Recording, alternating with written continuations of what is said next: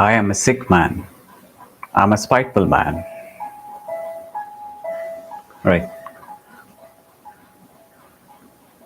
Notes from the Underground by Fyodor Dostoyevsky.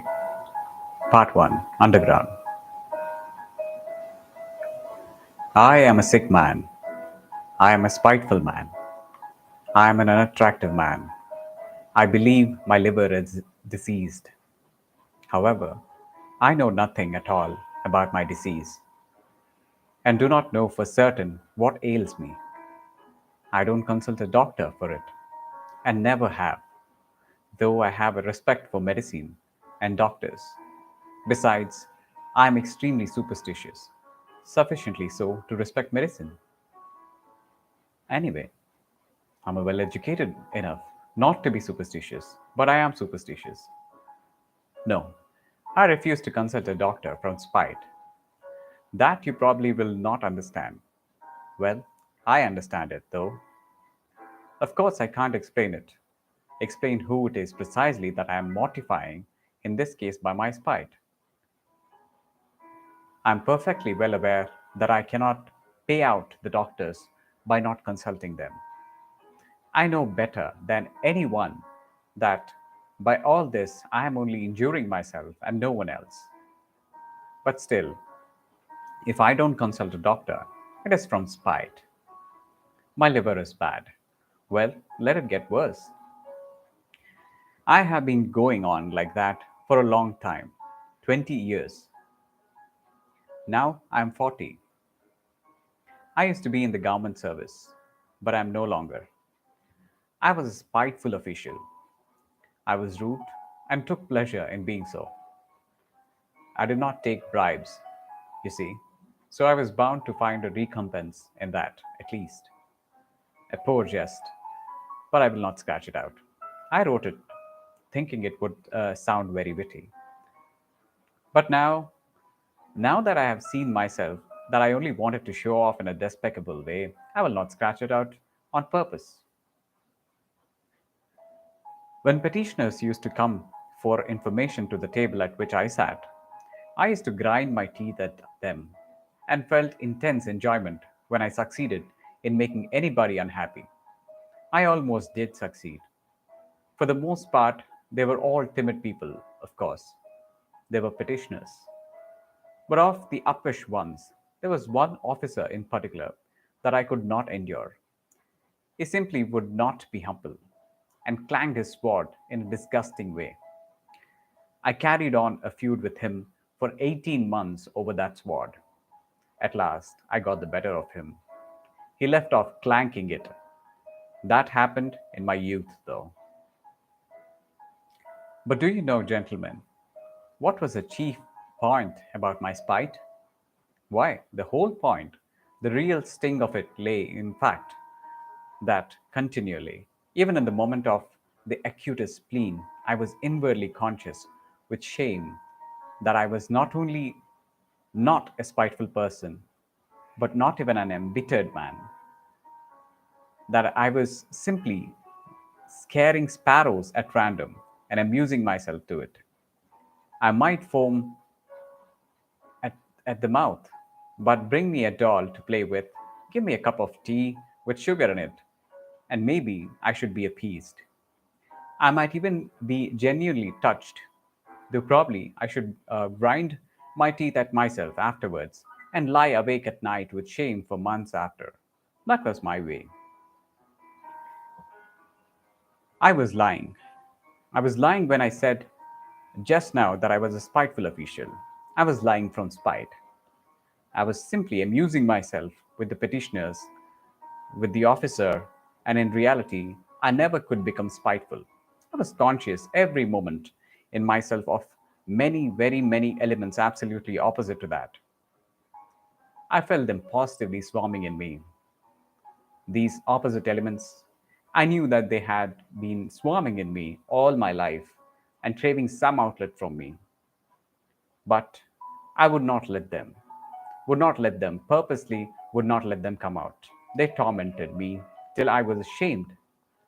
They drove me to convulsions and sickened me. At last, how they sickened me.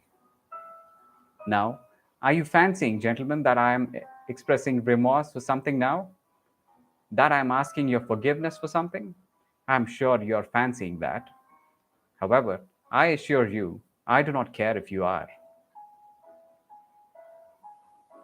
It was not only that I could not become spiteful, I did not know how to become anything, neither spiteful nor kind, neither a rascal nor an honest man, neither a hero nor an insect. Now, I'm living out my life in my corner, taunting myself with the spiteful and useless consolation that an intelligent man cannot become anything seriously, and it is only the fool who becomes anything. Yes, a man in the 19th century must and morally ought to be preeminently a characterless creature. A man of character, an active man, is preeminently a limited creature. This is my conviction for 40 years. I am 40 years old now, and you know 40 years a whole lifetime, and you know it is extreme old age. To live longer than 40 years is bad manners, is vulgar, immoral. Who does live beyond 40? Answer that. Sincerely and honestly, I will tell you who do, fools and worthless fellows. I tell all old men that to their face. All these venerable old men, all these silver haired and reverend seniors, I tell the whole world that to its face. I have a right to say so, for I shall go on living to 60 myself, to 70, to 80. Stay, let me take a breath. You imagine, no doubt, gentlemen, that I want to amuse you. You are mistaken in that too. I am by no means such a mirthful person as you imagine, or as you may imagine. However, irritated by all this babble, and I feel that you are irritated, and you think fit to ask me who I am, then my answer is I am a collegiate assessor. I was in the service that I might have something to eat, and solely for that reason. And when last year a distant relation left me 6,000 rubles in his will, I immediately retired from the service and settled down in my corner. I used to live in this corner before, but now I have settled down in it. My room is a wretched, horrid one in the outskirts of the town.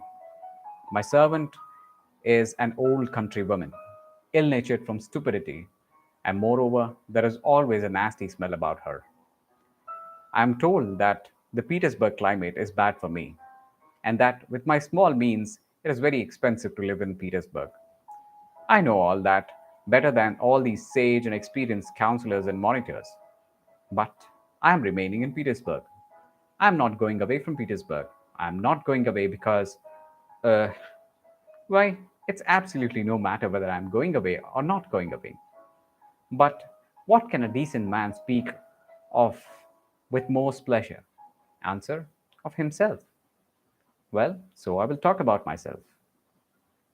End of part 1. End of chapter 1.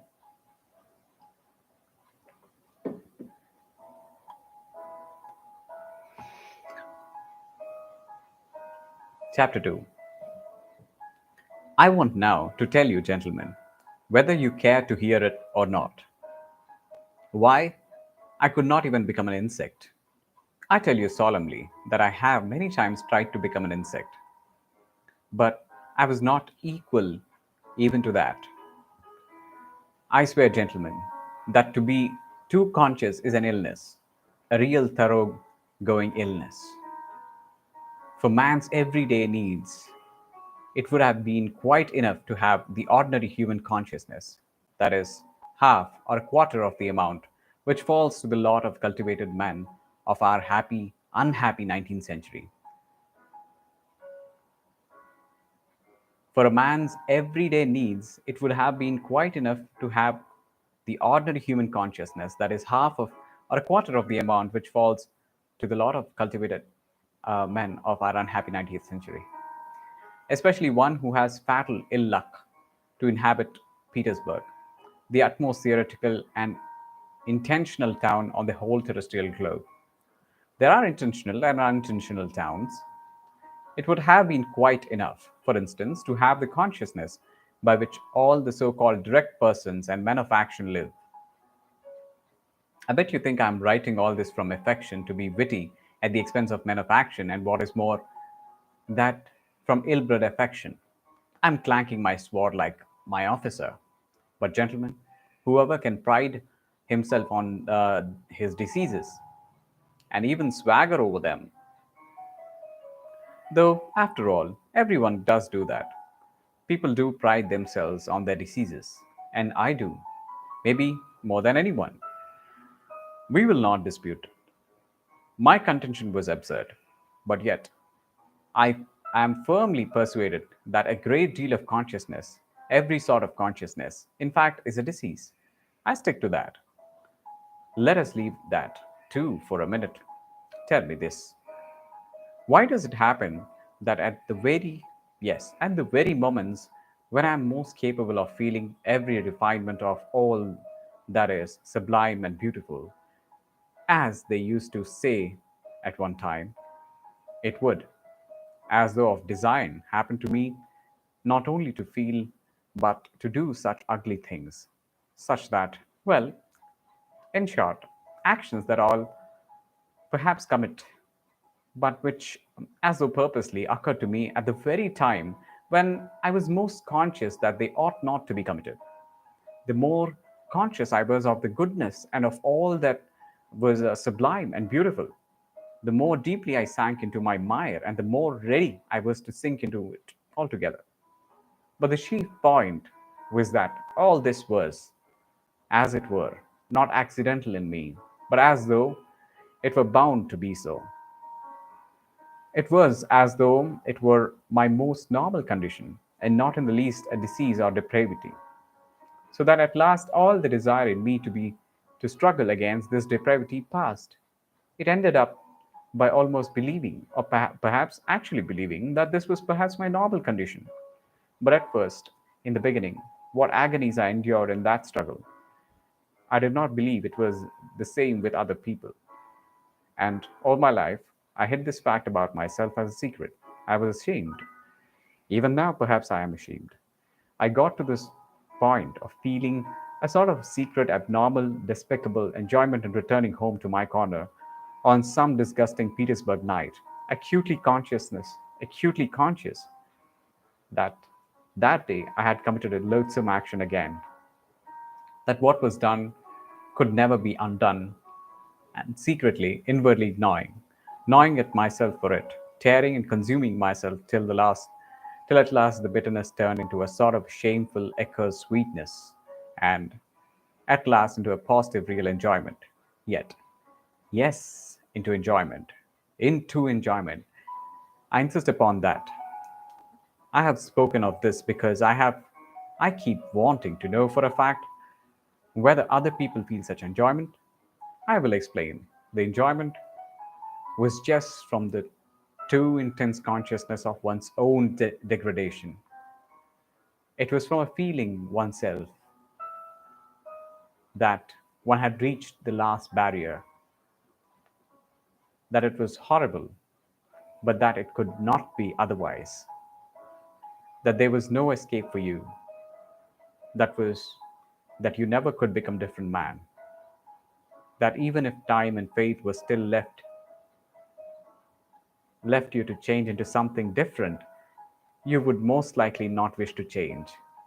Or if you did wish to, even then you would do nothing, because perhaps in reality there was nothing for you to change into. And the worst of it was, and the root of it all, that it was all in accord with the normal fundamental laws of over acute consciousness,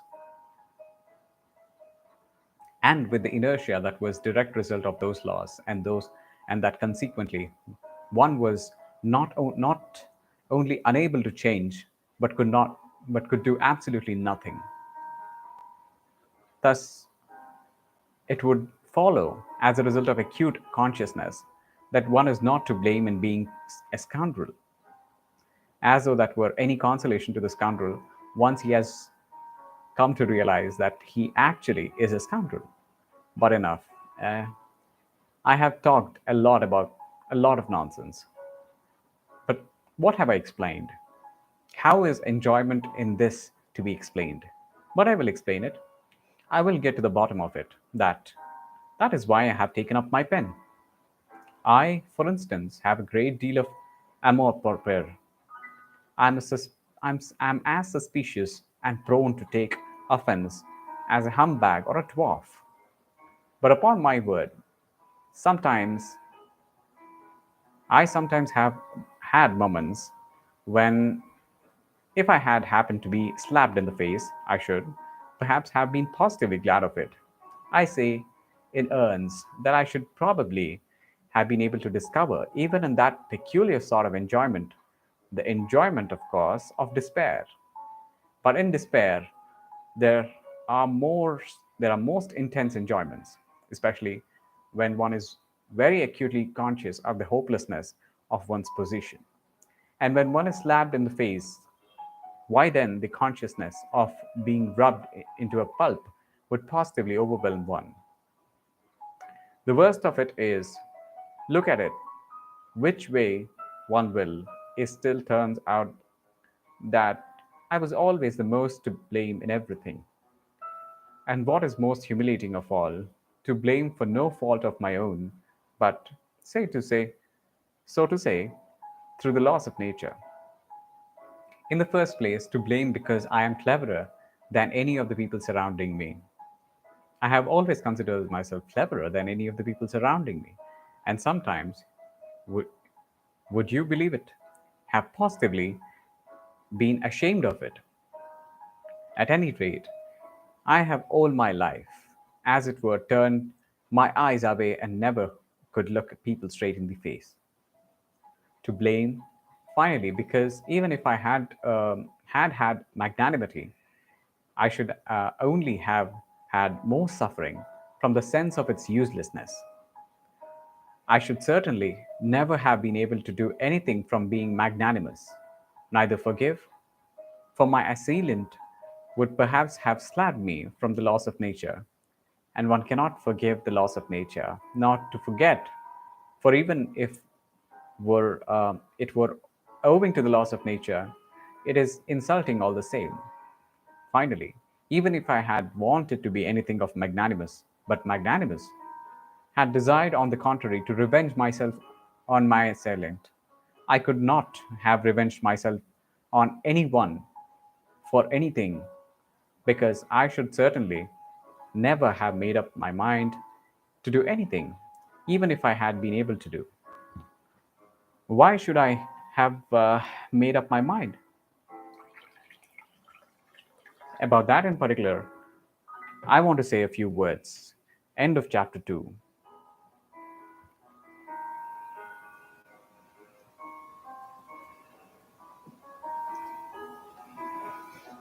Notes from the Underground by Fyodor Dostoyevsky.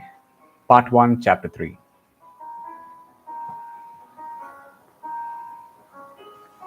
With people who know how to revenge themselves and to stand up for themselves in general, how is it done? Why?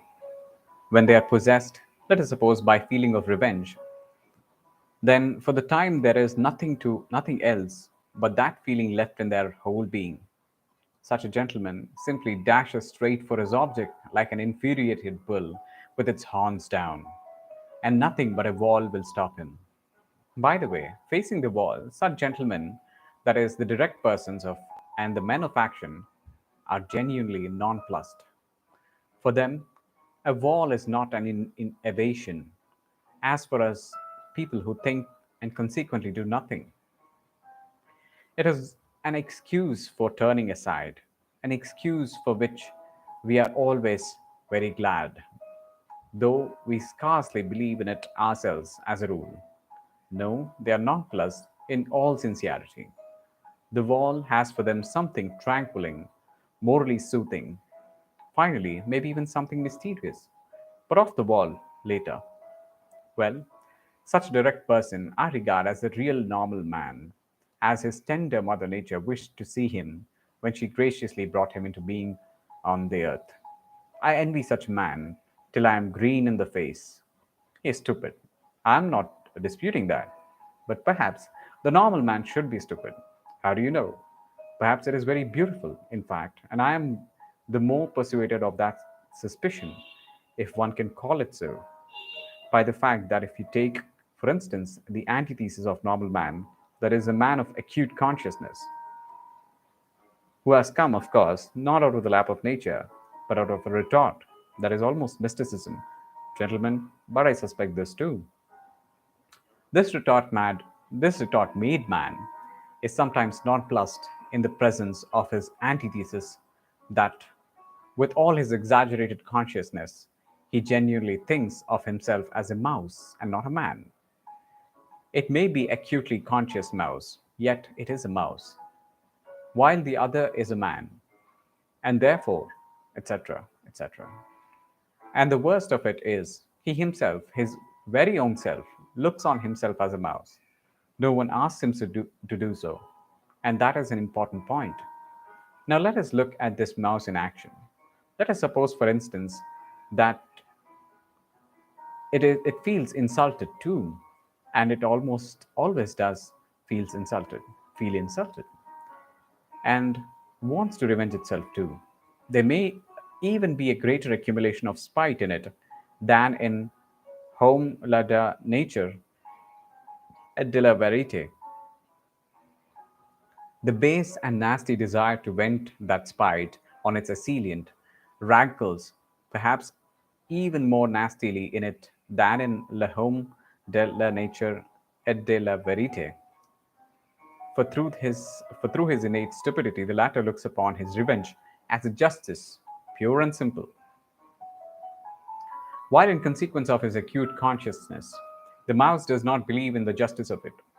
To come at last to the death itself, the very act of revenge, apart from the one fundamental nastiness, a luckless mouse succeeds in creating around it so many other nastinesses in the form of doubts and questions, adds to the one question so many unsettled questions that there inevitably works up around, and its sort of fatal brew, a stinking mess made up of its doubts, emotions, and of contempt spat upon it by the direct men of action, who stand solemnly about its as judges, arbitrators, laughing at it till their healthy sides ache.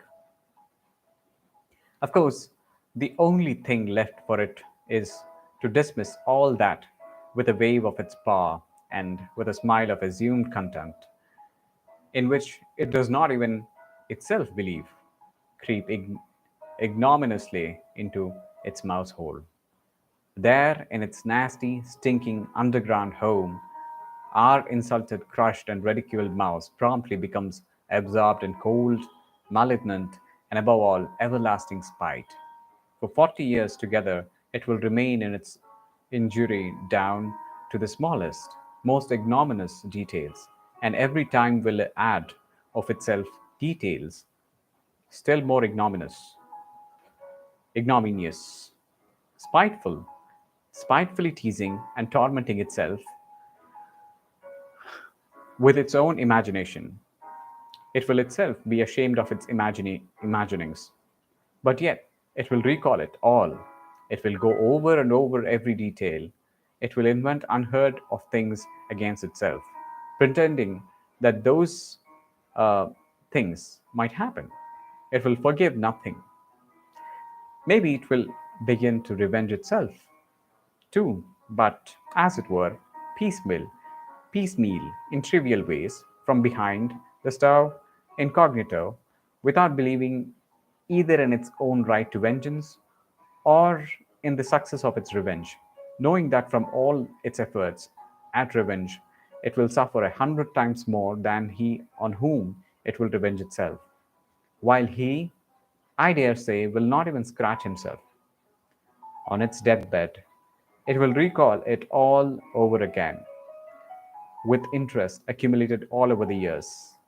And, but it is just in the cold, abominable half despair, half disbelief, half belief, in that conscious burying oneself alive for the grief in the underworld for 40 years, in that acutely recognized and yet partly doubtful hopelessness of one's position, in that hell of unsatisfied desires turned inward, in that fever of oscillations, of resolutions determined forever and repented of again a minute later, that the savior of that strange enjoyment of which I have spoken lies. It is so subtle, so difficult of analysis, that persons who are a little limited or even simply persons of strong nerves, will not understand a single atom of it. Possibly, you will add on your own account with a grin, people will not understand it either who have never received a slap in the face. And in that way, you will politely hint to me that I too perhaps have had the experience of a slap in the face in my life. And so I speak as the one who knows. I bet that you are thinking that. But set your minds at rest, gentlemen. I have not received a slap in the face, though it is absolutely a matter of indifference to me what you may think about it. Possibly, I even regret myself that I have given so few slaps in the face during my life. But enough. Not another word on that subject of such extreme interest to you. I will continue calmly concerning persons with strong nerves who do nothing, who do not understand a certain refinement of enjoyment. I will continue calmly concerning persons with strong nerves who do not understand a certain refinement of enjoyment. Though in certain circumstances, these gentlemen, below their loudest like bulls, though this, let us suppose, this them the greatest credit, yet, as I have said already, confronted with the impossible, they subside at once. The impossible means the stone wall. What stone wall? Why, of course, the laws of nature, the deductions of natural science, mathematics. As soon as they prove to you, for instance, that you are descended from a monkey and that it is no use scowling, accept it for a fact. When they prove to you that in reality, one drop of your own fat must be dearer to you than 1,000 of your fellow creatures, and that this conclusion is the final solution of all the so called virtues and duties, that all such prejudices and fancies that you have just to accept it. There is no help for it. For twice two is the law of mathematics. Just try refuting it. Upon my word, they will shout at you. It is no use protesting. It is a case of twice two makes four. Nature does not ask your permission. She has nothing to do with your wishes. And whether you like her laws or dislike them, you are bound to accept her as she is, and consequently all her conclusions. A wall you see is a wall, and so on, and so on. Merciful heavens! But what do I care for the laws of nature and arithmetic? When for some reason I dislike those laws and the fact that twice two makes four, of course I cannot break through the wall by battering my head against it if I really have not the strength to knock it down. But I am not going to be reconciled to it simply because it is a stone wall and I have not the strength. As though such a stone wall really was a consolation and really did contain some word of conciliation. Simply because it is true as twice two makes four. Oh, absurdity of absurdities! How much better it is to understand it all, to recognize it all the impossibilities and the stone wall, not to be reconciled to one of those impossibilities and the stone wall if it disguises if it disgusts you to be reconciled to it by the way of the most inevitable logical combinations to reach the most revolting conclusions on the everlasting theme, that even for the stone wall you are yourself somehow to blame. Though, again, it is as clear as day you are not to blame in the least, and therefore grinding your teeth in silent impotence to sink into the luxury's inertia, brooding on the fact that there is no one even for you to feel vindicative against, that you have not and perhaps never will have, an object for your spite, that it is a sleight of hand, a bit of juggling, a card sharper's trick, that it is simply a mess, no knowing what and no knowing who. But in spite of all these uncertainties and jugglings, still there is an ache in you. The more you do not know, the worse the ache. End of chapter 3, part 1. Notes from the Underground by Fyodor Dostoyevsky.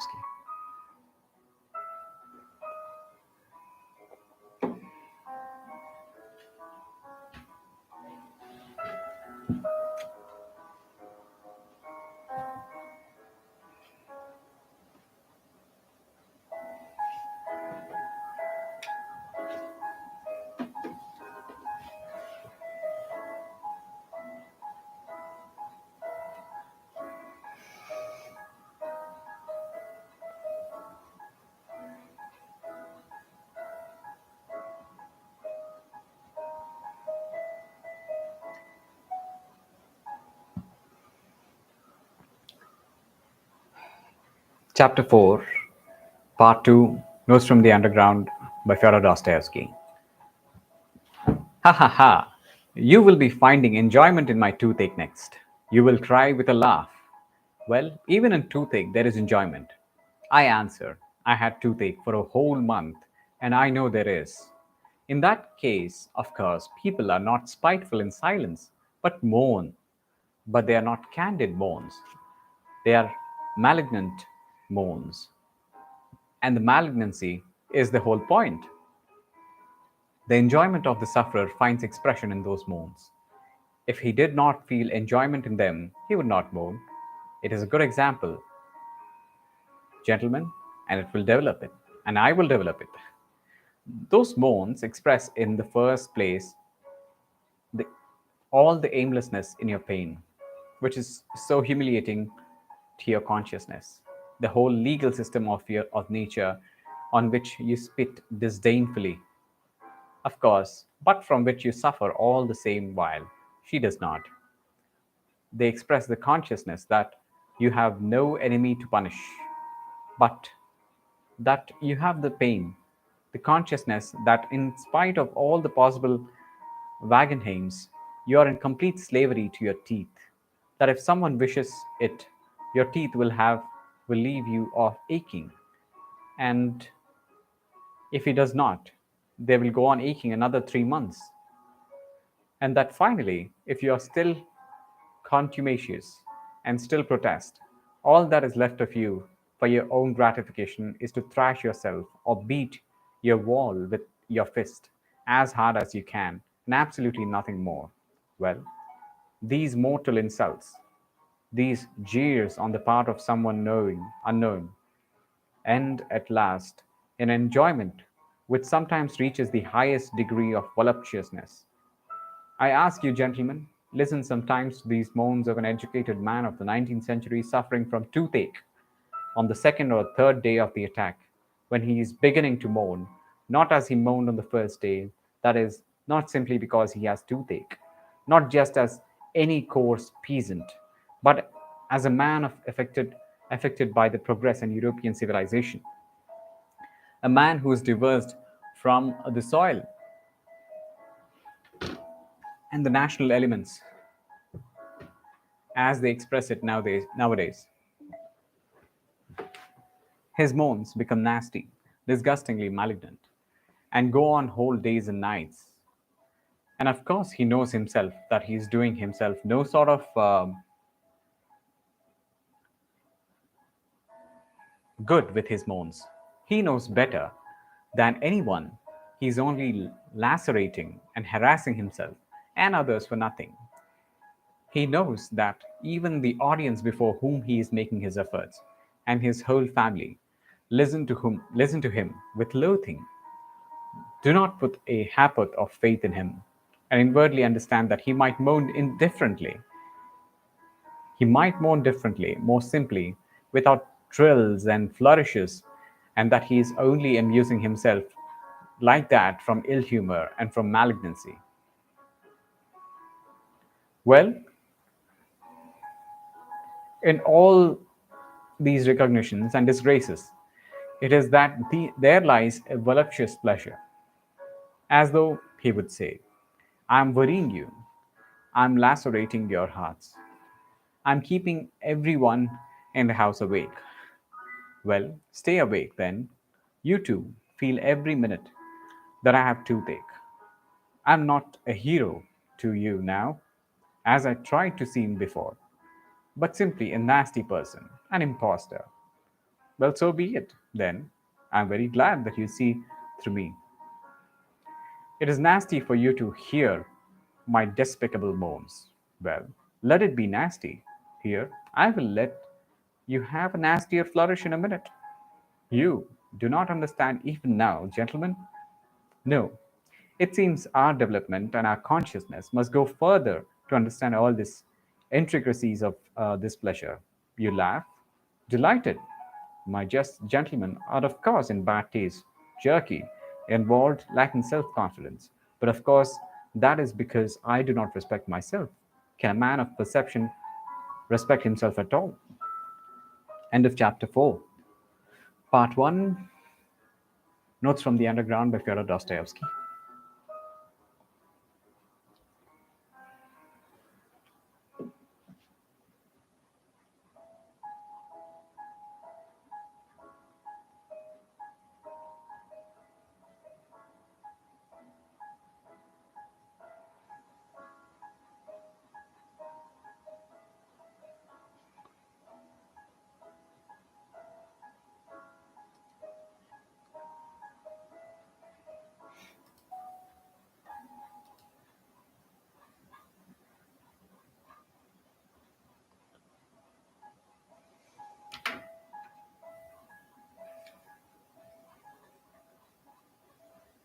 Thirty-seven. 37.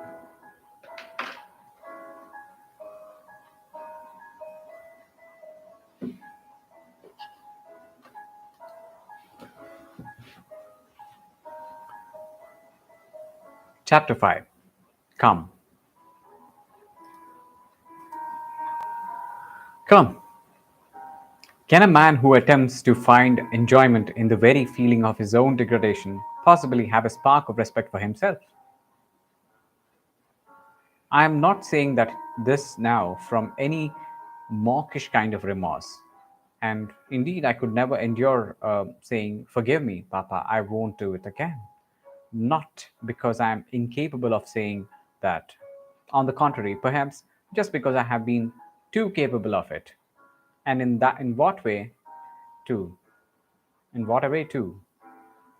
As though of design, I used to get into trouble in cases when I was not to blame in any way. That was the nastiest part of it. At the same time, I was genuinely touched and penitent. I used to shed tears and, of course, deceiving myself, though I was not acting in the least, and there was a sick feeling in my heart at that time. For that one could not blame even the laws of nature, though the laws of nature have continually, all my life, offended me more than anything. It is loathsome to remember it all, but it was loathsome even then. Of course, a minute or so later, I would realize wrathfully that it was all a lie, a revolting lie, an affected lie. That is, all this penitence, this emotion, these vows of reform. You will ask, why did I worry myself with such antiques? Answer, because it was very dull to sit with one's hands folded, and so one began cutting wrappers, capers. That really is. Observe yourself more carefully, gentlemen, then you will understand that it is so. I invented adventures for myself and made up a life so as at least to live in some way. How many times it has happened to me?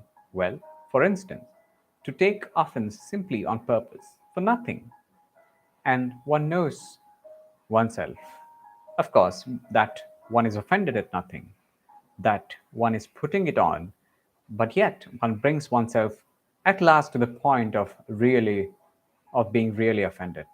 All my life I have had an impulse to play such pranks, so that in the end I could not control it in myself.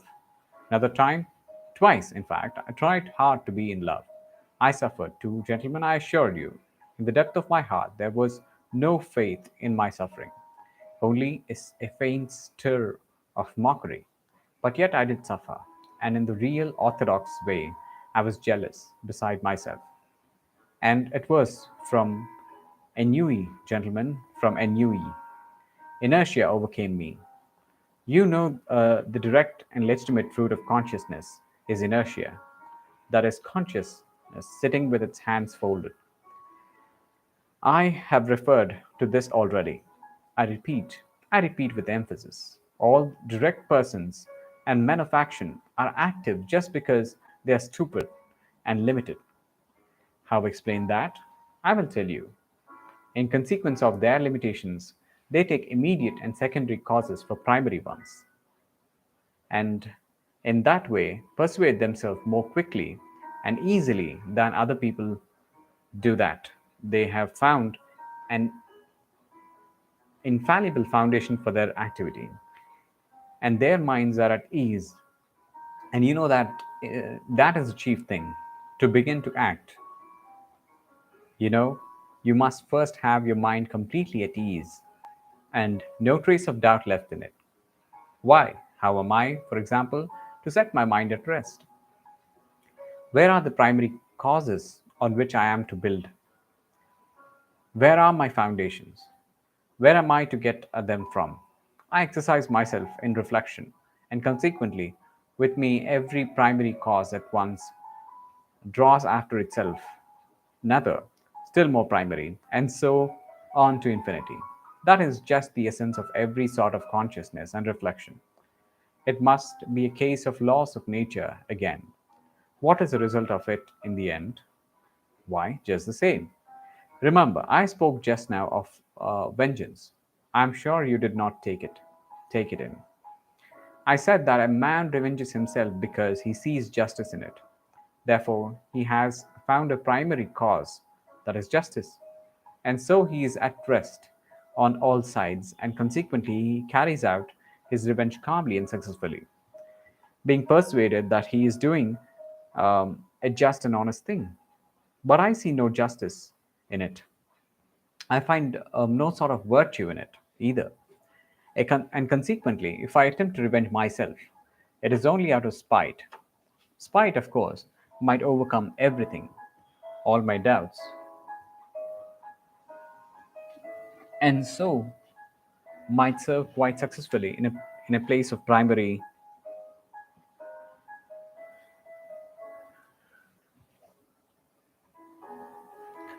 and a place of primary cause, precisely because it is not a cause. But what is to be done if I have not even spite? I began with that just now, you know. In consequence again of those accursed laws of consciousness, anger in me is subject to chemical disintegration.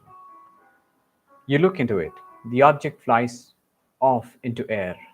Your reasons evaporate. The criminal is not to be found. The wrong becomes not a wrong but a phantom. Something like toothache, for which no one is to blame. Consequently, there is only one.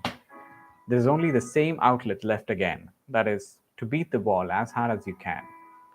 So you give it up with a wave of the hand because you have not found the fundamental cause. And try letting yourself to be carried away by your feelings and blindly, without reflection, without a primary cause, rippling unconsciousness, at least for a time, hate or love, if only not to sit with your hands folded.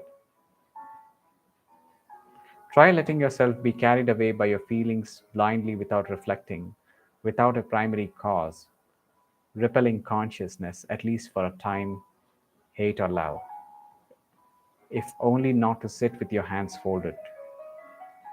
The day after tomorrow, at the latest, you will begin despising yourself for having knowingly deceived yourself. Result, a soap bubble and inertia.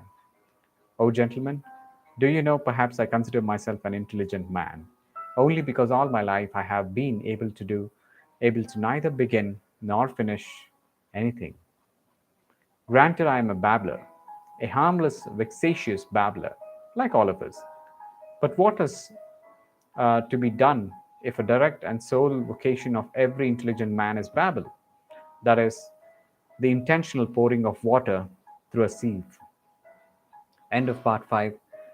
End of chapter 5, part 1. Notes from the Underground by Fyodor Dostoyevsky.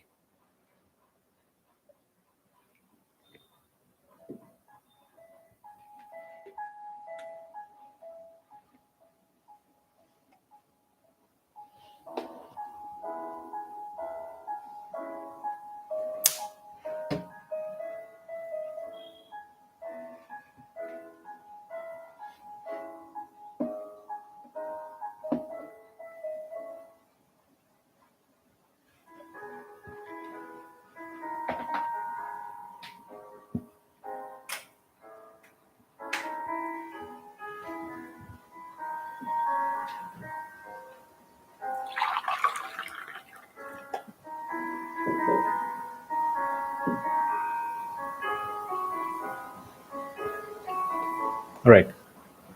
Chapter 6, Part 1, Notes from the Underground by Fyodor Dostoevsky. Oh, if I had done nothing simply from laziness, heavens, how I should have respected myself then. I should have respected myself because I should have at least um, have been capable of being lazy. There would have at least been one quality, as it were, positive in me, in which I could have believed myself. Question: what is he? Answer: a sluggard. How very pleasant it would have been to hear that one of oneself. It would mean that I was positively defined. It would mean that there was something to say about me. Sluggard. Why? It is a calling and vocation. It is a career. Do not jest, it is so. I should then become I should then be a member of the best club by right and should find my occupation in continually respecting myself.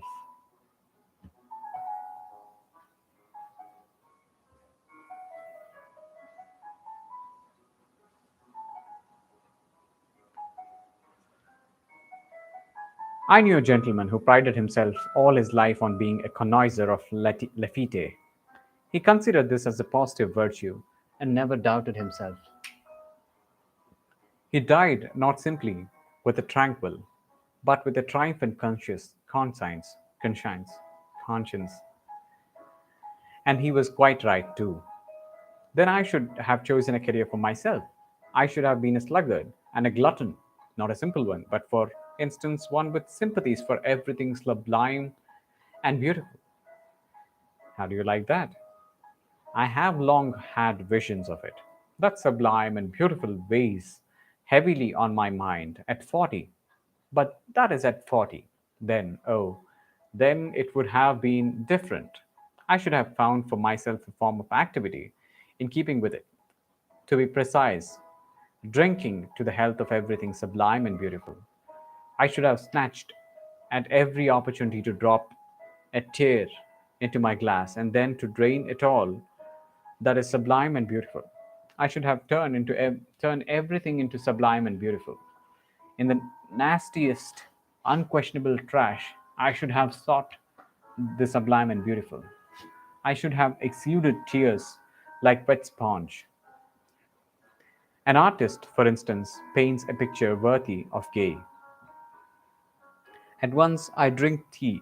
I drink to the health of the artist who painted the picture worthy of gay, because I love all that is sublime and beautiful. An author has written, "As you will."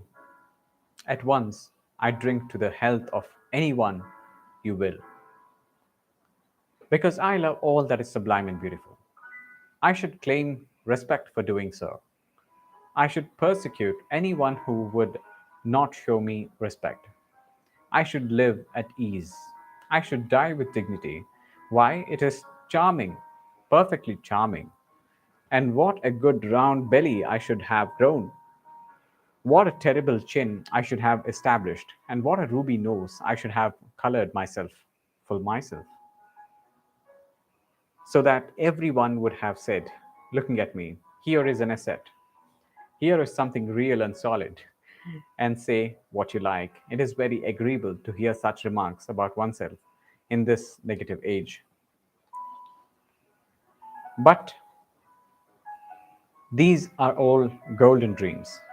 Oh, tell me, who was it first announced? Who was it first proclaimed that man only does nasty things because he does not know his own interests?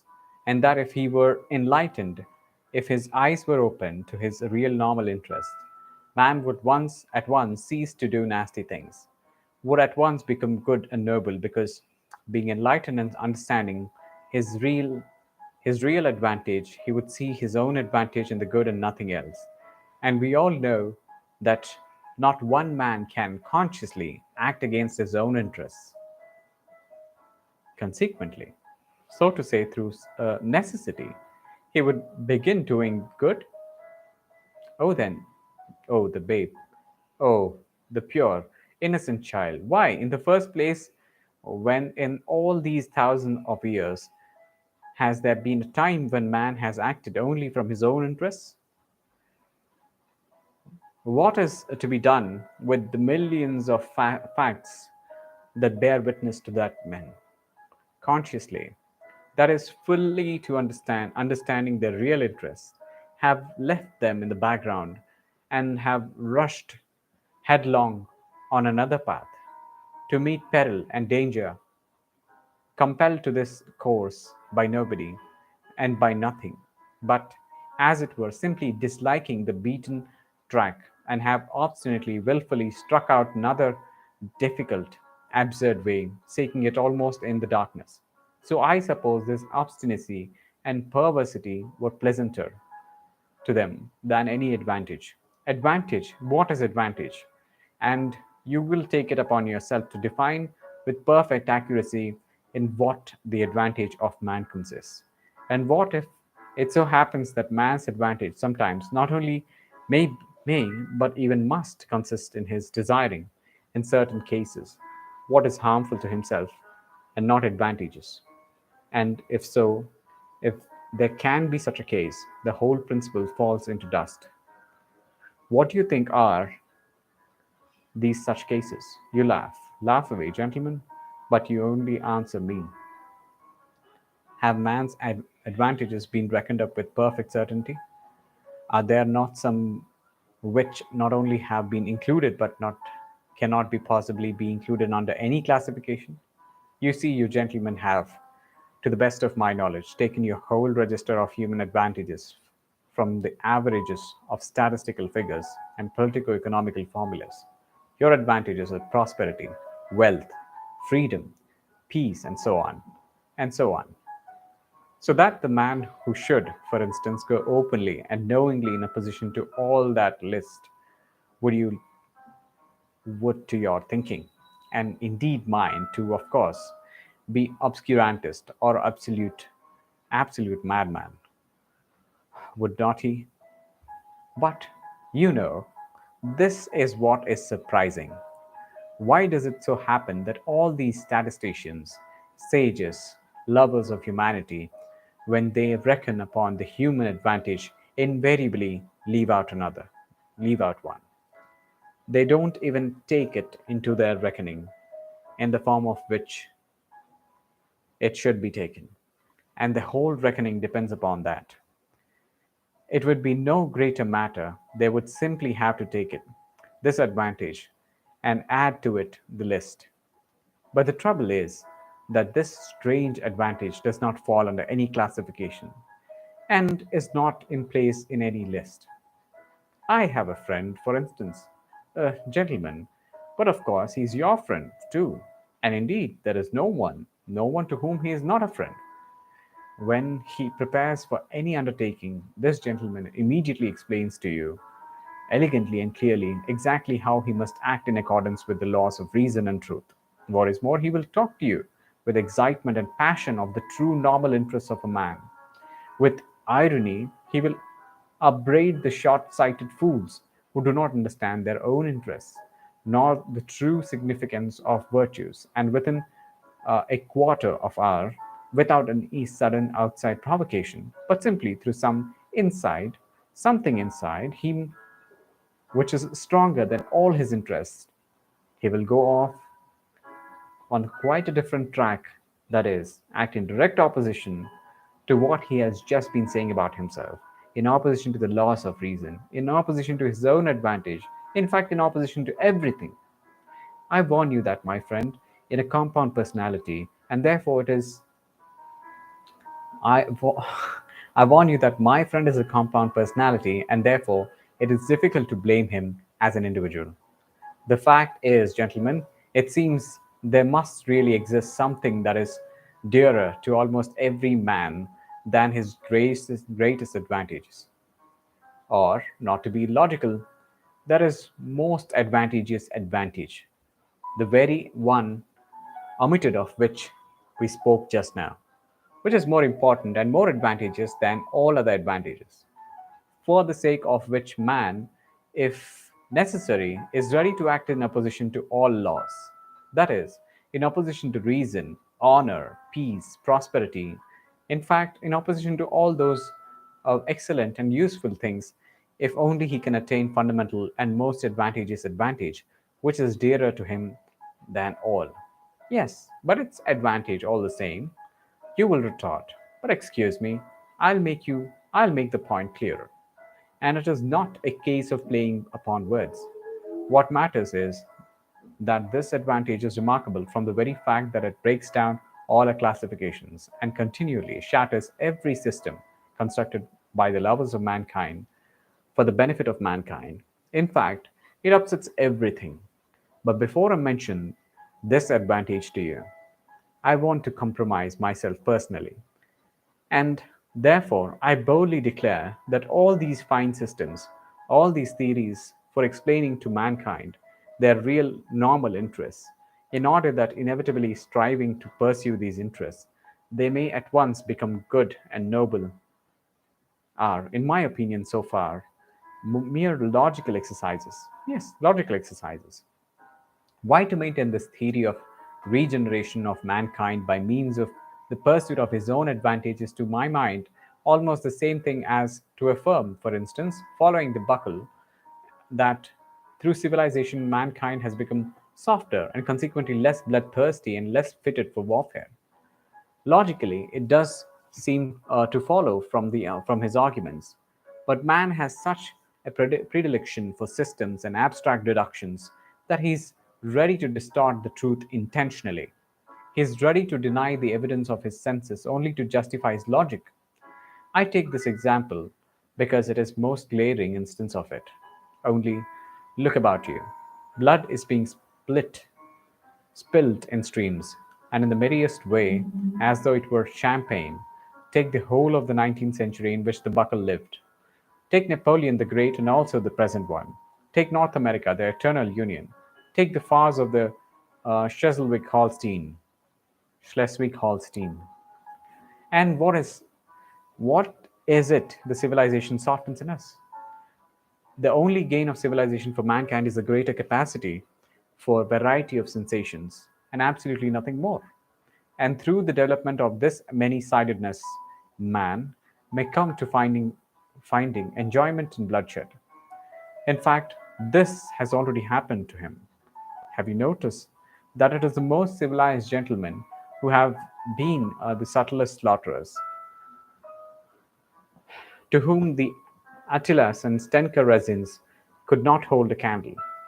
And if they are not so conspicuous as the Atlas and Stenka resins, it is simply because they are so often met with, are so ordinary, and have become so familiar to us. In any case, civilization has made mankind, if not more bloodthirsty, at least more wily, more loathsomely bloodthirsty. In olden days, he saw justice in bloodshed. With his consciousness at peace, exterminated those he thought proper. Now we do not think bloodshed abominable, and yet we engage in this abomination, and yet, and with the more energy than ever. Which is worse? Decide that for yourself. They say that Cleopatra, excuse an instance from Roman history, was fond of sticking gold pins into her slave girls' breasts. and derive gratification from their screens and rhythms. You will say that that was in comparatively barbarous times, and that these are barbarous times too, because also, comparatively speaking, the pins are still stuck even now. That though man has now learned to see more clearly than in barbarous ages, he is still far from having learned to act as the reason and science would dictate. But yet, you are fully convinced that he will be sure to learn when he gets rid of certain old bad habits, and when common sense and science have completely re educated human nature and turned into a normal direction. You're confident that then man will cease from intentional error and will, so to say, be compelled to want to set his will against his normal interests. That is not all.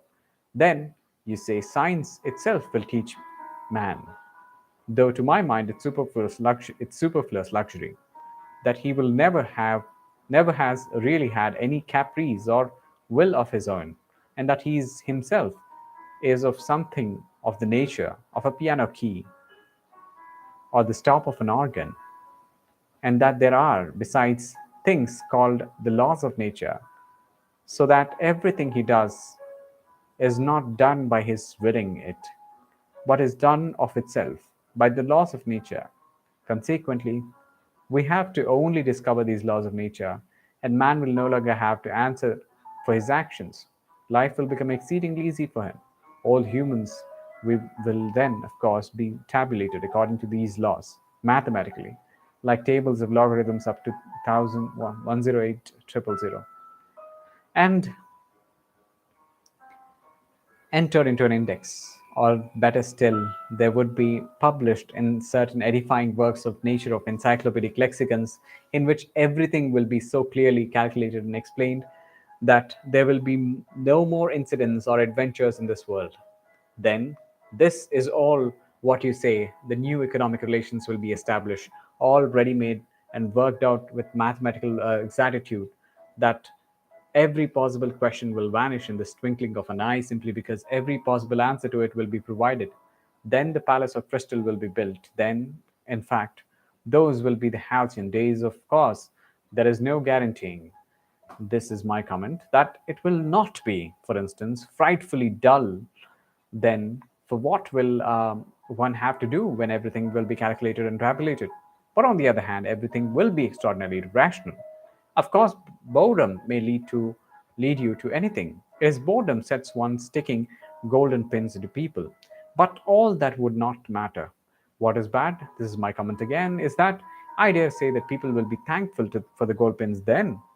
Man is stupid, phenomenally stupid, or rather, he's not stupid at all, but he's so ungrateful that you could not find another like him in all the creation. I, for instance, would not be in the least surprised if all of a sudden, a pause of nothing, in the midst of a general prosperity, a gentleman with ignoble and rather reactionary or ironical countenance were to arise and putting his arms akimbo, say to us all, I say, gentlemen, hadn't we better kick over the whole show and scatter rationalism to the winds, simply to send those logarithms to the devil, and to enable us to live once more at our own sweet foolish will? That again would not matter. But what is annoying is that he would be surely to find such fine followers, such is the nature of man, and all that for the most foolish reason, which one would think was hardly worth mentioning. That is, that man everywhere and at all times, whoever may be, has preferred to act as he chose, and not in the least as his reason and advantage dictated. And one may choose what is contrary to one's own interests, and sometimes one positively ought, that is my idea, one's own free, unfettered choice, one's own caprice, however weird it may be, one's own fancy work up at times to frenzy, is that very most advantageous advantage which we have overlooked, which comes under no classification, and against which all the systems and theories are continually being shattered to atoms. And how do these wiseacres know that man wants a normal, virtuous choice? What has made them conceive that man must want a rationally advantageous choice? What man wants is a simple, independent choice, whatever the independence may cost, and wherever it may lead. And the choice, of course, the devil only knows what choice. End of part 7, end of chapter 7, part 1 of Notes from the Underground, Fyodor Dostoyevsky.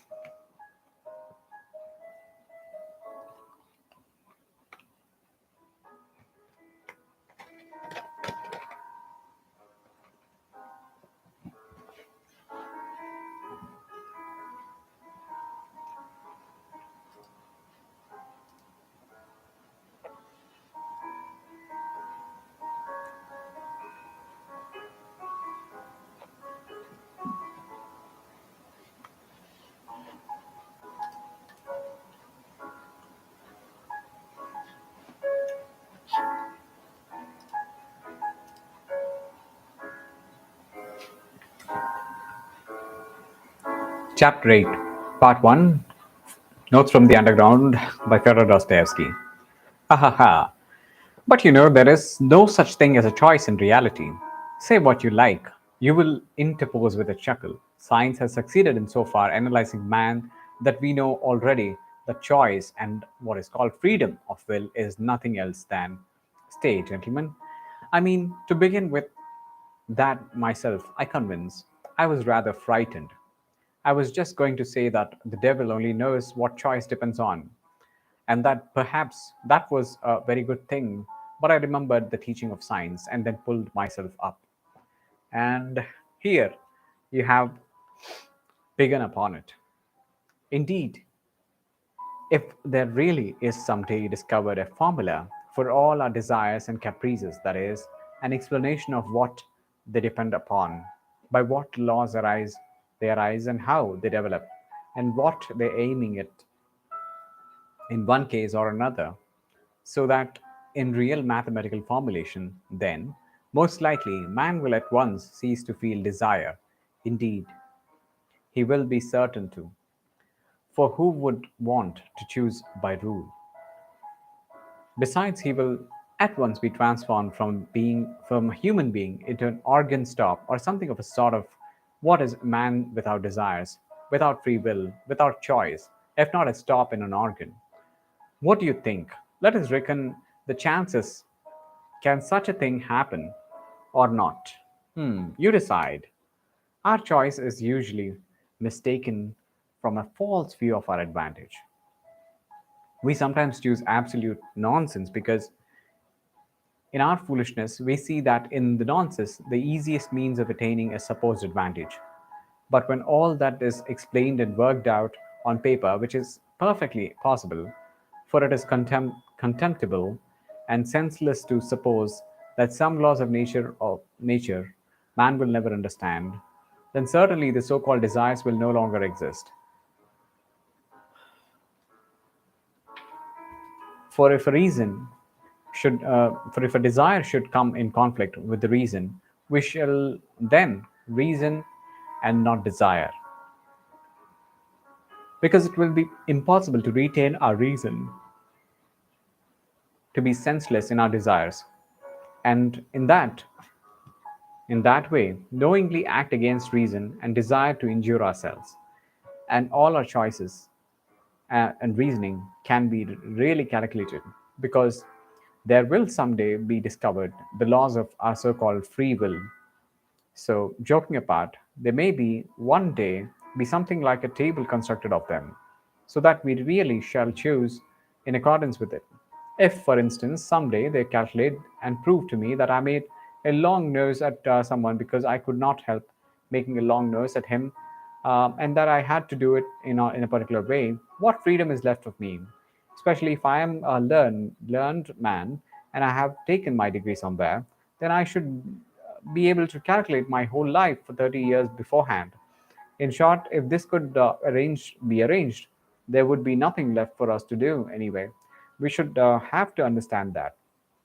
And in fact, we ought to unwaveringly repeat ourselves that at such and such a time and in such and such a circumstances, nature does not ask our leave, and that we have got to take her as she is, and not fashion her to suit our fancy. And if we really aspire to formulas and tables of rules, and well, even to the chemical retort, there is no help for it. We must accept the retort too, or else it will be accepted without our consent. Yes, but here I come to a stop, gentlemen. You must excuse me for being over philosophical. It's all the result of 40 years underground. Allow me to indulge my fancy. You see, gentlemen, reason is an excellent thing. There is no disputing that. But reason is nothing but reason, and satisfies only the rational side of man's nature, while will is a manifestation of the whole life, that is, of the whole human life, including reason and all the impulses. And all through our life, although our life in this manifestation of it, is worthless, often, yet it is life and not simply extracting square roots. Here, I, for instance, quite naturally want to live in order to satisfy all my capacities for life and not simply my capacities for reasoning. That is, not simply 1/20th of my capacity for life. What does reason know? Reason only knows what it has succeeded in learning. Some things perhaps it will never learn. This is a poor comfort. But why not say so frankly? And human nature acts in whole with everything that is in it, consciously and unconsciously, and even if it goes wrong, it lives. I suspect, gentlemen, that you are looking at me with compassion. You tell me again that enlightened and developed man, such is, in short, as the future man will be, cannot be consciously desire anything disadvantageous to himself. That that can be proven mathematically. I thoroughly agree. It can be mathematics, but I respect for that. I repeat for the 100th time, there is one case, only one, when man may consciously, purposely desire what is injurious to himself, what is stupid, very stupid, simply in order to have the right to desire for himself even what is stupid, and not to be bound by obligation to desire only what is sensible. Of course, this is the very stupid thing. This very stupid thing, this caprice of ours, which may be in our reality, gentlemen, more advantageous for us than anything else on earth, especially in certain cases. And in particular, it may be more advantageous than any advantage, even when it does the obvious harm and contradicts the soundest conclusions of our reason concerning our advantage.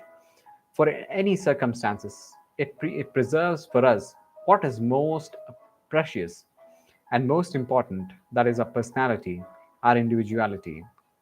Some, you see, maintain that this really is the most precious thing for mankind. Choice can, of course, if it chooses, be in agreement with the reasons, and especially if this be not abused but kept within bounds.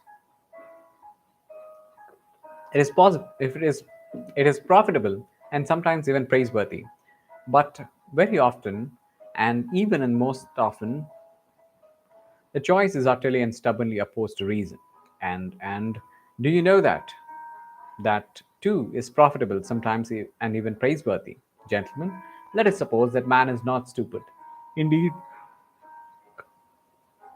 one cannot refuse to suppose that, if only from one consideration, that if man is stupid, then who is wise? But if he is not stupid, he is monstrously ungrateful, phenomenally ungrateful. In fact, I believe that the best definition of a man is the ungrateful biped. But that is not all. That is not his worst defect. His worst defect is perpetual moral obliquity, perpetual from the days of the flood to the Schleswig Holstein period. Moral obliquity and consequently lack of good sense, for it has long been accepted that lack of good sense is due to no other cause than moral obliquity.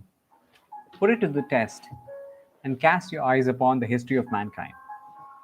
What will you see? Is it the grand spectacle? Grand if you like.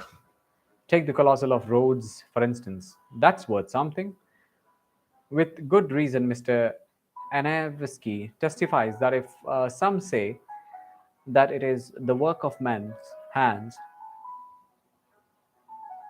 while the others maintain that it has been created by the nature itself, it is many colored, and maybe it is many colored too. If one takes the dress uniforms and military civilians and all of the people in all ages along it is worth something, alone is worth something. And if you take the uniform, if you take the undress uniforms, and you will never get to the end of it. No historian would be equal to the job. And is it monotonous? Maybe it is monotonous too.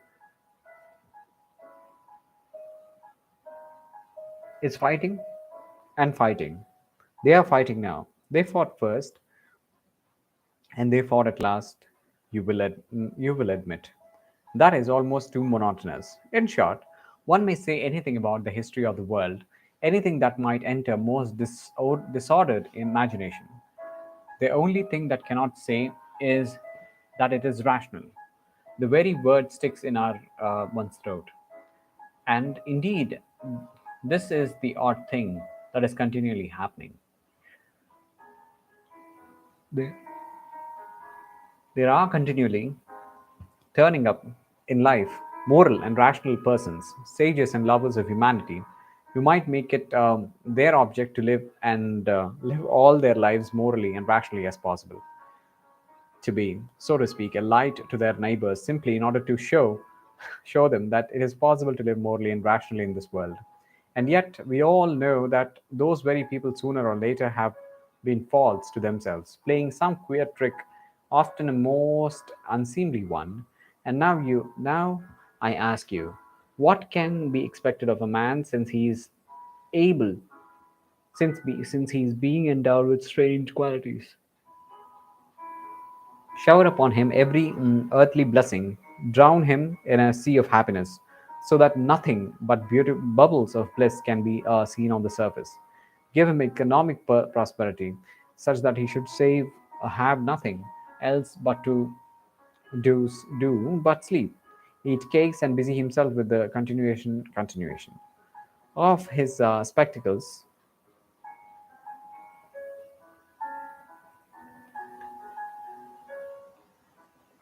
Oh God. Eat cakes, busy himself with the continuation of his species, right? And even then, out of sheer ingratitude, sheer spite, man would play you some nasty trick. He would even risk his cakes and would deliberately desire the most fatal rubbish, the most uneconomical absurdity, simply to introduce into all this um, positive good sense his fatal, fantastic element. It is just his fantastic dreams, his vulgar folly that he will desire to retain, simply in order to prove it to himself, as though that were so necessary that men still are men and not the piano keys.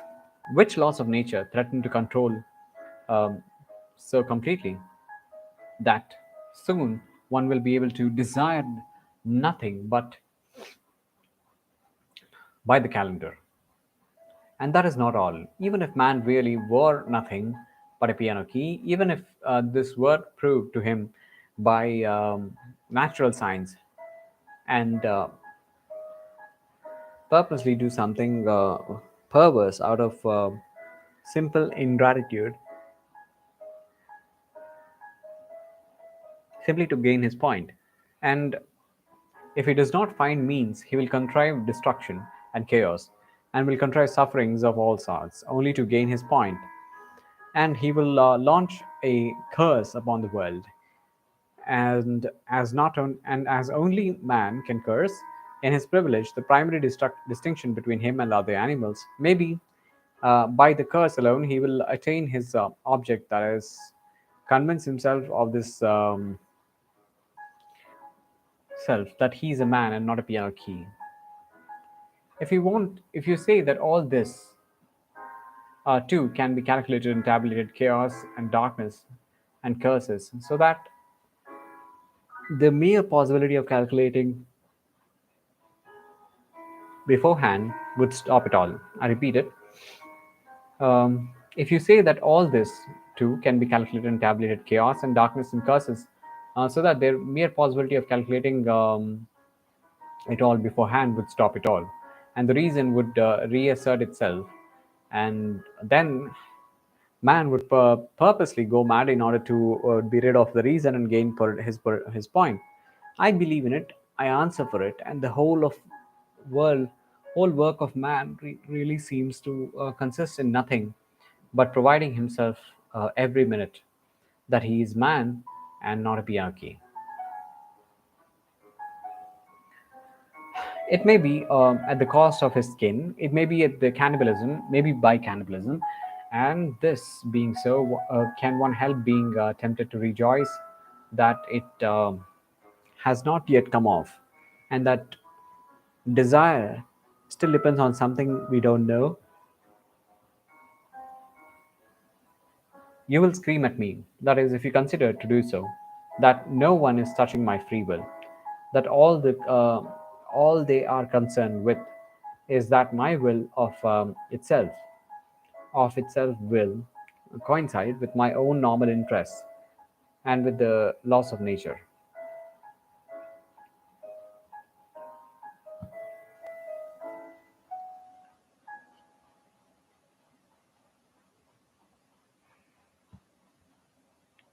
So, good heavens, gentlemen, what sort of free will is left when we come to tabulation arithmetic?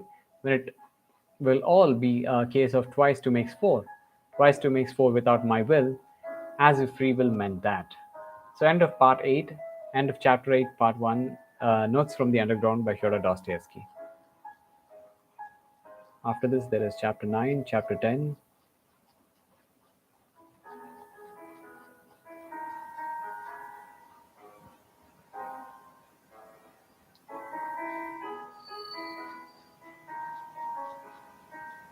and 11.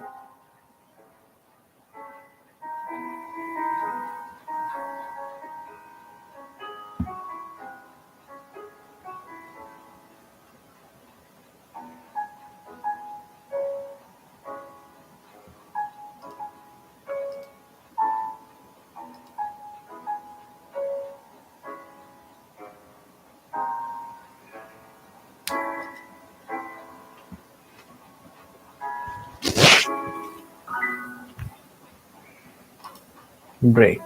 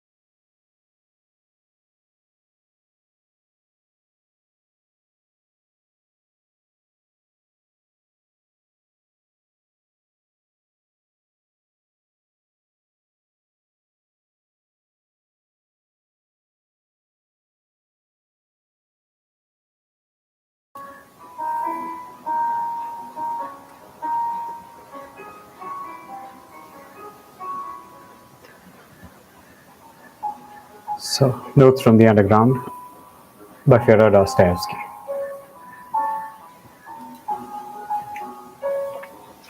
Part 1, Chapter 9. Gentlemen, I am joking, and I know myself that my jokes are not brilliant.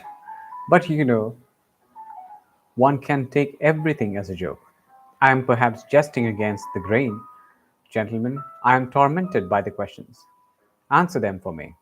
You, for instance, want to cure men of their old habits and reform their will in accordance with the science and good sense.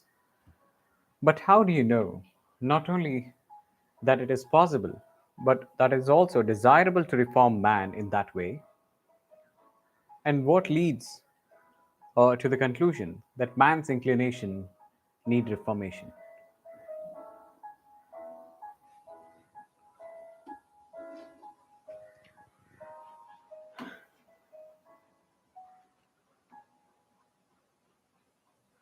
Right. In short, how do you know that such reformation will benefit to man? And to go to the root of the matter, why are you so positively convinced that not to act against his real normal interest guaranteed by the conclusions of reason and arithmetic is certainly always advantageous for man and must always be a law for mankind? So far, this is your only supposition. It may be the law of logic, but not the law of humanity. You think, gentlemen, perhaps, that I am mad? Allow me to defend myself. I agree that man is preeminently a creative animal, predestined to strive consciously for an object and to engage in enduring that is incessantly and eternally to make new roads wherever they may lead. But the reason why he wants sometimes to go off at a tangent may just be that he is predestined to make the road.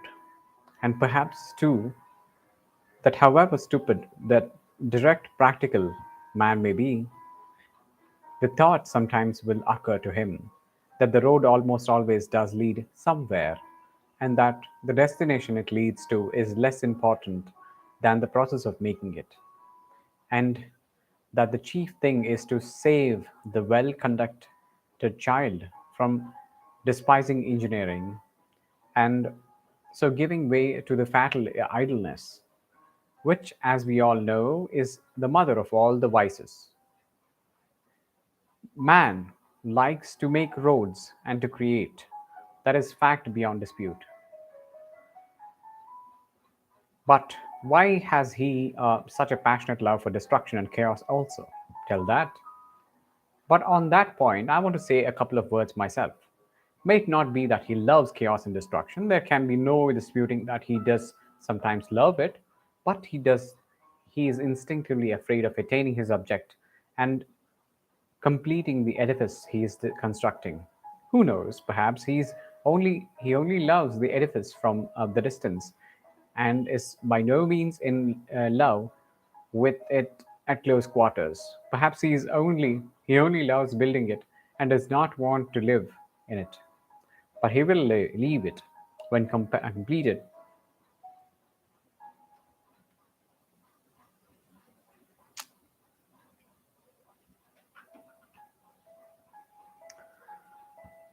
But he will leave it when completed for the use of less animox domesticus, such as the ants, the sheep, and so on.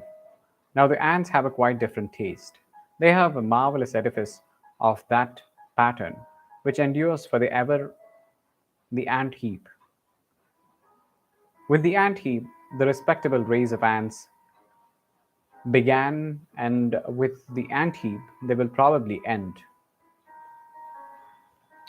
which is not great, which does the greatest credit to their perseverance and good sense.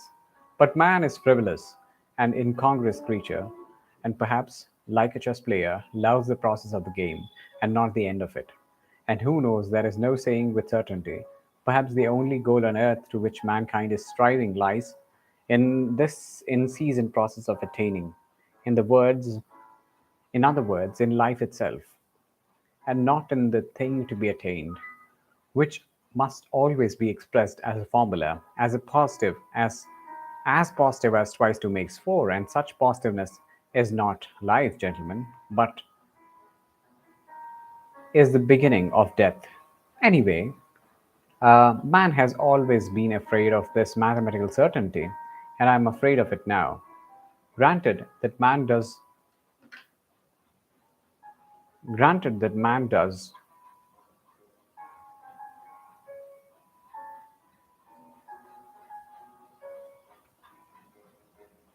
nothing but seek the mathematical certainty. He traverses oceans and sacrifices his life in the quest, but to succeed, really to find it, dreads, I assure you.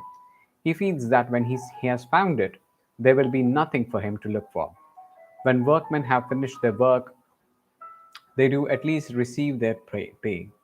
They go to the tavern and then they are taken to the police station and there is an occupation for a week. But where can man go? Anyway, one can observe a certain awkwardness about him when he has attained such objects. He loves the process of attaining, but does not quite like to have attained that, and that, of course, is very absurd. In fact, man is comical creature. There seems to be a kind of a jest in all it all. But yet, mathematical certainty is, after all, something insufferable. Twice 2 makes 4 seems to me as simply a piece of insolence. Twice 2 makes 4 is pert coxcomb who stands with arms akimbo bearing your path and spitting. I admit that twice 2 makes 4 is an excellent thing, but if we are to give everything its due, twice 2 makes 5 is something a very charming thing too. And why are you so firmly and so triumphantly convinced that only the normal and the positive, in other words, the only what is conducive to welfare, is for the advantage of man? Is not the reason in error as regards advantage? Does not man perhaps love something besides well being? Perhaps he is just fond of suffering. Perhaps suffering is just as great a benefit to him as well being. Man is sometimes extraordinarily passionately in love with suffering, and that is a fact. There is no need to appeal to universal history to prove that. Only ask yourself if you are a man and have lived it all. As far as my personal opinion is concerned, to care only for the well being seems to me positively ill bred. Whether it is good or bad, it is sometimes very pleasant to, to smash things. I hold no brief for suffering, nor for well being either. I stand for I'm standing for my caprice and for its being guaranteed to me when necessary. Suffering would be out of place in vaudevilles, for instance. I know that in the Palace of Crystal, it is unthinkable. Suffering means doubt, negation.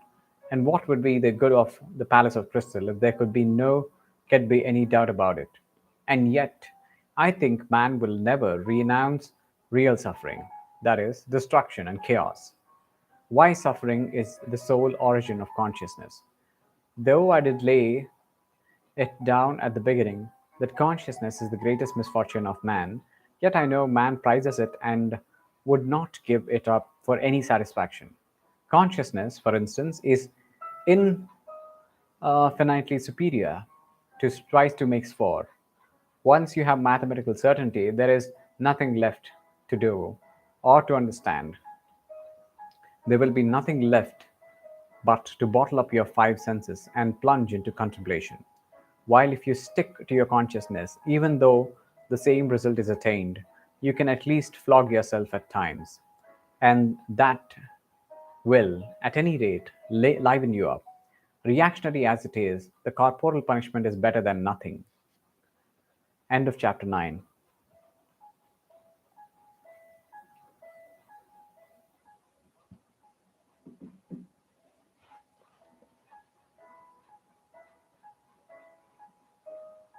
Chapter 10. Notes from the Underground by Fyodor Dostoyevsky, Part 1, Chapter 10. You believe in a palace of crystal that can never be destroyed, a palace at which one will not be able to put one's tongue or make a long nose at this lie. And perhaps that is just why I'm afraid of this edifice, that it is of crystal and it can never be destroyed, that one cannot put one's tongue out at it even in this lie. You see, if it were not a palace but a hen house, I might creep into it to avoid getting wet.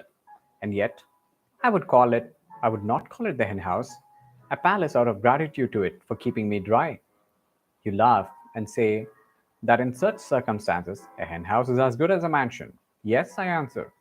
If one had to live simply to keep out of the rain.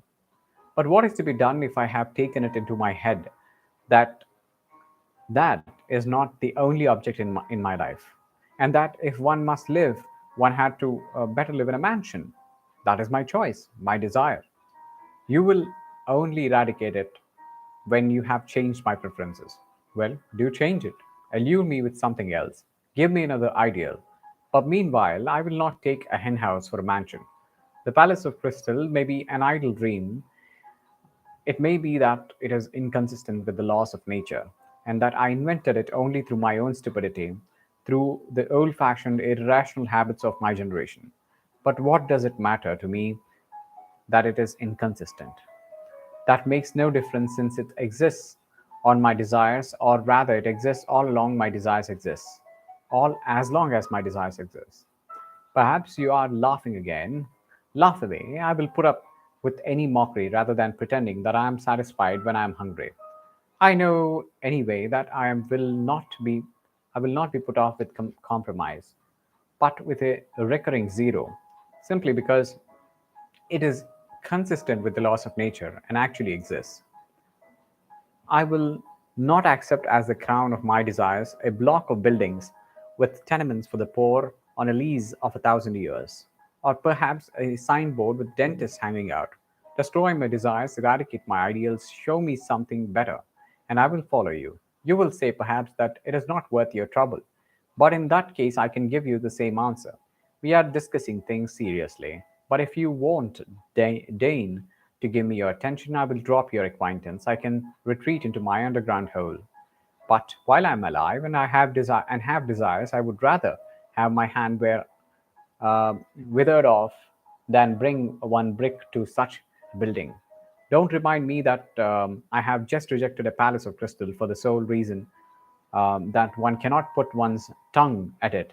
I did not say because I am so fond of putting my tongue out. Perhaps the thing I resented was that of all the edifices that have not been at which one could not put tongue out, one's out, put out one's tongue. On the contrary, I would let my tongue be cut off of gratitude if things could be so arranged that I should lose all desire to put it out. It is not my fault that things cannot be so arranged and that one must be satisfied with model flats. Then why am I made with such desires? Can I be constructed simply in order to come to this conclusion that all my construction is a cheat? Can this be my whole purpose? I do not believe it. But do you know what? I am convinced that we underground folk ought to be kept on a curb.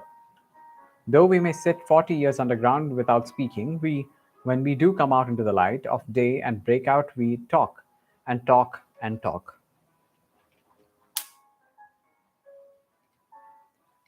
End of chapter 10.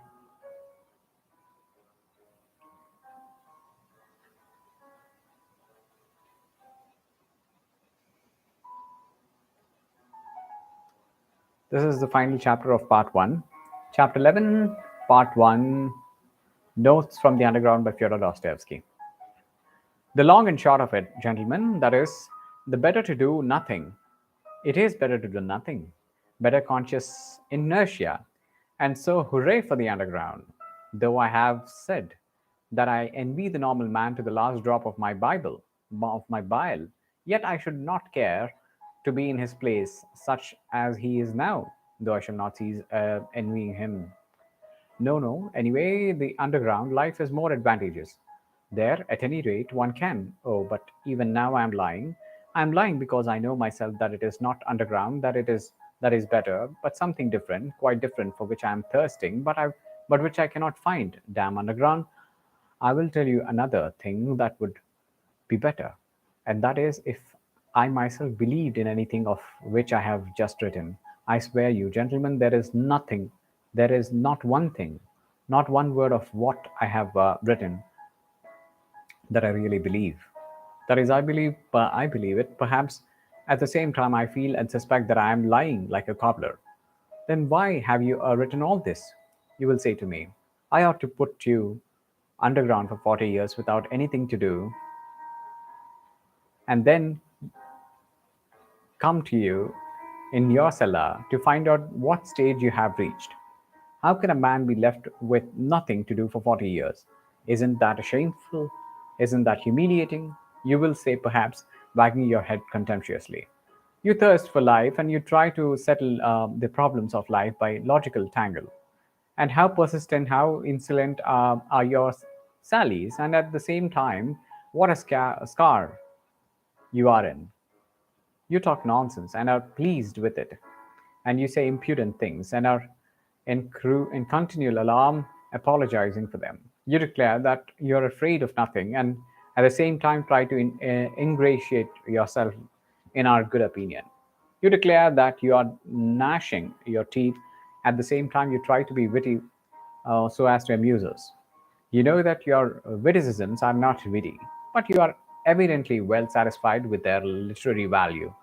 You may perhaps have really suffered, but you have no respect for your own suffering. You may have sincerity, but you have no modesty. Out of the pettiest vanity, you expose your sincerity to publicity and ignominy. You doubtlessly mean to say something, but hide your last word through fear, because you have not the resolution to utter it, and only have a cowardly impudence. You boast of consciousness, but you are not sure of your ground.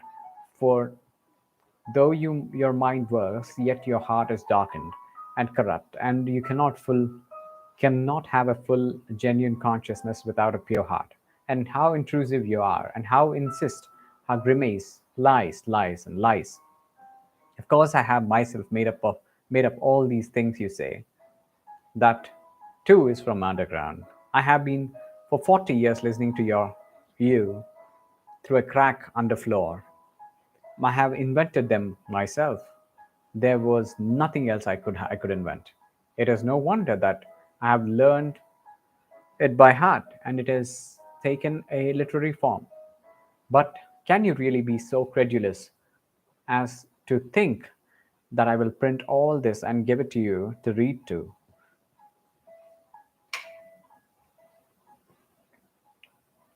And another problem, why do I call you gentlemen? Why do I address you so, though you really were my readers? Such confessions as I intended to make are never printed or given to other people to read. Anyway, I'm not strong minded enough for that, and I don't see why I should be. But you see, a fancy has occurred to me, and I want to realize it all at all costs. Let me explain. Every man has reminiscences which he would not tell to everyone, but only to his friends. He has other matters in his mind which he would not reveal even to his friends, but only to himself, and that in secret. But there are other things which a man is afraid to tell even to himself, and every decent man has a number of such things stored away in his mind. The more decent he is, the greater number of such things in his mind. Anyway, I have only lately determined to remember some of my early adventures. Till now, I have always avoided them, even with a certain uneasiness. Now, when I am not only recalling them, but have actually decided to write an account of them, I wanted to try and experiment whether one can, even with oneself, be perfectly open and not take fright at the whole truth. I will observe, in parenthesis, that Heine says that a true autobiography is almost impossibility. and that man is bound to lie about himself. He considers that Rousseau certainly told lies about himself in his confessions and that he intentionally lied out of vanity. I am convinced that Heine is right. I quite understand how sometimes one may, out of sheer vanity, attribute regular crimes to oneself. And indeed, I can very well conceive that kind of vanity. But I am judged of people who make their confessions to the public. I write only for myself, and I wish to declare once and for all that if I write as though I was addressing the readers, that is simply because it is easier for me to write in that form. It is a form, an empty form. I shall never have readers. I have made this plan already. I don't wish to be hampered by any restrictions in the compilation of my notes. I shall not attempt any system or methods. I will jot things down as I remember them. But here perhaps someone will catch at the word and ask me, if you really don't reckon on readers, why do you make such compacts with yourself and on paper too? That is, that you won't attempt any system or method, that you jot down things as you remember them, and so on and so on. Why are you explaining and why do you apologize? Well, there it is, I answer. There is a whole psychology in this. Though perhaps it is simply that I am a coward, and perhaps I purposely imagine an audience before me in order that I may be more dignified while I write. And there are perhaps thousands of reasons. Again, this is what my object precisely in writing. Again, what is my object precisely in writing? If I if it is not for the benefit of the public, why should I simply recall these incidents in my own mind without putting them on paper? Quite so, but yet it is more imposing on paper. There is something more impressive in it. I shall be better able to criticize myself and improve my style. Besides, I shall perhaps obtain actual relief from writing. Today, for instance, I am particularly oppressed by one memory of the distant past. It came back vividly to my mind a few days ago and has remained haunting me like an annoying tune that one cannot get rid of, and yet I must get rid of it somehow. I have 100 such reminiscences, but at times, but someone stands out from the 100 and oppresses me. For some reason, I believe that if I write it down, should get rid of it. Why not try? Besides, I am bored and I never have anything to do. Writing will be a sort of a work, and they say work makes man kind-hearted and honest. Well, here is a chance for me anyway. Snow is falling today, yellow and dingy. It fell yesterday too, and a few days ago. I fancy it the wet that has reminded me of that incident which I cannot shake off now. And so let it be a story, apropos of the falling snow. End of part one. Notes from the Underground by Fyodor Dostoyevsky.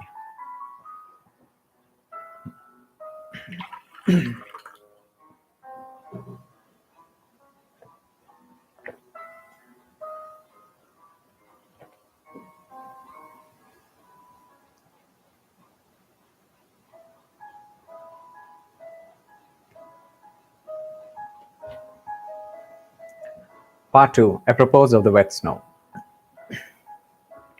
When when from dark error's subjugation, my words of passionate exhortation had wrenched thy fainting spirits free, and writhing prone in thine affliction, thou didst recall with malediction the vice that had encompassed thee, and when thy slumbering conscience, fretting by recollection torturing flame, thou didst reveal the hideous setting of thy life's current ere I come, where suddenly I saw thee sicken, and weeping hide thine anguished face, revolted, maddened, horror stricken at the memories of foul disgrace. Necroso. This is not part of part two, this is a poem that is inserted. Okay, part two, chapter one. At that time, I was only 24. My life was even then gloomy, irregular, irregulated, and as solitary as that of a savage. I made friends with no one, positively avoided talking, and buried myself more and more in my hole. At work, I was at work in the office. I never looked at anyone and was perfectly well aware that my companions looked upon me not only as a queer fellow, but even looked upon me. I was always fancied this with a sort of loathing. I sometimes wondered why it was that nobody except me fancied that he was looked upon with aversion. One of the clerks had most repulsive, pockmarked face, which looked positively villainous. I believe I should not have dared to look at anyone with such a unsightly countenance. Another had such very dirty old uniform that there was unpleasant odor in his proximity. Yet no one of these gentlemen showed a slightest self-consciousness, either about their own clothes or countenance or the character in any way. Neither of them imagined that they were looked at with repulsion. If they had imagined it, they would not have minded, so long as their superiors did not look at them in that way. It is clear to me now that, owing to my unbounded vanity and to the high standard I set for myself, I often looked at myself with furious discontent, which verged in loathing, and so I inwardly attributed the same feeling to everyone. I hated my face, for instance. I thought it disgusting, and even suspected that there was something base in my expression. And so every day, when I turned up at the office, I tried to behave as independently as possible and to assume a lofty expression, so that I might not be suspected of being abject. My face may be ugly, I thought, but let it be loftily expressive and above all extremely intelligent. But I was positively and painfully certain that it was impossible for my countenance ever to express those qualities. And what was worst of all, I thought it actually stupid looking. And I would have been quite satisfied if I could have looked intelligent. In fact, I would even have put up with looking base if at the same time my face could have been thought strikingly intelligent. Of course, I hated my fellow clerks one and all, and despised them all. Yet at the same time, I was, as it were, afraid of them. In fact, it happened at times that I thought more highly of them than of myself. I somehow happened quite suddenly that I alternated between despising them and thinking superior to myself. A cultivated and decent man a, cannot be vain without setting a fearfully high standard for himself, and without despising and almost hating himself at certain moments. But whether I despised them or thought them superior, I dropped my eyes almost every time I met anyone. I even made experiments whenever, whether I could face so and so's looking at me, and I was always first to drop my eyes. This worried me to distraction. I had a sickly dread, too, of being ridiculous, and had a slavish passion for the conventional in everything external.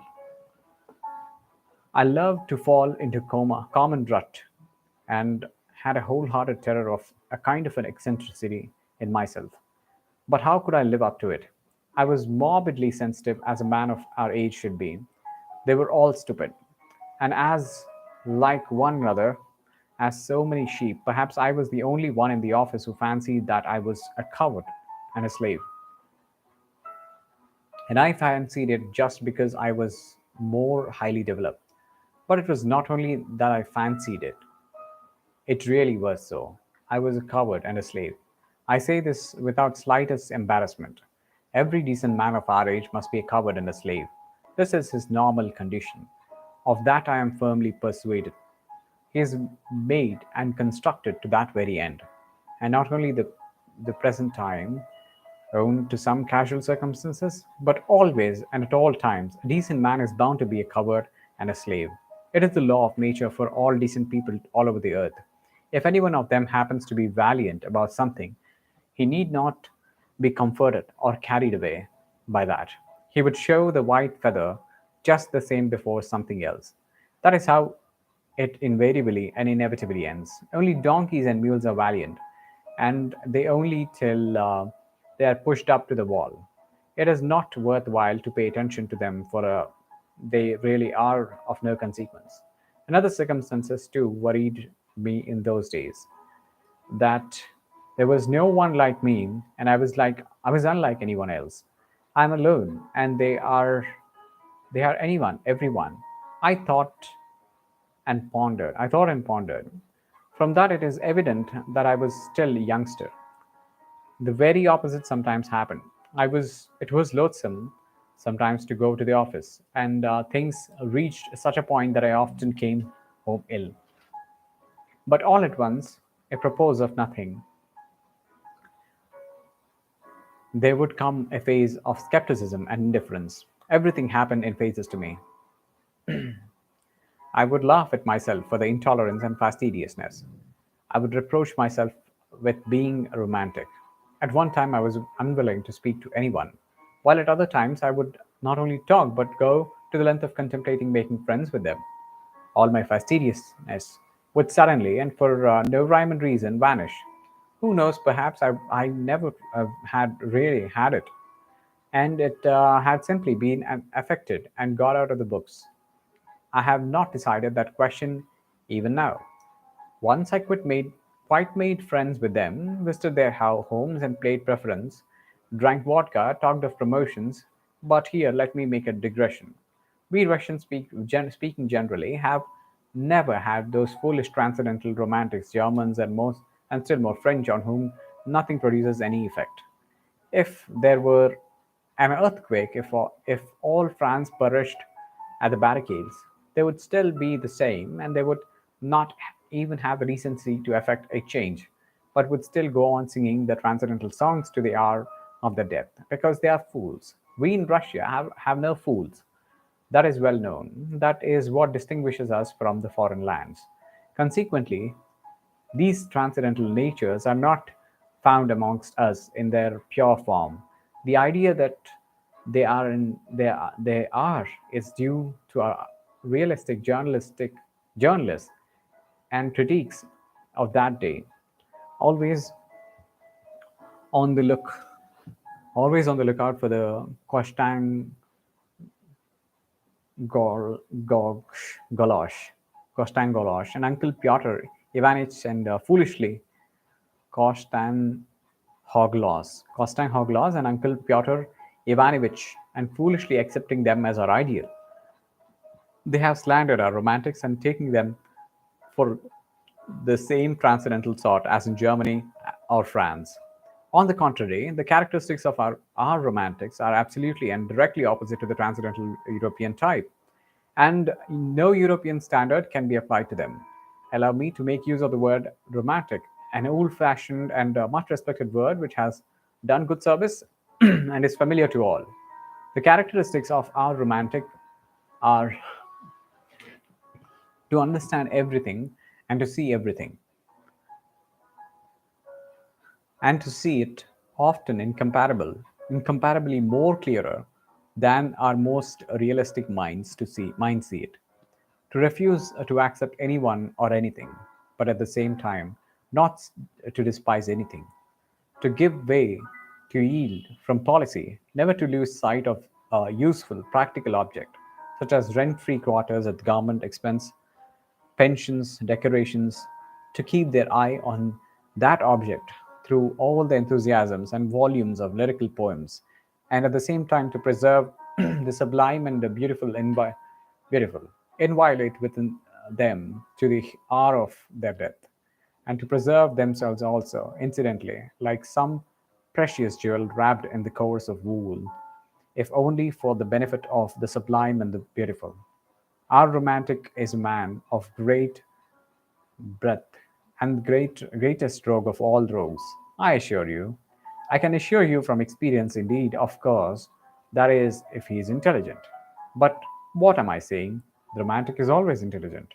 And I only meant to observe that although we have had foolish romantics, they don't count. And they were only so because in the flower of their youth they degenerated into Germans, and to preserve their precious jewel more comfortably, settled somewhere out there by the preference in the Weimar or the Black Forest. I, for instance, genuinely despised my official work and did openly abuse it simply because I was in it myself and got the salary for it. Anyway, take note, I did not openly abuse it. Our romantic would rather go out of his mind a thing, however, which very rarely happens take to open abuse unless he has some other career in view, and he is never kicked out. At most, they would take him to the lunatic asylum, the king of Spain, if he should go very mad. But it is only the thin, fair people who got out of their minds in Russia. Innumerable romantics attain later in life to considerable rank in the service. Their many sidedness is remarkable, and what a faculty they have for the most contradictory sensations. I was comforted by this thought even those days, and I am of the same opinion now. That is why there are so many broad natures who among us who never lose their ideal even in the depths of a degradation. And though they never stir a finger for their ideal, though they are arrant thieves and knaves, yet they are tearfully cherish their first ideal and are extraordinarily honest at their heart. Yes, it is only among us that the most incorrigible rogue can absolutely and loftily honest at the art without in the least ceasing to be a rogue. I dream our romantics frequently become such accomplished rascals. I use the term rascals affectionately. Suddenly display such a sense of reality and practical knowledge that their bewildered superiors and the public generally can only ejaculate in amazement. Their many sidedness is really amazing, and goodness knows what it may develop into later, and what the future has in store for us. It is not a poor material. I do not say this from any foolish or boastful patriotism, but I feel sure that you are again imagining that I am joking. Or perhaps it is just contrary that you are convinced that I really think so. Anyway, gentlemen, I shall welcome both views as an honor and special favor. I do forgive my digression. I did not, of course, maintain friendly relations with my comrades and soon was at the loggerheads with them. And in my youth and inexperienced, I even gave up bowing to them, as though I had cut off all my relations, and that, however, only happened to me once. As a rule, I was always alone. In the first place, I spent most of my time at home reading, and I tried to stifle all the continually seething within me by means of external impressions. And the only external means I had was reading. Reading, of course, was a great help exciting me, giving me pleasure and pain, but at times it bored me fearfully. One longed for moment in spite of everything, um, and I plunged all at once into dark, underground, loathsome vice of the pettiest kind. My wretched passions were acute and smarting, and from my continual sickly irritability, I had hysterical impulses within tears and convulsions. I had no resource except reading. That is, there was nothing in my surroundings which I could respect and which attracted me. I was overwhelmed with depression. Too, I had hysterical craving for incongruity and for contrast, and so I took to vice. I have not said all this to justify myself, but no, I'm lying. I did want to justify myself. Uh, I make that little observation for my own benefit, gentlemen. I don't want to lie. I vowed to myself I would not. And so, furtively, timidly, in solitude at night, I indulged in filthy vice with a feeling of shame which never deserted me, even at the most loathsome moments, and which at such moments nearly made me curse. And even then, I had my underground world in my soul. I fearfully afraid, I was fearfully afraid of being seen, of being met, of being recognized, of I visited various obscure haunts. One night, one night, as I was passing a tavern, I saw through a lighted window some gentlemen fighting with billiard cues, and saw one of them thrown out of the window. At other times, I should have felt very much disgusted, but I was in such a mood at the time that I actually envied the gentleman thrown out of the window, and I envied him so much that I even went into the tavern, into the billiard room. Perhaps I thought I'll have a fight too, and they'll throw me out of the window. I was not drunk, but what is one to do? Depression will drive a man to such a pitch of hysteria. But nothing happened. It seemed that I was not even equal to being thrown out of window, and I went away without having my fight. The officer put me in my place from the first moment. I was standing by the billiard table and in my ignorance blocking up the way, and he wanted to pass. And he took me by the shoulders and, without a word, without a warning or an explanation, moved me from where I was standing to another spot and passed by as though he had not noticed me. And I could have forgiven blows, but I could not forgive his having moved me without noticing me. Devil knows what I would have given for for a real regular quarrel, a more decent, a more literary one, so to speak. I had been treated like a fly. This officer was over 6 foot, and while I was a spindly little fellow, but the quarrel was in my hand. I had only to protest, and I certainly would have been thrown out of the window. But I changed my mind and pretended to be a resentful retreat. I went out of the tavern straight home, confused and troubled, and the next night I went out again with the same lewd intentions, still more furtively, abjectly, and miserably than before, as it were, with tears in my eyes, but still I did go out again. Don't imagine, though it was cowardice, made me slink away from from the officer. I never have been a coward at the heart, and though I have a cowardice made me slink away from the officer. I have never been a coward at heart, though I have always been a coward in action. Don't be in a hurry to laugh. I assure you I can explain it all. Oh, if only the officer had been one of the sort who would consent to fight a duel, but no, he was one of those gentlemen, alas, long extinct, who preferred fighting with cues and like Gogol's Lieutenant Pirago appealing to the police. They did not fight duels and would have thought a duel with civilian like me an utterly unseemly procedure. In any case, they looked upon the duel altogether as something impossible, something free thinking and French, but were quite ready to bully, especially when they were over 6 foot. I did not slink away through cowardice, but through an unbounded vanity. I was afraid not to his 6 foot, not of getting sound thrashing and being thrown out of the window. I should have had physical courage enough, I assure you, but I had not the moral courage. What I was afraid of was that everyone present, from the insolent marker down the lowest little stinking pimply clerk in the greasy collar, would jeer at me and fail to understand when I began to protest and to address them in a literary language. For of our point of honor, not of honor, but the point of our honor, the point de honor, one cannot speak amongst us except in literary languages. You can't allude to the point of honor in ordinary language. I was fully convinced the sense of reality, in spite of my romanticism, that they would all simply split their sides with laughter, and that the officer would not simply beat me, that is, without insulting me, but would certainly prod me in the back with his knee, kick me around the billiards table, and only perhaps have pity and drop me out of the window. Of course, this trivial incident could not with me in the end that in with me in, end in that.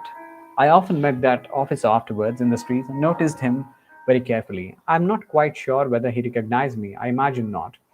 I judged from certain signs, but I started at him with spite and hatred, so that it went on for several years. My resentment grew even deeper with the years. Sorry. At first, I began making stealthy inquiries about this officer, and it was difficult for me to do so. for I knew no one. But one day I heard someone shouting his name in the street as I was following him at a distance, uh, as though I were tied to him, and so I learned his surname. Another time I followed him to his flat and for 10 kopecks learned from the porter where he lived and on which story and whether he lived alone or with others and so on. In fact, everything one could learn from Porter. One morning, though I had never tried my hand with pen, it suddenly occurred to me to write a satire of this officer in the form of novel, which would unmask his villainy. I wrote this novel with relish, and I did unmask his villainy. I even exaggerated it at first, so I so altered his surname that it could be very easily recognized. But on second thoughts, I changed it and sent the story Otech Venia Zepiski. But at the time, but at that time, such attacks were not the fashion, and my story was not printed, and that was a great vexation to me. Sometimes I was positively choked with resentment, and at last I determined to challenge my enemy to a duel. I composed a splendid, charming letter to him, imploring him to apologize to me and hinting rather plainly a duel in case of refusal. The letter was so composed that if the officer had had the at least understanding of the sublime and the beautiful sublime and the beautiful, he understanding of the sublime and beautiful, he would certainly have flung himself on my neck and have offered me his friendship. And how fine that would have been! How we should have gone on together! He could have shielded me with his higher rank, while I could have improved his mind with my culture and well, my ideas and all sort of things that might have happened. Only fancy. This was 2 years after his insult to me, and my challenge would have been ridiculous anachronism. In spite of all the ingenuity of my letter in disguising and explaining away the anachronism, but thank God, to this day, I thank the Almighty with tears in my eyes. I did not send the letter to him. Cold shivers run down my back when I think of what might have happened if I had sent it. And all at once, I revenged myself in a simplest way by a stroke of genius.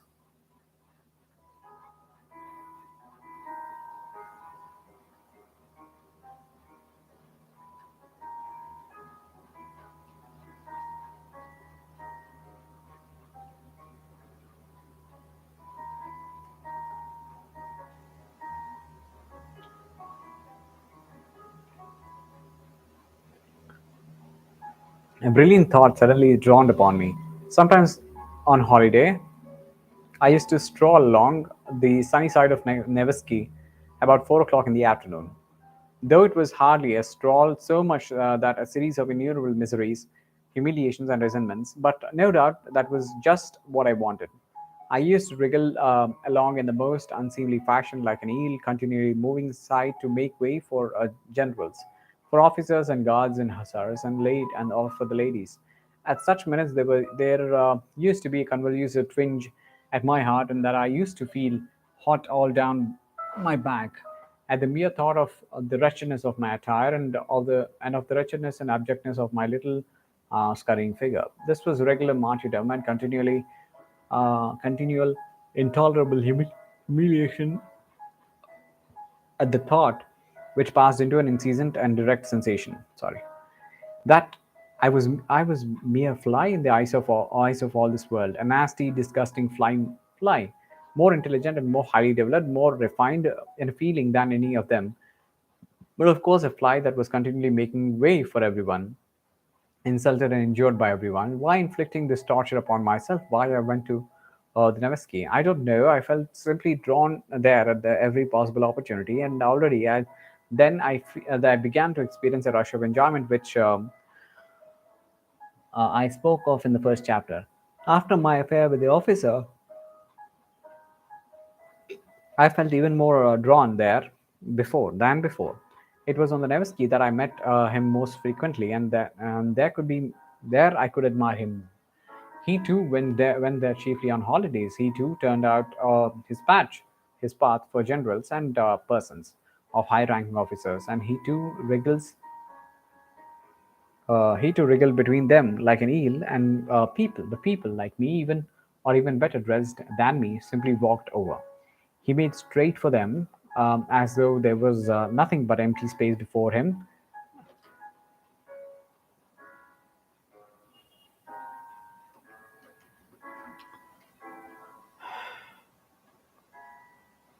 as though there was nothing but empty space before him, and never, under any circumstance, turned aside. I gloated over my resentment watching him, and always resentfully made way for him. It exasperated me that even in the street I could not be on an even footing with him. Why must you invariably be the first to move aside? I kept asking myself in hysterical rage, waking up sometimes at 3 o'clock in the morning. Why is it you and not he? There is no regulation about it, and there's no written law. Let the making way be equal as it usually is. Refined people meet. He moves halfway, and you move halfway. You pass with mutual respect. But that never happened, as I always moved aside, while he did not even notice my making way for him. And lo and behold, a bright idea dawned upon me. What I thought if I meet him and don't move one side? What if I don't move aside on purpose, even if I knock up against him? How would that be? This audacious idea took such a hold on me that it gave me no peace. I was dreaming of it continually, horribly, and I purposely went more frequently to the Nevsky in order to picture more vividly how I should do it when I did it. I was delighted. This intention seemed to me more practical and possible. Of course, I shall not really push him. I thought already, more good natured in my joy. I will simply not turn aside and will run up against him, not very violently, but just shouldering each other, just as much as decency permits. I will push against him just as much as he pushes against me.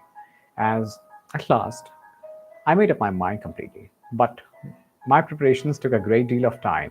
To begin with, when I carried out my plan, I should need to be looking rather more decent, and so I had to think of my get up. In case of emergency, if, for instance, there was any sort of a public scandal, and public there is of the most bachelorette, the Countess walks there, Prince D walks there, all the literary world is there. I must be well dressed. That inspires respect of itself, puts us on equal footing in the eyes of the society. With this object, I asked for some salary in advance and bought at the Churkins a pair of black gloves and a decent hat. Black gloves seemed to me both more dignified and bon ton than the lemon colored ones, which I had contemplated at first. The color is too gaudy, and it looks as though one were trying to be conspicuous, and I did not take the lemon colored ones. I had got ready long beforehand a good shirt with white bone studs, and my overcoat was only thing that held me black. The coat in itself was very good one, and it kept me warm, but it was weighted and it had a raccoon collar, which was the height of vulgarity. I had to change the collar at any sacrifice, and to have a beaver, one like the officers. For this purpose, I began visiting the Gostiny Dvor, and after several attempts, I pitched upon the piers of cheap German beaver. Though these German beavers soon grow shabby and look wretched, yet at the first they look exceedingly well, and then I only intended for to react for an occasion. I asked for the price. Even so, it was too expensive. After thinking it over thoroughly, I decided to sell my raccoon collar, and the rest of the money, a considerable sum for me, I decided to borrow from Anton Antonich Setochkin, my immediate superior, an unassuming person, though grave and judicious. He never lent any money to anyone, but I had, on entering the service, been specially recommended to him by an important personage had got me by birth. I was horribly worried to borrow from Anton Antonich. Seemed to me monstrous and shameful. I did not sleep for 2 or 3 nights. Indeed, I did not sleep well at that time. I was in fever. I had a vague sinking at my heart, or else a sudden throbbing, throbbing, throbbing. Antonich was surprised at first, and then he frowned, and then he reflected, and did all that he lent all did and did after all lend me the money, receiving from me a written authorization to me to take from my salary a fortnight later the sum that he had lent me. In this way, everything was at last ready. The handsome beaver replaced the mean looking raccoon, and I began by degrees to get to work. It would never have done it would never have done to act offhand at random. The plan had to be carried out skillfully by degrees. But I must confess that after many efforts, I began to despair. We simply could not run into each other. I made every preparation. I was quite determined. It seemed to as though we should run into one another directly, and before I knew I was doing, I had stepped aside for him again, and he had passed without noticing me. I even prayed as I approached him that God would grant me determination. One time I had made up my mind thoroughly, but it ended in my stumbling and falling at his feet because at the very last instant, when I was 6 inches from him, my courage failed me. He very calmly stepped over while I flew on one side like a ball. That night I was ill again, feverish and delirious, and suddenly it ended most happily. The night before I had made up my mind not to carry out my fatal plan and to abandon it all. And with that object, I went to the Nevsky for the last time, just to see how I would abandon it all. Suddenly, 3 paces from my enemy, I unexpectedly made up my mind. Made up my mind. I closed my eyes and we ran full tilt, shoulder to shoulder, against one another. I did not budge an inch and passed him on a perfectly equal footing. He did not even look around and pretended not to notice it. But he was only pretending. I'm convinced of that. I'm convinced of that to this day, of course.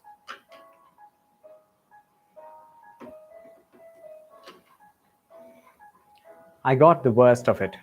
He was stronger, but that was not the point. The point was that I had attained my object. I had kept up my dignity.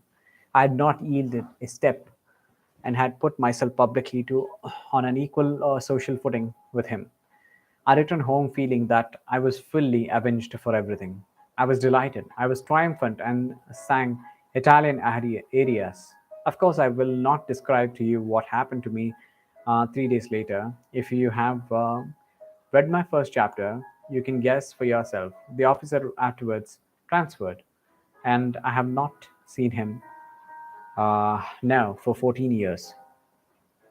What is dear fellow doing now? Whom is he walking over? End of chapter 1, part 2 of Notes from the Underground by Fyodor Dostoyevsky.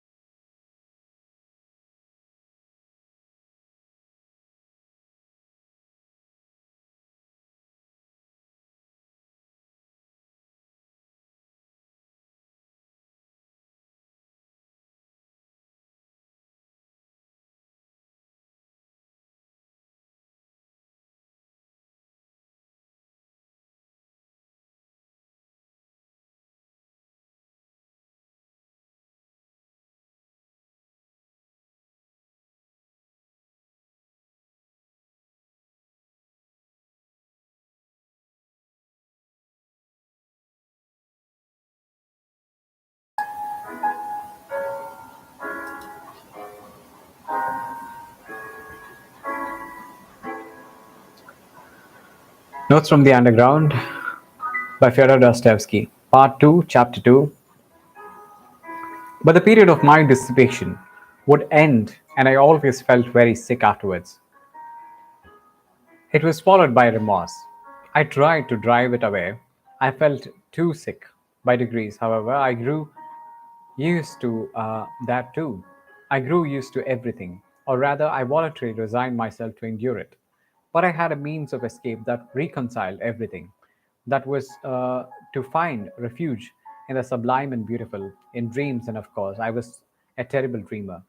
I would dream for 3 months on end, tucked away in my corner, and you may believe me that at those moments I had no resemblance to the gentleman who, in the perturbation of his chicken heart, put a collar of the German beaver on his great coat, and I suddenly became a hero.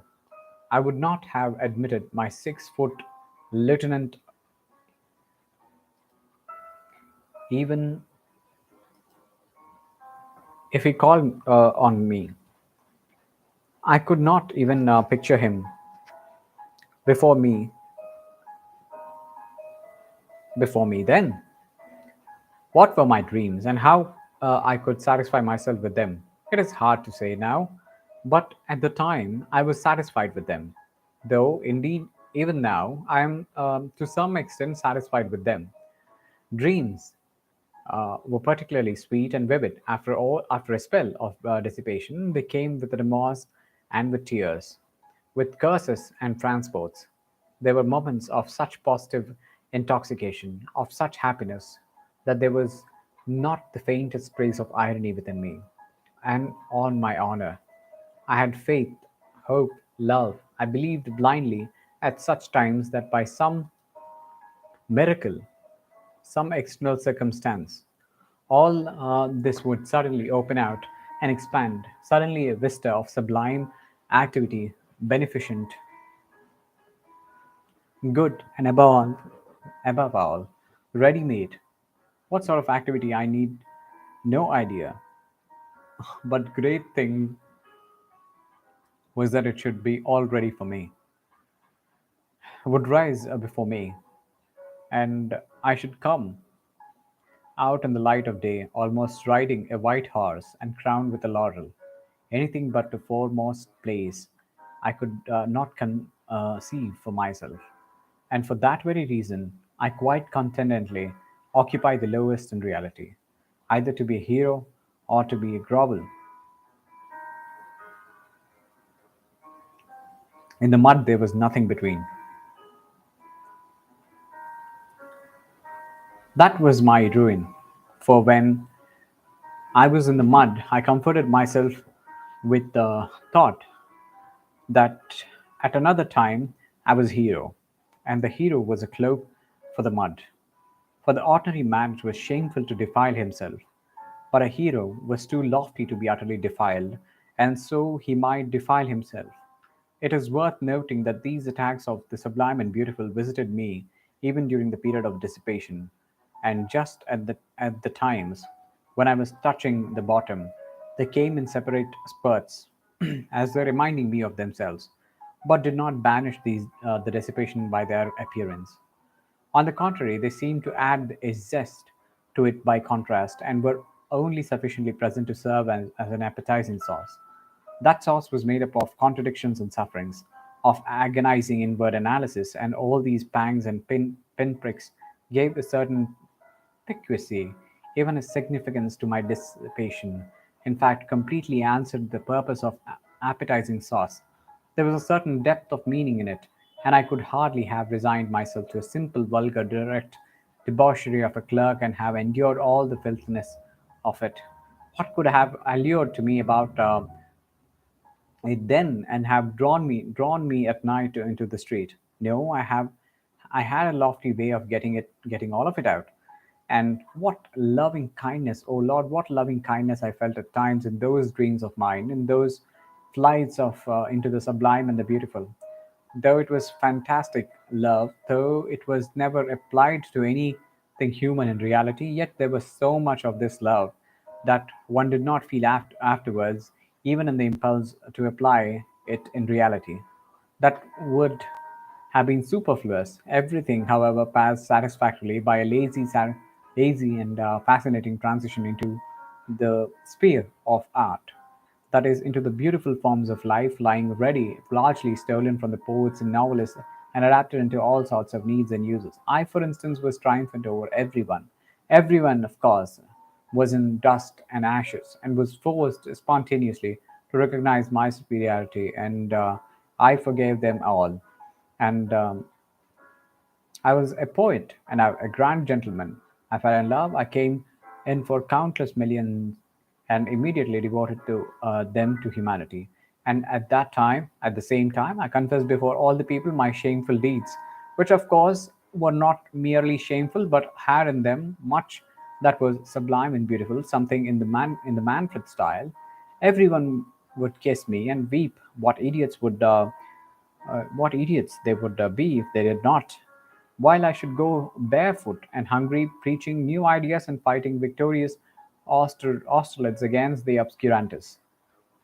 Then the band would play a march, and amnesty would be would be declared. The Pope would agree to retire from the Rome to Brazil, and and there would be a ball for the whole of Italy and at the Villa Borgi on the shores of Lake Como, and Lake Como being for that purpose transferred to the neighborhood of Rome. Then would come a scene in the bushes, and so on, as though you did not know all this about it. You will say that it is vulgar and contemptible to drag all this into public. After all, the tears and transports which I have myself confessed. But why is it contemptible? Can you imagine that I am ashamed of it all, uh, and that it was stupider than anything in your life, gentlemen? And I can assure you that some of these fancies were by no means badly composed. It did not all happen on the shores of Lake Como, and yet you're right. It is it really is vulgar and contemptible, and the most contemptible of all, it is now that I am attempting to justify myself to you, and even more contemptible than that is making this remark now. But that's enough, or there will be no end to it. Each step will be more contemptible than the last. I could never stand more than 3 months of dreaming at a time without feeling irresistible desire to plunge into the society. To plunge into society meant to visit my superior at the office, and Anton Antonich Setochkin. He was the only permanent acquaintance I have had in my life, and I wonder at the fact myself now. But I only went to see him when that phase came over me, and when my dreams had reached such a point of bliss that it became essential at once to embrace my fellows and all mankind. For that purpose, I needed at least one human being actually existing. I had to call on Anton Antonich, however, on Tuesday, his home, his home at home day, on Tuesday at his home day. So I had always had time to my passionate desire to embrace humanity so that it might fall on Tuesday. This Anton Antonich lived on fourth story in a house in a five corners in a four low-pitched rooms, one smaller than the other, of particular frugal and sallow appearance. He had two daughters and their aunt, who used to pour out tea.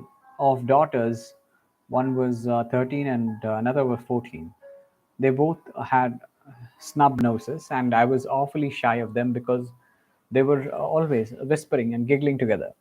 The master of the house unusually sat in his study on a leather couch in front of the table with some gray-headed gentleman, usually a colleague from our office or some other department. I have never saw more than two or three visitors there, always the same. They talked about the excise duty, about businesses in the Senate, and about salaries, and about promotions, and about His Excellency, and the best means of pleasing him, and so on.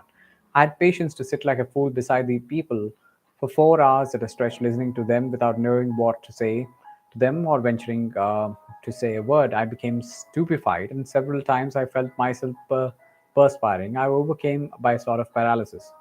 But this was pleasant and good for me. On returning home, I deferred for a time my desire to embrace all mankind.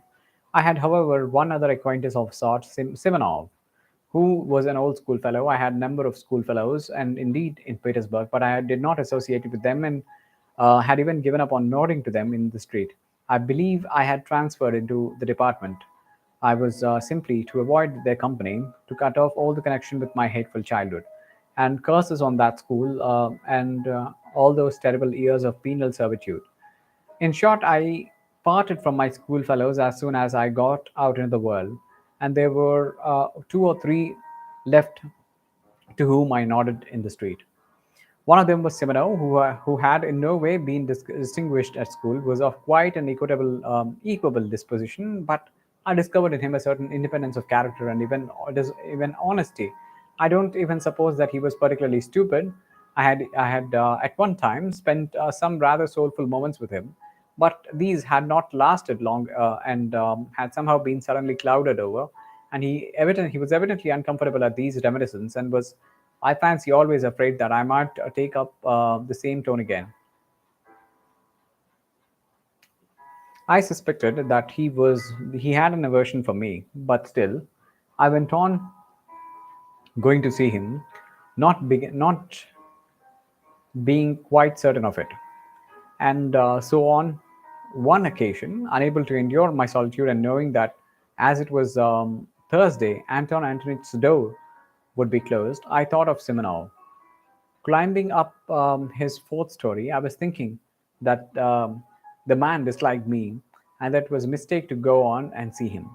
But it always happened to be such reflections impelled me, as though purposely, to put myself to false position. I went in, it was almost a year since I had last seen Semenov. End of chapter 2, part 2, Fyodor Dostoyevsky's Notes from the Underground.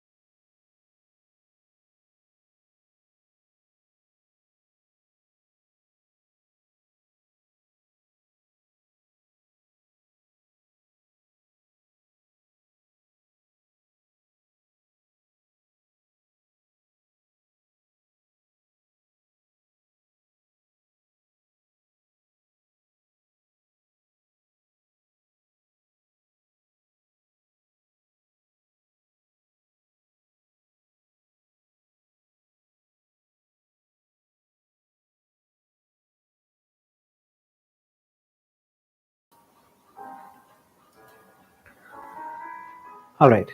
Chapter 3, Part 2, Fyodor Dostoevsky's Notes from the Underground. I found two of my old schoolfellows with him. They seemed to be discussing an important matter. All of them took scarcely any notice of my entrance, which was strange, for I had not met them for years. Evidently, they looked upon me as something on the level of a common fly. I had not been treated like that even at school, though they had all hated me. I knew, of course, that they must despise me now for my lack of success in service, for my having let myself sink so low, going about badly dressed and so on, which seemed to them a sign of my incapacity and insignificance. I knew, of course, they must despise me now for my lack of success in the service, and for my having let myself sink so low, going about badly dressed and so on, for which seemed to them a sign of my incapacity and insignificance. But I had not expected such contempt. Simonov was positively surprised at my turning up, and even in olden days he had always seemed surprised at my coming. All this disconcerted me. I sat down feeling rather miserable and began listening to what they were saying. They were engaged in warm and earnest conversation about the farewell dinner, which they wanted to arrange for the next day, to the comrade of theirs called Zwerko, an officer in the army who was going away to a distant province. This Zwerko had been all the time at the school with me too. I had begun to hate him, particularly in the upper forms, and in the lower forms, he had simply been a pretty, playful boy whom everybody liked. I had hated him, however, even in the lower forms, just because he was pretty and playful boy. He was always bad at his lessons and got worse and worse as he went on. However, he left with a good certificate, and he had powerful interests. During his last year at school, he came in for an estate of 200 serfs, and almost all of us were poor, as he took up a swaggering tone among us. He was vulgar in the extreme, and but at the same time, he was a good-natured fellow. Even in his swaggering, in spite of superficial, fantastic, and sham notions of honor and dignity, all but very few of us positively groveled before Zverkov, and the more more so, the more he swaggered, and it was not from any interested motive that was groveled, but simply because he had been favored by the gifts of nature. Moreover, it was as it were an accepted idea amongst us that Worker was a specialist in regard to the tactic to tact and the social graces. This last fact was particularly infuriated me. I hated the abrupt self-confident tone of his voice, his witticisms,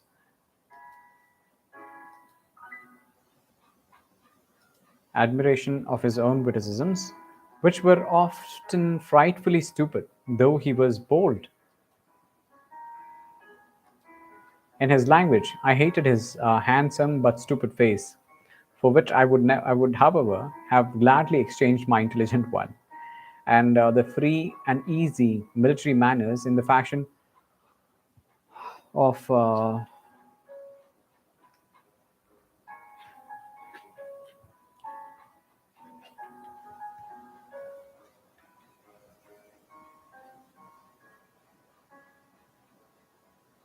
fashion in the 40s. I hated the way in which he used to talk of his future conquest of women. He did not venture to begin his attack upon women until he had the epaulets of an officer. He was looking forward to them with impatience, and boasted of duels with he would constantly be fighting. I remember how I invariably, so taciturn, suddenly fastened upon Zwerkov when one day, talking at the leisure moment with his schoolfellows, he of his future relations with the fair sex, and growing as supportive as a puppy in the sun, he all at once declared that he would not leave a single village girl on his estate unnoticed, and that he was his droit de seigneur, and if the peasants dared to protest, he would have them all flogged and double the tax on them, and the bearded rascals. Our servile rabble applauded, and but I attacked him, not from the compassion for the girls and their fathers, but simply because they were all applauding such an insect. I got the better of him on that occasion, but though Zerkov was stupid, he was lively and impudent, and so laughed it off, and in such a way that my victory was not really complete. That laugh was on his side. He got the better of me on several occasions afterwards, but without a malice, justly casually. I remained angrily and contemptuously silent, and would not answer him. When we left school, he made advances to me. I did not rebuff them, for I was flattered, but we soon parted, and quite naturally. Afterwards, I heard of his barrack room success and as a lieutenant, and of the fast life he was leading. Then There came other rumors of his successes in the service. By then, he had taken to cutting me in the street, and I suspected that he was afraid of compromising himself by greeting a personage as insignificant as me. I saw him once in the theater, in the third tier of the boxes. By then, he was wearing shoulder straps and he was twisting and twirling about, ingratiating himself with the daughters of an ancient general. In 3 years, he had gone off considerably, though he was still rather handsome and adroit. One could see that by the time he was 30, he would be corpulent. So it was to this workout that my schoolfellows were going to give dinner on his departure. They had kept with him for those 3 years. Through privately, though privately they did not consider themselves on equal footing with him, I conceived of that. Of Simonov's two visitors, one was Furfichkin. Simonov, Simonov, Zverkov,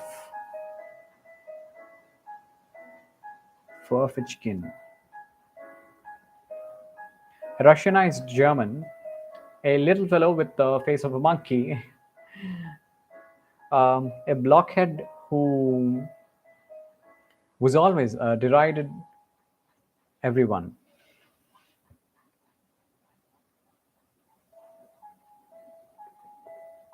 Furfichkin, monkey face.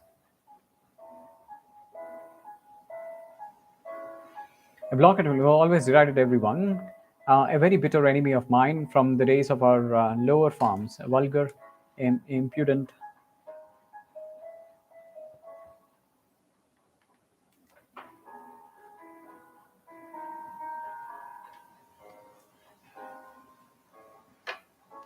swaggering fellow who affected a most sensitive feeling of personal honor, though of course he was a wretched little coward at heart. He was one of those worshippers of Zwerko who made up to the latter's form of interested motives and often borrowed money from him. Simonov's other visitor was Trudolibov. Trudol, right. Trudolibov was a person in no way remarkable, a tall young fellow in the army, with a cold face and fairly honest, and though he worshipped the success of every sort, was only capable of thinking of promotion. He was some sort of a distant relation of Zverkov's, and this, foolish as it seems, gave him a certain importance amongst us.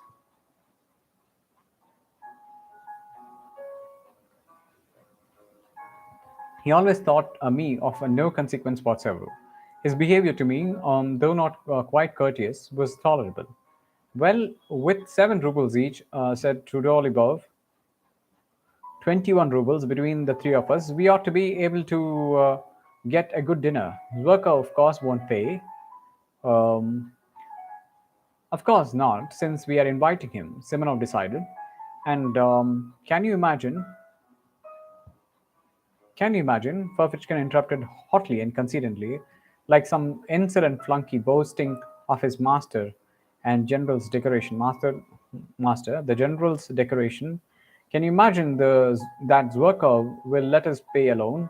He will accept from delicacy, but he will order half of the dozen bottles of champagne. He will accept from delicacy, but he will order half a dozen bottle of champagne. Do we want half a dozen for the 4 of us? Observed Trudolibov, taking notice only of the half dozen. So the three of us with Zwerkov, the three of us with Zwerkov the fourth, 21 rubles at the Hotel de Paris at 5 o'clock tomorrow. Simonov, who had been asked to make the arrangements, concluded finally. How about 21 rubles? I asked in some. How 21 rubles? I asked in some agitation, with a show of being offended. If you count me in, it will be It will not be 21, but 28 rubles. It seemed to me that to invite myself so suddenly and unexpectedly would be positively graceful, and that they would all be conquered at once and would look at me with respect. Do you want to join too? Simonov observed, and with no appearance of pleasure, seeming to avoid looking at me. He knew me through and through. It infuriated me that he knew me so thoroughly. Why not? I'm an old school fellow of his, too, I believe. And I must I feel hurt. I must own, I feel hurt that you have left me out. I said, boiling over again. And where were we to find you? Fervichkin put in roughly. You never were on good terms with Zverkov, Trudolibov added, frowning. But I already clutched at the idea and would not give it up. It seems to me that no one has a right to form an opinion upon that. I retorted in a shaking voice as though something tremendous had happened. Perhaps that is just my reason for wishing it now, that I have not always been on good terms with him. Oh, there's no making you out with these refinements, Trudolibov jeered. Uh, we'll put your name down, Simonov decided, addressing me. Tomorrow at 5 o'clock at the Hotel de Paris. What about the money? Ferfitchkin began in an undertone, indicating me to Simonov. But he broke off, for even Simonov was embarrassed. That will do, said Trudolibov, getting up, and if he wants to come so much, let him. But it's a private thing between us friends, Ferfitchkin said crossly as he too picked up his hat. It's not an official gathering. We do not want at all, perhaps. They went away. Ferfitchkin did not greet me in any way as he went out. Trudolibov barely nodded, and Simonov, with whom I was left tete-a-tete, was in a state of vexation and perplexity and looked at me queerly. He did not sit down and did not ask me to. Yes, tomorrow then. Will you pay your subscription now? I just I just asked so to know, he muttered in embarrassment. I flushed crimson. As I did so, I remembered that I had owned Semenov 15. I owed Semenov 15 rubles for ages, which I had indeed never forgotten, though I had not paid it. You will understand, Semenov, that I could have no idea when I came here. I'm very much vexed that I have forgotten. All right. That does not matter. You can pay tomorrow after the dinner. I simply wanted to know. Please don't. He broke off and began pacing on the room, still more vexed as he walked, and he began to stamp with his heels. Am I keeping you? I asked. After 2 minutes of silence, oh, he said, started. This is to be truthful. Yes, that is to be truthful. Yes, I have to go and see someone, and not far from here. He added in an apologetic voice, somewhat abashed. My goodness, why didn't you say so? I cried, seizing my cap with an astonishingly free and easy air, which was the last thing which I should have expected of myself. It's close by and not 2 paces. Sivana repeated, accompanying me to the front door with a fuzzy air which did not suit him at all. So, 5 o'clock punctually tomorrow, he called down on the stairs after me.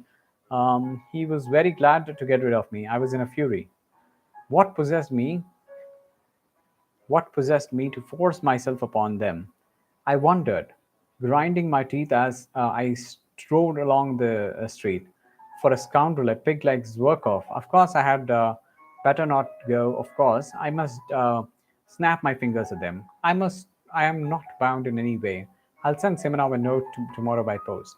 But what made me furious was that I knew for a certain that I should go, that I should make a point of going in, and the more tactless, the more unseemingly my going would be, the more certainly I would go. And there was a positive obstacle to my going. I had no money.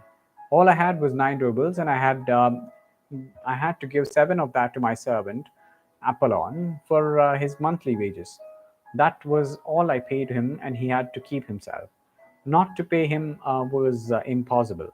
considering his character, but I will talk about that fellow, about his plague of mine, another time. However, I knew Apollon.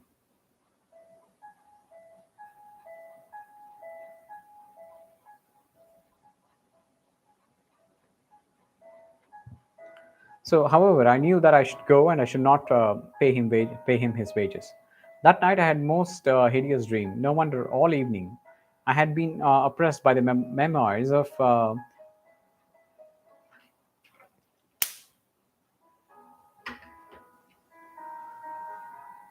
So, I just murdered a mosquito. I could not shake them off. I was sent to the school by distant. Okay, where was I? That night I had the most hideous dream. No wonder. All the evening I had been oppressed by the memoirs of my miserable days at school, and I could not shake them off. I was sent to the school by distant relations upon whom I was dependent and of whom I have heard nothing since. They sent me there, a forlorn, silent boy, already crushed by their reproaches, already troubled by doubt, and looking with savage distrust at everyone. My schoolfellows met with spiteful and merciless jibes because I was not like any of them, but I could not endure their taunts. I could not give in to them with ignoble readiness with which they gave in to one another. I hated them from the first and shut myself away from everyone in the timid, wounded, and disproportionate pride, and their coarseness revolted me. They laughed cynically at my face, at my clumsy figure, and yet what stupid faces they had themselves. In our school, the boys' faces seemed in a special way to degenerate and grow stupider. How many fine looking boys came to us? In a few years, they become repulsive. Even at 16, I wonder at them morosely. What then? I was struck by the pettiness of their thoughts, their stupidity of their pursuits, and their games in their conversations. They had no understanding of such essential things. They took no interest in such striking and impressive subjects that I could not help considering them inferior to myself. I was not wounded vanity. I was not wounded vanity that drove me. It was not wounded vanity that drove me to it. For God's sake, do not trust upon me your hackneyed remarks, repeated to nausea, that I was the only dreamer, while they even had an understanding of life, while they even while they even then had an understanding of life. They understood nothing. They had no idea of real life, and I swear that that was what made me the most indignant with them. On the contrary, the most obvious, striking reality they accepted with fantastic stupidity, and even at that time, was accustomed to respect success. Everything that was just but oppressed and looked down upon, they laughed at heartlessly, and shamefully. They took rank for intelligence, and even at 16, they were already talking about the snug berth. Of course, a great deal of it was due to the stupidity and bad examples with which they had always been surrounded in their childhood and boyhood. They were monstrously depraved, and of course, a great deal of that, too, was superficial and an assumption of cynicism. Of course, there was glimpses of youth and freshness even in their depravity. But even that freshness was not attractive, and showed itself in a certain kinds of rakishness. I hated them horribly, uh, though perhaps I was worse than any of them. They repaid me in the same way and did not conceal their aversion for me. But by then, I did not desire their affection, or the contrary, I continually longed for their humiliation. To escape from their derision, I purposely began to make all the progress I could with my studies and forced my way to the very top. And this impressed me. This impressed them. Moreover, they all began by degrees to grasp that I had already read the books none of them could read, and understood things not forming part of our school curriculum, of which they had not even tried, not even heard. They took a savage and sarcastic view of it, but were morally impressed, and especially as the teachers began to notice me on those grounds. The mockery ceased, and but the hostility remained, and even the cold, strained relations became permanent between us. In the end, I could not put up with it, and with the years, A craving for society and for friends developed in me. I attempted to get on the friendly terms with some of the school friends, but somehow or the other, my intimacy with them was always strained, and soon ended of itself. Once I, once indeed I have a friend, um, but I was already a tyrant at heart. I did have a friend, but I was already tyrant at heart. I wanted to exercise unbounded sway for him. I tried to instill in him a contempt for his surroundings. Uh, I required, I required of him a disdainful and complete break with those surroundings. I frightened him with my passionate affection. I reduced him to tears, to hysterics. He was simple and devoted soul. But when he devoted himself to me entirely, I began to hate him immediately and repulsed him as though all I needed him was for a win or a victory over him, to subjugate him and nothing else. But I could not subjugate all of them. My friend was not at all like them either. He was, in fact, a rare exception. The first thing I did on leaving school was to give up the special job for which I had been destined. So as to break all ties, to curse my past and shake the dust from off my feet. And goodness knows why, after all that, I should go truding off Simonov's. Early next morning, I dressed myself and jumped out of the bed with the excitement as though it were all about to happen at once. But I believed that some radical change in my life was coming, and I would inevitably come that day. Owing to its rarity, perhaps any external event, however trivial, always made me feel as though some radical change in my life was at hand. And I went to the office, however, as usual, but sneaked away home 2 hours earlier to get ready. The great thing the great thing, I thought, is not to be the first to arrive, or they will think I'm overjoyed at coming. But there were thousands of such great points to consider, and they all agitated and overwhelmed me. I polished my boots a second time with my own hands, and nothing in the world would have induced Apollyon to clean them twice a day, as he considered that it was more than his duties required of him. I stole the brushes to clean them from the passage, and being careful he should not detect it, for the fear of his contempt. And then I minutely examined my clothes and thought that everything looked old and worn and threadbare. I had let myself get slovenly. My uniforms perhaps was tidy, but I could not go out to my dinner in my uniform. The worst of it was that on the knee of my trousers was a big yellow stain. I had a foreboding that the stain would deprive me of my 9/10 of my personal dignity. I knew, too, that it was very poor to think so, but this is no time for thinking. Now I aim Now I am in for the real thing. I thought. My heart sank. Uh, I knew, too, perfectly well, even then, that I was monstrously exaggerating the facts. But how, I could not help it. I could not control myself and was already shaking with fear, with despair. I pictured to myself how coldly and disdainfully that scoundrel's worker would meet me. With what dull-witted, invincible contempt that blockhead Trudollevo would look at me, and with what impudent rudeness the insect Furfitchkin would snigger at me in order to curry favor Zverkov, and how completely Semenov would take it all in, and he would despise me for the abjectness of my vanity and the lack of spirit, and worst of all, how paltry and unliterary, commonplace it would all be. Of course, the best thing would be not to go at all, but that was the most impossible of all. If if I feel impelled to do anything, I seem to be pitchforked into it. I should have jeered at myself afterwards. So you funked it. You funked it. You funked the real thing. On the contrary, I passionately longed to show all that rabble that I was by no means such a spiritless creature as I seemed to myself. What is more, even in the acutest paroxysms of this cowardly fever, I dreamed of getting the upper hand of dominating them, carrying them away, and making them like me. If only for my elevation of the thought and unmistakable wit, they would abandon Zverkov, and he would sit on one side, silent and ashamed, while I should crush him. Then perhaps he would be reconciled and drink to our everlasting friendship.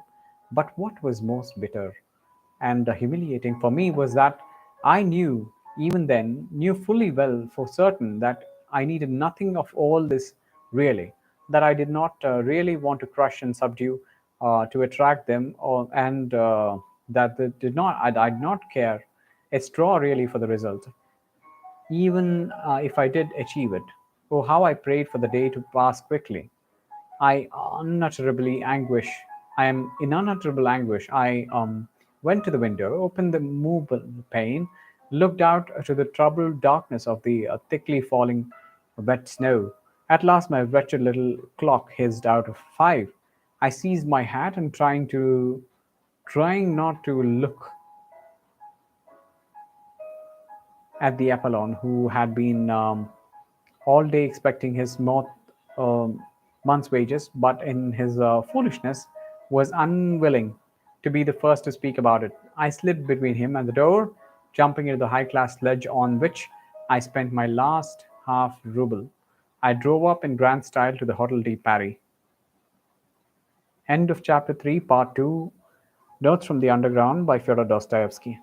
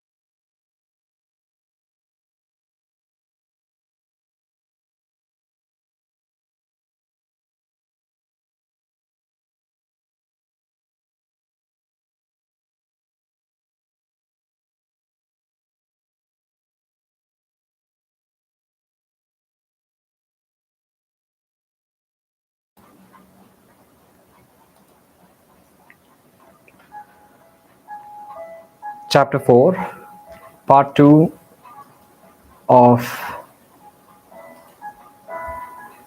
Notes from the Underground by Fyodor Dostoevsky.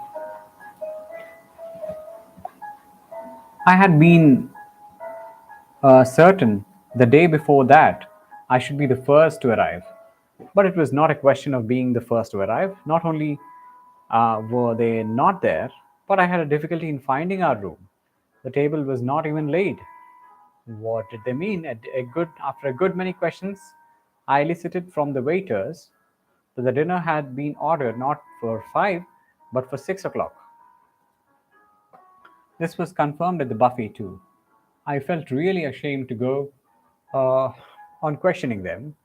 It was only 25 minutes past 5. If they had changed the dinner hour, they ought at least let me know that what time it is posted for.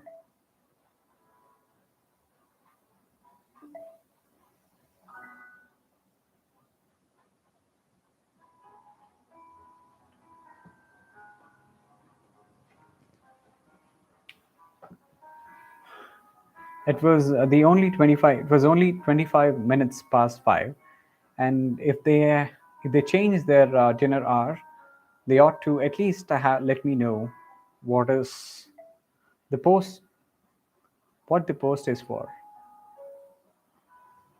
and not to have put me in an absurd position in my own eyes. And even before the waiters, I sat down. The servant began laying the table.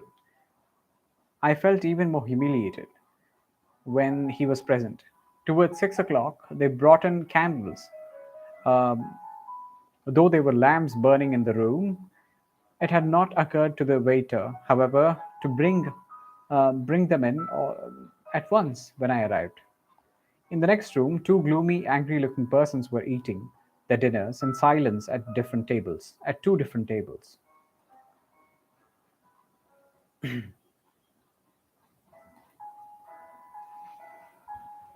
There was a great deal of noise, even shouting, in a room further away. One could hear the laughter of a crowd of people and nasty little shrieks in French. Um, there were ladies at the dinner. It was sickening, in fact. I rarely passed more unpleasant moments, so much so that when they did arrive all together punctually at 6, I was overjoyed to see them, as though they were my deliverers, and even forgot that it was incumbent upon me to show resentment.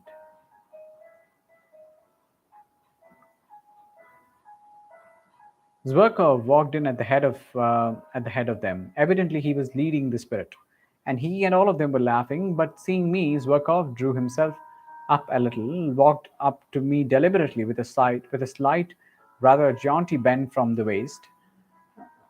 He shook hands with me in a friendly but not over friendly fashion, with a sort of courtesy, like that of a general, as though in giving me his hand he were warding off something. I had imagined on the I had imagined on the contrary that on coming in would at once break into his habitual thin, shrill laugh and fall into making his insipid jokes and witticisms. I had been preparing for them ever since the previous day, but I had not experienced such condensation, such high official courtesy.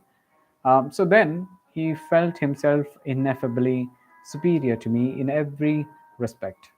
He, if he only meant to insult me by that high official tone, it would not matter. I thought I could pay him back for. I thought I could pay him back for it one way or another. But if, in reality, without at least desire to be offensive, that sheep's head had notion in the urns that he was superior to me, and could only look at me in patronizing way, the very supposition made me gasp. I was surprised to hear of your desire to join us, he began, lisping and drawling, which was something new. You and I seem to have seen nothing of one another. You fight shy of us. You shouldn't. We are not such terrible people as you think. Well, anyway, I'm glad to renew our acquaintance. And he turned carelessly to put down his hat on the window. Have you been waiting long? Trudoli bowing inquired. I arrived at 5 o'clock as you told me yesterday, I answered aloud, with an irritability that threatened an explosion. Didn't you let him know that we had changed the hour? Said Trudolibov to Simonov. No, I didn't. I forgot. The latter replied with a sign of no regret, and without even apologizing to me, he went off to order the hors divorce. Um, so you've been here along a whole hour? Oh, poor fellow, Zverkov cried ironically. For to his notions, this was bound to be extremely funny. That rascal Furfitchkin followed his with his nasty little snigger like a puppy yapping. My position struck him too as my position struck him too.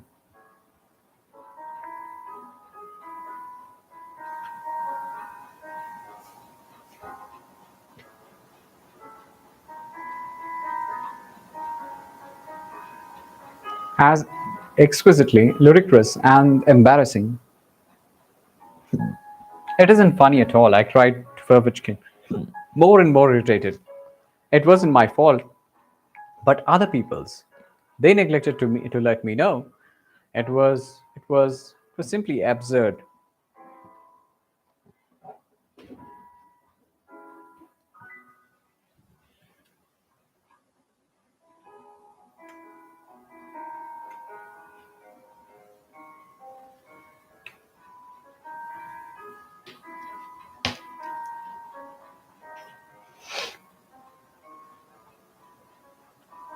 It's not only absurd, but something else as well. Muttered Trudolibov, naively taking my part. You're not hard enough upon it. It was simply rudeness, unintentional, of course. And how could Simonov? If a trick like that had been played on me, observed Furfishkin, I should.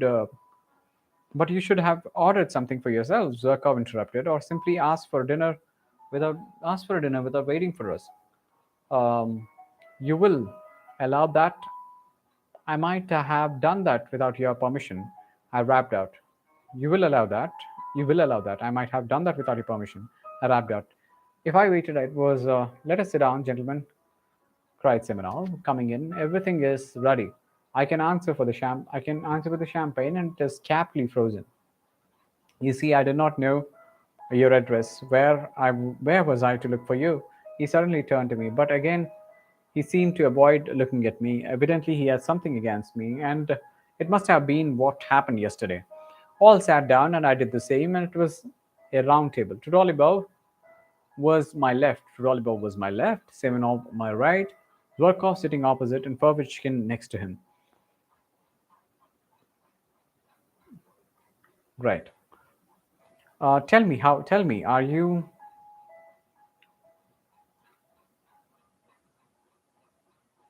Tell me, are you in a government office? Zverkov went on attending to me. Seeing that I was embarrassed, he seriously thought that he ought to be friendly to me, and so to speak and cheer me up. Does he want to throw a bottle at his head? Does he want me to throw a bottle at his head? I thought, in a fury. In my novel surroundings, I was naturally ready to be irritated. In the in office, I answered uh, jerkily, with my eyes on my plate. And have you a good berth? I say, what made you leave your original job? What made me was that I wanted to leave my original job. I drawled more than he hardly able to control myself. Pervishkin went off into a guffaw. Semenov looked at me ironically, and Tudorlibov left off eating and began looking at me with curiosity. Zverkov winced, but he tried to not to notice. And the remuneration? And the remuneration? I mean, what's your salary? Uh, why are you cross-examining me? However, I that told him at once what my salary was. I turned horribly red. It was not very handsome, Zorkov observed majestically. It is not very handsome, Zorkov observed majestically. Yes, you can't afford to dine at cafes on that, Furfichkin added insolently. To my thinking, it is very poor, Trudolipov observed gravely. And how thin have you grown? How have you changed? Added Zverkov, with a shade of venom in his voice, scanning me and my attire with a sort of insolent compassion. Oh, spare his blushes, cried Ferfitchkin, sniggering. My dear sir, allow me to tell you that I am not blushing, I broke out at last. Do you hear? I am dining here at this cave at my own expense, not at other people's. Know that, Mr. Pervichkin. What isn't everyone here dining at his own expense? Would you seem to be Pervichkin flew out at me, turning as red as lobster, looking at me in the face with fury. That I answered, feeling I had gone too far, and I imagine it would be better to talk of something more intelligent. You intend to show off your intelligence, I suppose. Don't disturb yourself, just sir. That would be quite out of place here. Why are you clacking away like that, my good sir? Have you gone out of your wits in your office?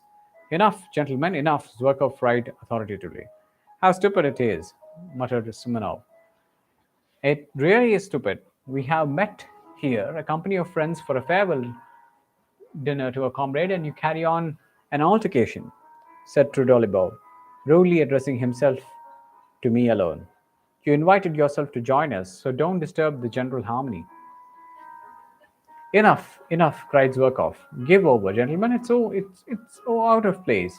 Better let me tell you that how I nearly got married the day before yesterday, and then followed by a burlesque narrative of how this gentleman had almost been married 2 days before, and there was not a word about the marriage. However,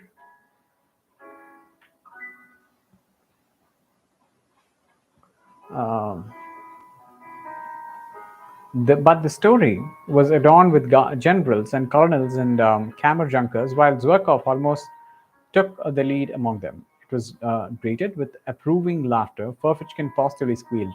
No one paid any attention to me, and I sat crushed and humiliated. Good heavens, these are not the people for me, I thought. And what a fool I have made of myself before them. I let Ferfitchkin go too far, though. The brutes imagine they are done me an honor in letting me sit down. They don't understand that it's an honor to them and not to me. I've grown thinner, my clothes, and oh damn, my trousers. Burkov noticed the yellow stain on the knee as soon as I came in. But what's the use? I must get up once, this very minute, and take the hat and simply go without the word, with contempt. And tomorrow I can send a challenge. The scoundrels. And as though I cared about the 7 rubles, they may think, damn it, I don't care about the 7 rubles. I'll go home this minute. Of course, I remained. I drank sherry and Lafite by the glassful in my discomfiture. By being unaccustomed to it, I was quickly affected. My annoyance increased as the wine went to my head. I longed all at once to insult them all in most flagrant manner and then go away, to seize the moment and show what I could, so that I would say he's clever, so that they would say he's clever, though he's absurd. And in fact, they damn them all. I scanned them all insolently with my drowsy eyes, but they seemed to have forgotten me altogether. They were noisy, vociferous, cheerful. Zverkov was talking all the time, and I began listening. Zverkov was talking of some exuberant lady whom had at last led on to declaring her love. Of course, he was lying like a horse, and how he had been helped. He had been helped in this affair by an intimate friend of his, a Prince Kolya, an officer in the Hussars, who had 3,000 serfs. And yet, this Kolya, who had 3,000 serfs, had not put in an appearance here tonight to see you off. I cut insolently. For 1 minute, everyone was silent, and you're drunk already. Trudolibov, delighted, deigned to notice me at last, and glancing contemptuously in my direction. Zverkov, without a word, examined me as though I were an insect, and I dropped my eyes, and Simonov made a haste to fill up the glasses with champagne. And Trudolibov raised his glass, and as did everyone else but me.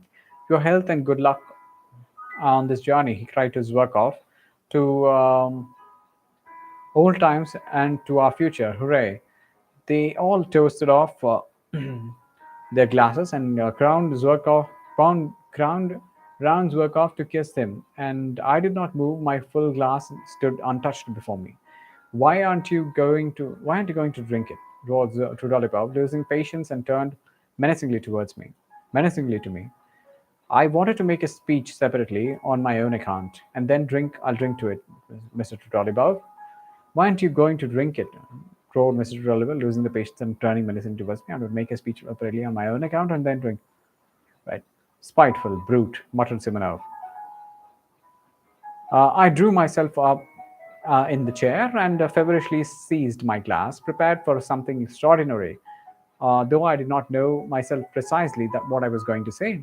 Silence, cried Ferfitchkin. Now for a display of wit. Zverkov waited very gravely, knowing what was coming.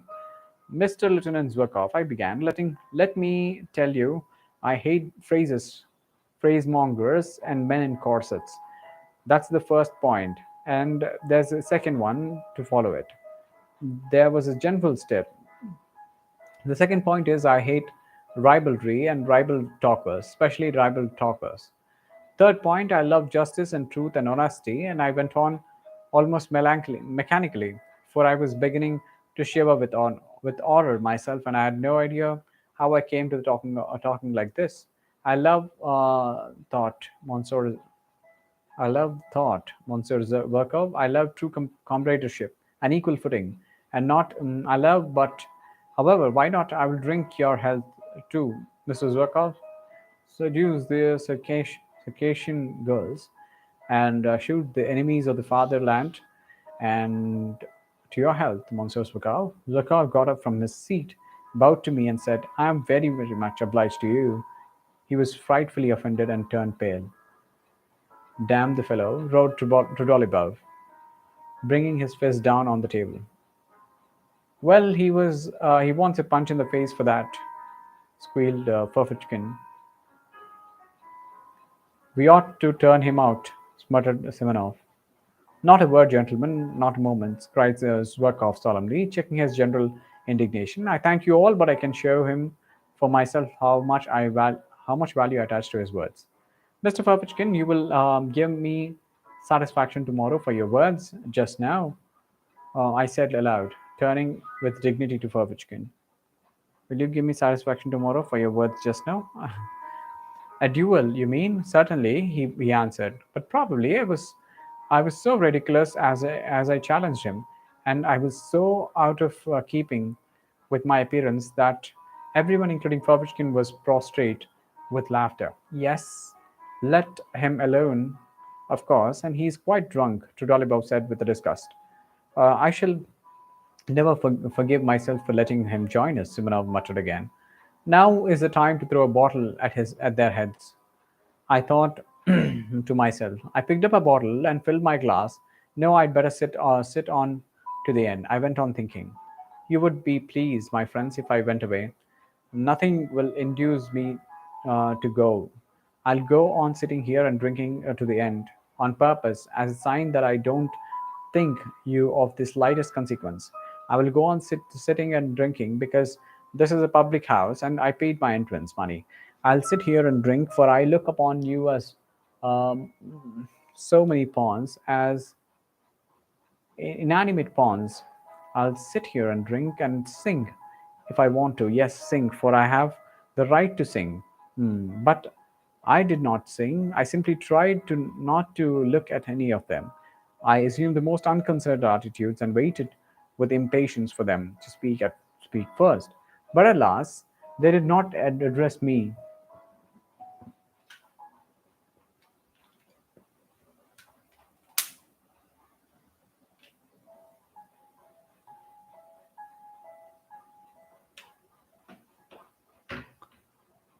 But alas, they did not address me.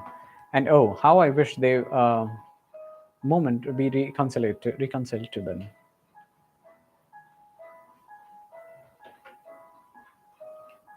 It struck 8 at last. 9. They moved from the table to the sofa, and Zverkov stretched himself on the lounge and put one foot on the round table. Wine was brought there. He did, as a fact, ordered 3 bottles on his own account. I, of course, was not invited to join them. They all sat round him on the sofa. They listened to him almost with reverence, and it was evident that they were fond of him. What for? What for? I wondered. From time to time, they were moved. They moved to drunken enthusiasm and kissed each other, and they talked of caucuses and the nature of the true passion of the snug birds in the service of the income of the hussar called Podrzewski, income of the hussar called Podrzewski, whom none of them knew personally, and rejoiced in the largeness of it, and in extraordinary grace and beautiness of Princess D, whom none of them had ever seen, and then came to Shakespeare's being immortal, Shakespeare's being immortal. I smiled contemptuously, walking up and down the other side of the room, opposite the sofa, from the table and stove back and forth. I tried my very utmost to show them that I could do without them, and yet I purposely made a noise with my boots thumping my heels. But it was all in vain. They paid no attention, and I had the patience to walk up and down in front of them from 8 o'clock to 11 o'clock in the same place, from the table to the stove and back again. I walked up and down to please myself, and no one can prevent me. And the waiter came into the room, stopped from time to time to look at me. I was somewhat giddy from turning round so round so often. At moments, it seemed to me that I was in delirium. During those 3 hours, I was in 3 times soaked with sweat and dry again. At times, with intense acute pang, I was stabbed to heart by the thought that 10 years, 20 years, 40 years would pass, and that even in 40 years I would remember with loathing and humiliation those filthiest, most ludicrous, and the most awful moments of my life. No one would have gone out of his way to degrade himself more shamelessly, and I fully realized it, fully, yet I went on pacing up and down from the table to the stove. Oh, if you only knew what thoughts and feelings I was capable of, how cultured I am. I thought at the moments, mentally addressing the sofa on which my enemies were sitting, but my enemies behaved as though I were not in the room.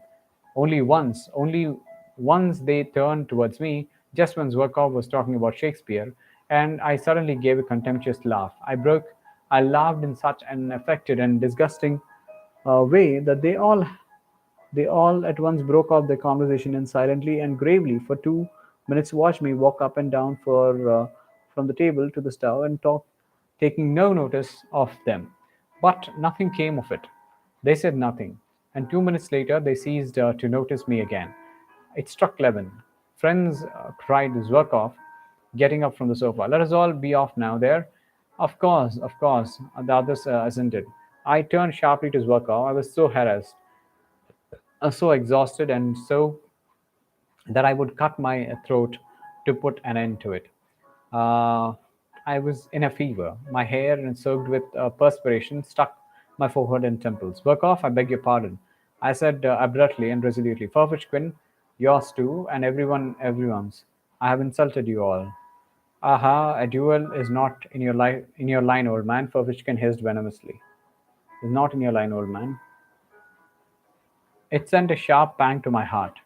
No, it's not the duel I am afraid of, Furvichkin. I'm ready to fight you tomorrow after we reconciled. I insist upon it. In fact,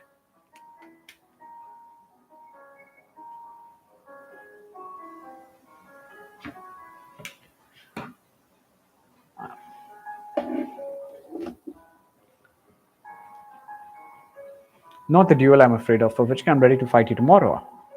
I insist upon it. In fact, and you cannot refuse it. All I want to show you that I'm not afraid of a duel.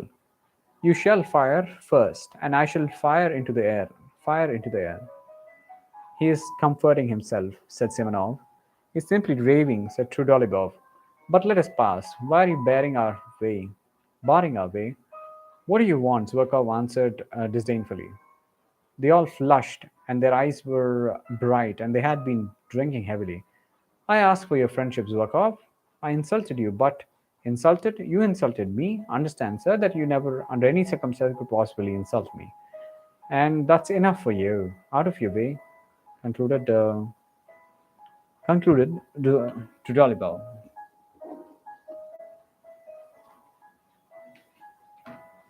Olympia is mine. Friends, that's agreed, cried Zverkov. We won't dispute your right.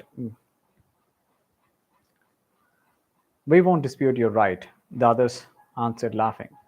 I stood as though spat upon, and the party was noisily out of the room. To Dolly Bow struck up some stupid song, and Simonov remained behind a moment to tip the waitress. I suddenly went up to him. Simonov, give me 6 rubles, I said, with desperate resolution. He looked at me in extreme amazement with vacant eyes. He too was drunk. You don't mean you are coming with us?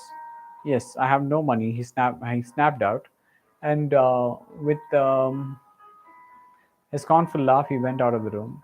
I clutched his overcoat, and it was a nightmare. Simonov, I saw you had money. Why do you refuse me? Am I a scoundrel? Be aware of refusing me. If you knew why am I asking, my whole future, my whole plans depend upon it. Simonov pulled out the money and almost flung it at me. Take it if you have no sense of shame, he pronounced pitilessly and ran to overtake them. I was left for a moment alone. Disorder, the remains of dinner, a broken wine glass on the floor, spilt wine, cigarette ends, fumes of drinks, delirium in my brain, and agonizing misery in my heart, and finally, the waiter, who has seen and heard all, was looking inquisitively into my face.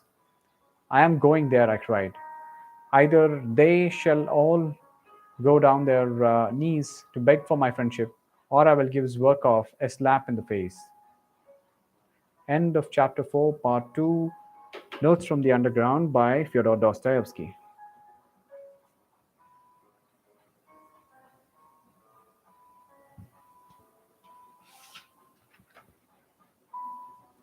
Let's take a small break, and I'll be back soon.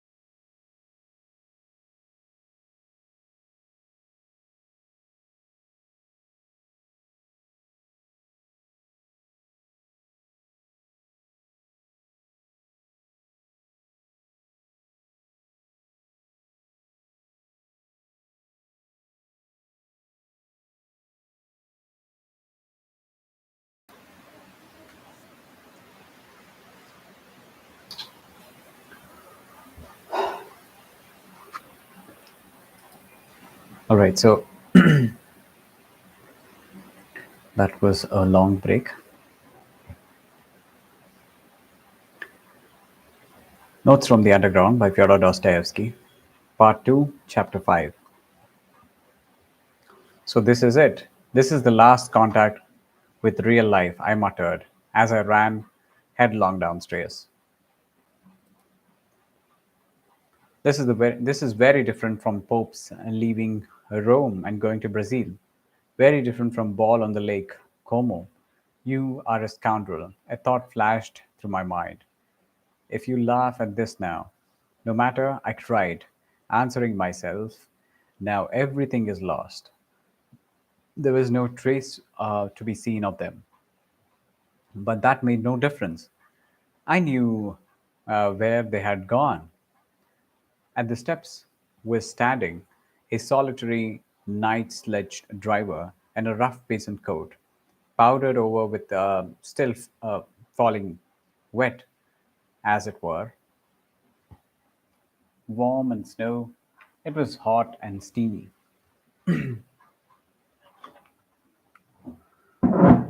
A little shaggy, piebald horse was also covered with snow and coughing.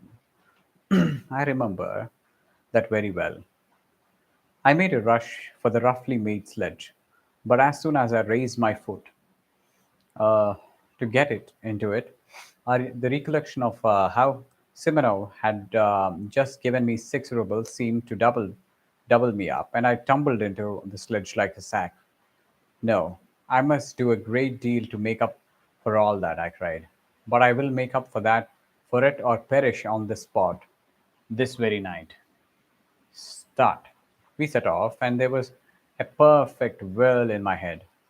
They won't go down their knees to beg for my friendship. That is a mirage, a cheap mirage, revolting, romantic, fantastical. That's another ball on Lake Como. So I am bound to slap Zverkov's face. It is my duty to, and so it is settled. I am flying to give him a slap in the face. Hurry up. The driver tugged at the reins. As soon as I go in, I'll give it him. Ought I, before giving him the slap, to say a few words by the way of preface? No. I'll simply go in and give it him. Uh, they will all be sitting in the drawing room, and he with Olympia on the sofa. That damned Olympia, she laughed at my looks on one occasion and refused me. I'll pull up Olympia's hair and pull Zverkov's ears. No, better one ear and pull him by it around the room. Maybe they will all begin beating me and will kick me out. That's most likely indeed. No matter. Anyway, I shall first slap him. The initiative will be mine.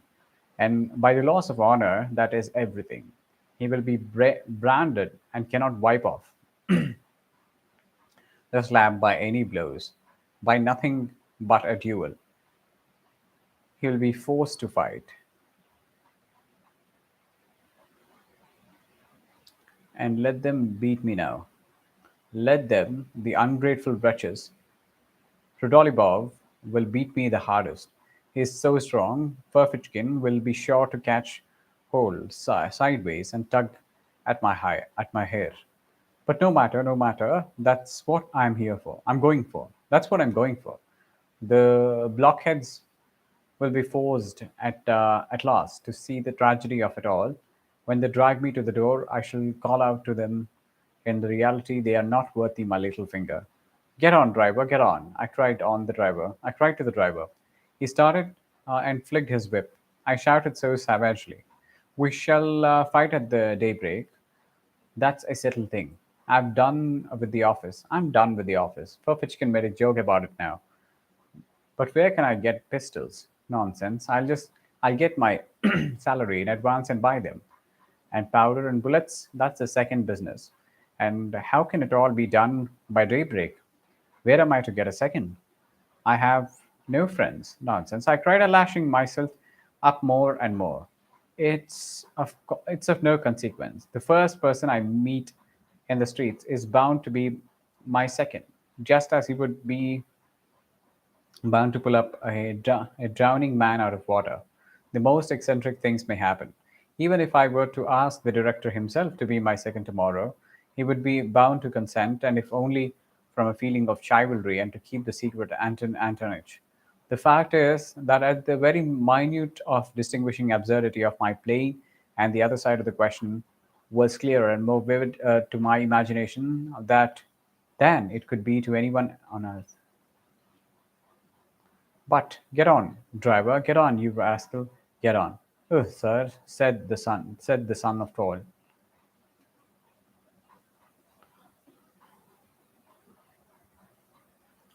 Cold shivers suddenly. What? Get on, driver, get on, you rascal, get on. Sir, said the son of toil. Cold shivers suddenly ran down me. Wouldn't it be better to go straight to home? My God, why did I invite myself to this dinner yesterday? But no, it's impossible. And my walking up and down for 3 hours from the table to stove? No, they, and no one else must pay for my walking up and down. They must wipe out this dishonor. Drive on. And what if they give me into custody? They won't dare. They'll be afraid of the scandal. What if Zverkov is so contemptuous that he refuses to fight a duel? He's sure to, but in that case, I'll show them. I will turn up at the posting station where he's setting off. Tomorrow, I'll catch him by the leg. I'll pull off his coat when he gets into the carriage. I'll get my teeth into his hand. I'll bite him. See what lengths you can drive a desperate man to. He may hit on the head and may bellabor me from behind. I will shout to the assembled multitude, look at this young puppy who is driving off to captivate the Circassian girls after letting me spit in his face.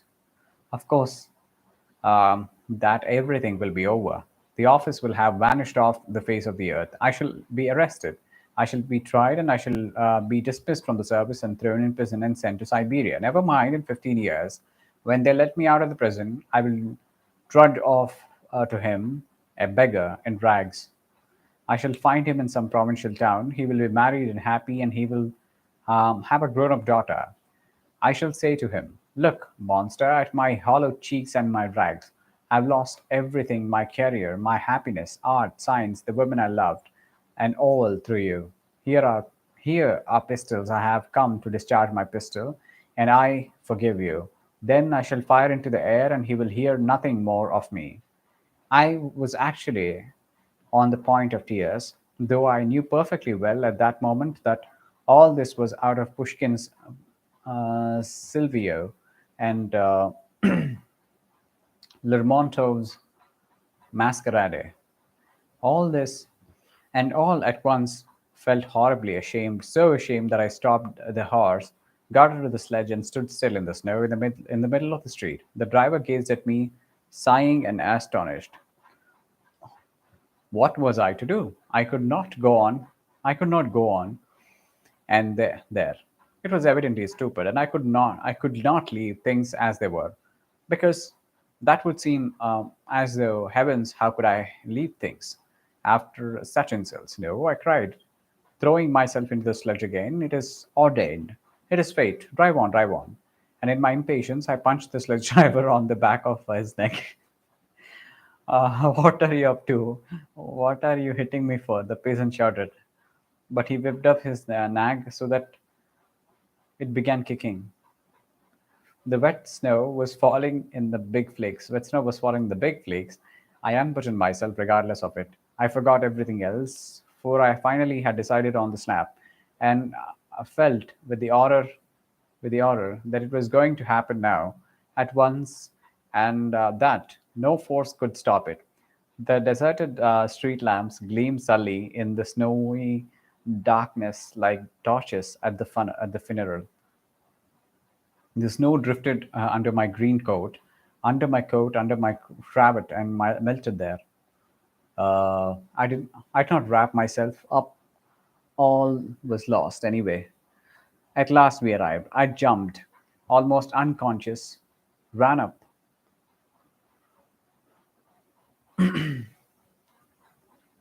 almost unconscious, ran up to the steps and begged began knocking and kicking at the door. I felt fearfully weak, particularly in my legs and knees. The door was opened quickly, as though they knew I was coming. As a matter of fact, someone had warned them that perhaps another gentleman would arrive, and this was a place in which one had to give notice and to observe certain precautions.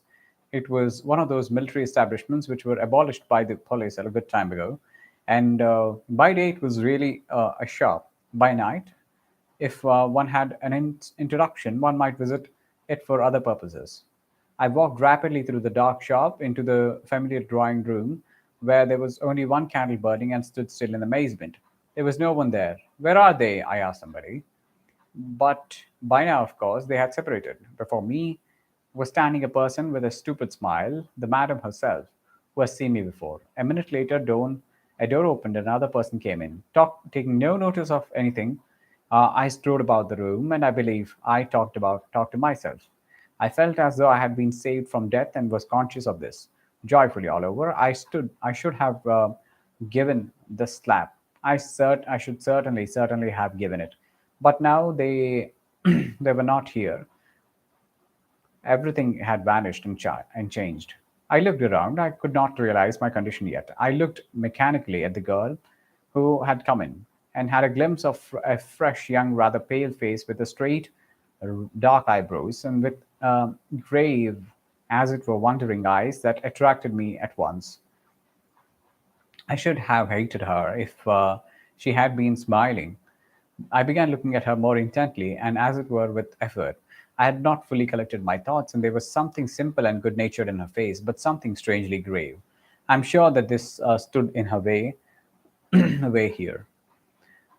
And no one of those fools had noticed her. She could not, however, have been called a beauty, though she was tall, strong looking, and well built. She was simply dressed, and something loathsome stirred within me. I went straight up to her. I chanced to look into the glass. My harassed face struck me as revolting in the extreme, pale, angry, abject, with disheveled hair. No matter, I'm glad of it, I thought. I'm glad that I shall seem repulsive to her. I like that. End of chapter 5, part 2. Notes from the Underground by Fyodor Dostoyevsky.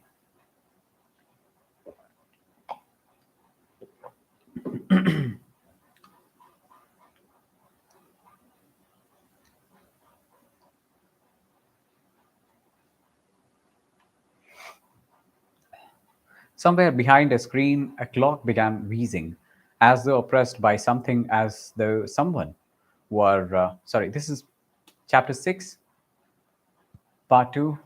Notes from the Underground by Fyodor Dostoevsky.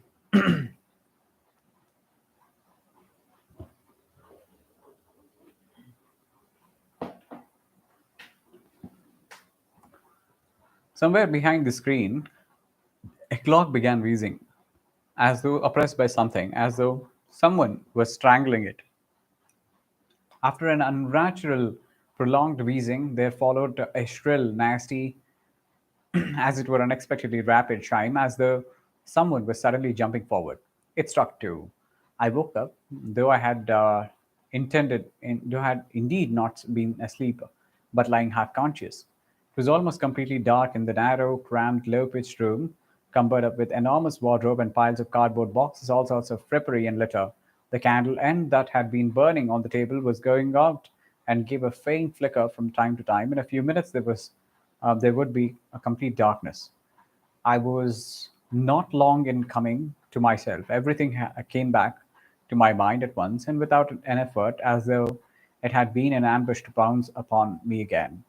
And indeed, even while I was unconscious, a point seemed continually to remain in my memory unforgotten, and round to it my dreams moved drearily. But strange to say, everything that had happened to me in that day seemed to me now, on waking, to be in the far, far away past, as though I had long, long ago lived all that down. My head was full of fumes. Something seemed to be hovering over me, arousing me, exciting me, and making me restless. Misery, spite, seemed surging in me again and again.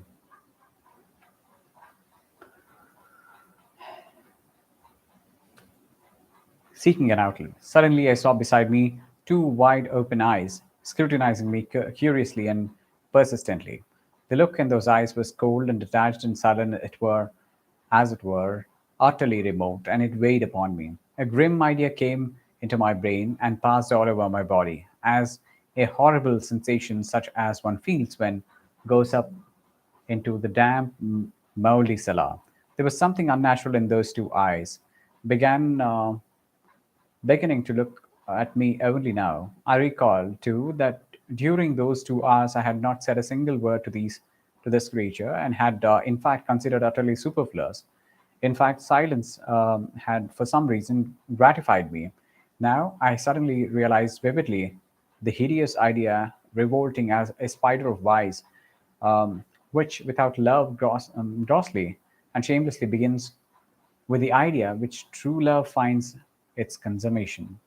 For a long time we gazed at each other like that, but she did not drop her eyes before mine, and her expressions did not change, so that at last I felt uncomfortable. What is your name? I asked abruptly to put an end to this. Liza. Lisa, she answered almost in a whisper. But somehow, far from graciously, she turned her eyes away. I was silent. What weather? The snow. It's disgusting, I said, almost to myself, putting my arm under my head despondently and gazing at the ceiling. She made no answer. This was horrible. Have you always lived in Petersburg? I asked a minute later, almost angrily, turning my head slightly towards her. No. Where do you come from? From Riga, she answered reluctantly. Are you German? No, Russian. Have you been here long? Where? In this house? A fortnight. She spoke more and more jerkily. The candle went out, and I could no longer distinguish her face. Have you a father, a mother? Yes. No, I have. Where are they? They're in Riga. What are they? Oh, nothing, nothing. Why? Why? What class are they? Tradespeople. Have you always lived with them? Yes. How old are you? 20. Why? Why did you leave them? Oh, for no reason. The answer meant let me alone. I feel sick, sad. We were silent. God knows why I did not go away. I felt myself more and more sick and dreary. The images of the previous day began of themselves, apart from my will, and flitting through my memory of in confusion. I suddenly recalled something I had seen that morning. Full of anxious thoughts, I was hurrying to the office. I saw them carrying a coffin out yesterday, and they nearly dropped it. I suddenly said aloud, not that I desired to open a conversation, but as it were by accident, a coffin. Yes, in the Haymarket, they were bringing it up a cellar, from cellar, not from a cellar, but basement. Oh, down below from the house of an ill fame. It was a filthy all round eggshells and litter and stench. It was loathsome. Silence. A nasty day to be buried, I began, simply to avoid being silent. Nasty in what way? The snow and the wet. The wet. I yawned. It makes no difference, she said suddenly, after a brief silence. No, it's horrid, I yawned again. The grave diggers must have sworn at getting drenched by the snow, and there must have been water in the grave.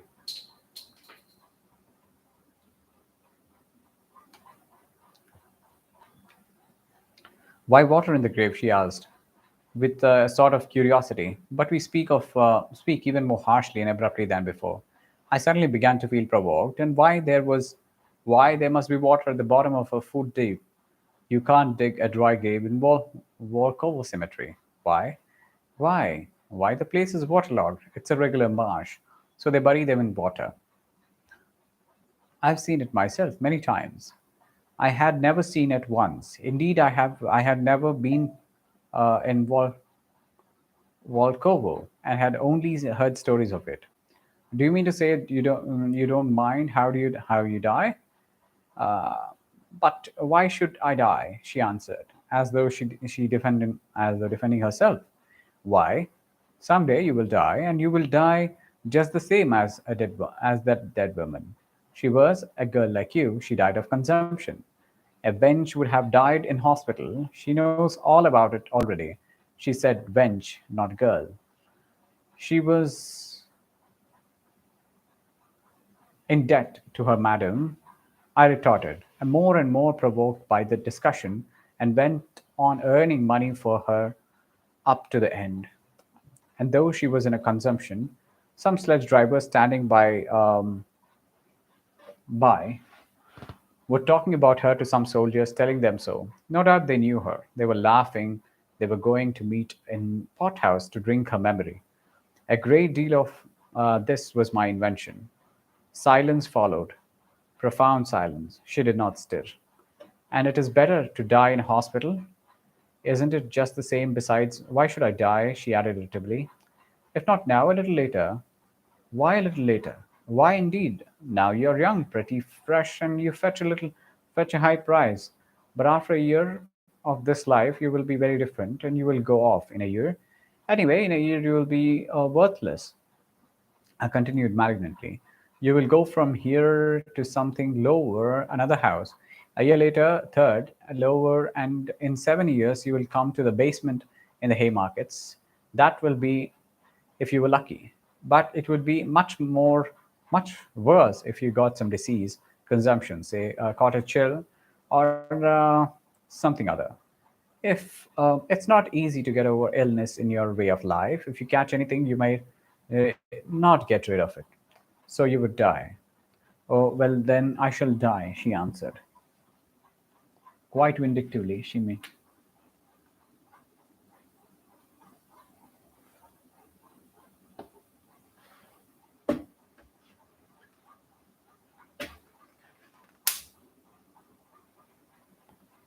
Oh, well, then I shall die, she answered, quite vindictively, and she made a quick movement. But one is sorry. Sorry for whom? Sorry for life.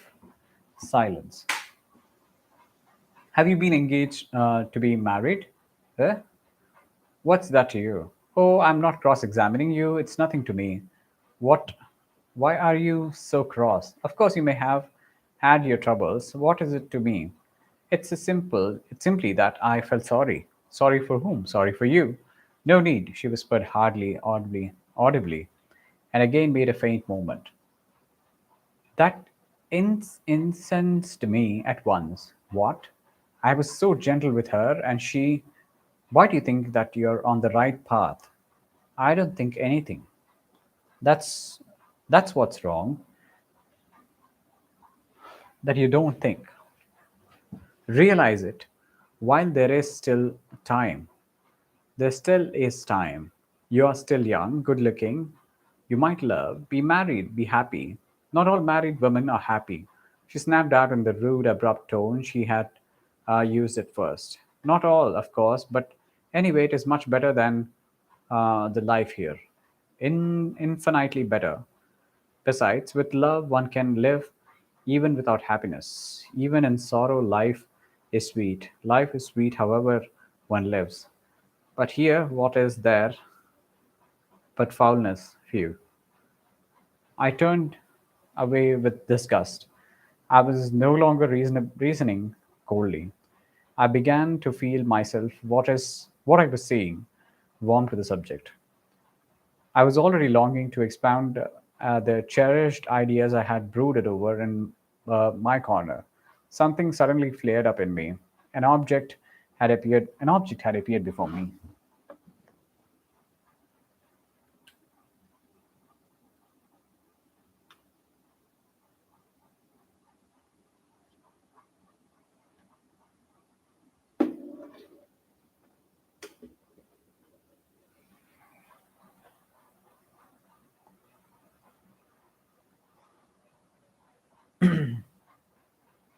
Never mind my being here. I'm not an example for you. I'm perhaps worse than you are. I was drunk when I came here, though I hasten, however, to say in self defense, besides, a man is no example for a woman. It's a different thing. I may denigrate and defile myself, but I am not anyone's slave. I come and go, and that's an end of it.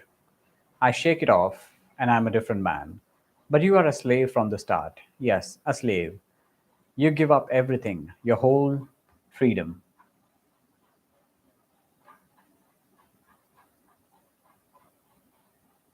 to break your chains afterwards. You won't be able to do.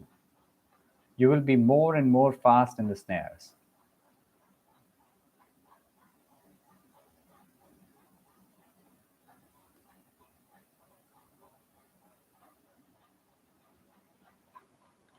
It is a cursed bondage. I know it. I won't speak of anything else. Maybe you won't understand. But tell me, no doubt you're in debt to your madam. There, you see, I added, though she made no answer, but only listened in silence, entirely absorbed. That's a bondage for you. You will never buy your freedom. They will see to that. It's like selling your soul to the devil. And besides, perhaps I too am just as unlucky. How do you know and wallow in the mud on purpose out of misery? You know, men take to drink from grief. Well, maybe I'm here from grief. Come, tell me, what is there good here? Here you and I came together just now and did not say one word to another all the time. And it was only afterwards you began staring at me like a wild creature, and I at you. Isn't that loving? Is that how one human being should meet another? It's hideous. That's what it is. Yes, she assented sharply and hurriedly. I was positively astounded by the promptitude of this yes. So the same thought may have been straying through her mind when she was staring at me just before. So she too was capable of certain thoughts. Damn it all, this was interesting. This was at a point of lightness. I thought, almost rubbing my hands, and indeed it's easy to turn a young soul like that. It was the exercise of my power that attracted me the most. She turned her head nearer to me, and it seemed to me in the darkness that she propped herself on her arm. Perhaps she was scrutinizing me. How I regretted that I could not see her eyes. I heard her deep breathing. Why have you come here? I asked her, with a note of authority in my voice, already in my voice. Oh, I don't know. But how nice it would be to be living in your father's house. It's warm and free. You have a home of your own.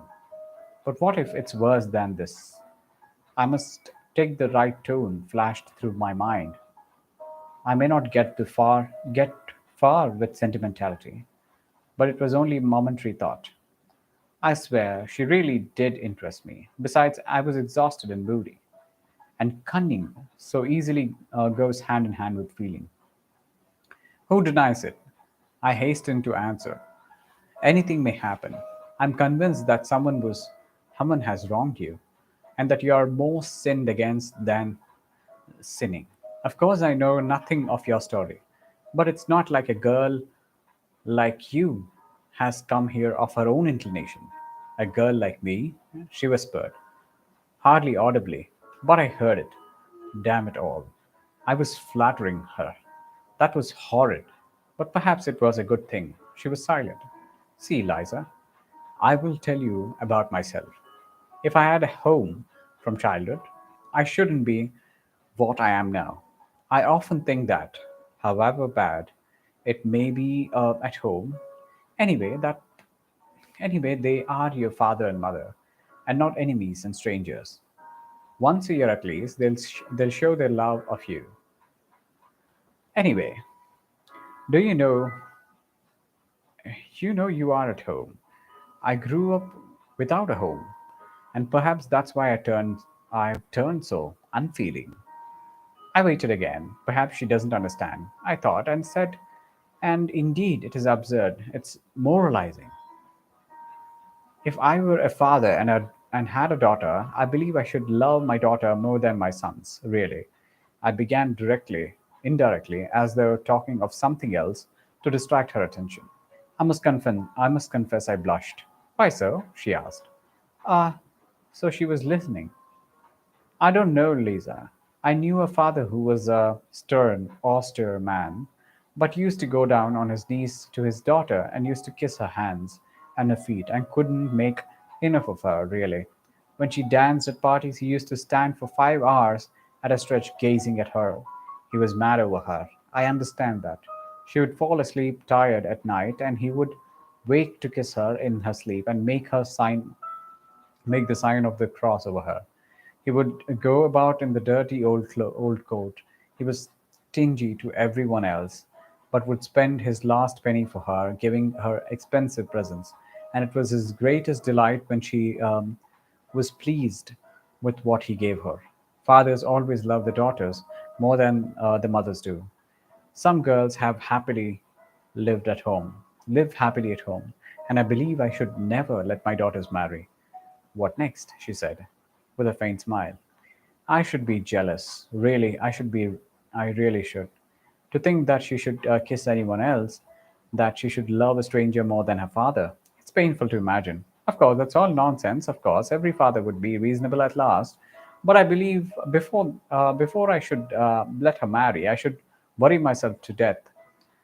I should find fault with all her suitors, but I should end by letting her marry whom she herself loved. The one whom the daughter loves always seems the worst to father.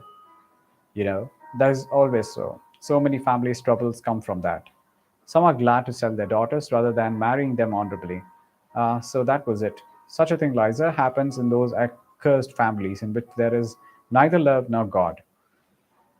I retorted warmly. And where there is no love, there is no sense either. There are such families, it is true, but I am not speaking of them. You must have seen wickedness in your own family if you talk like that. Truly, you must have been unlucky. Hmm? That sort of a thing mostly comes about through poverty. And it is any better with gentry, even among the poor, honest people who live happily. Hmm, yes, perhaps. Another thing, Lisa, man is fond of reckoning up his troubles, but does not count his joys.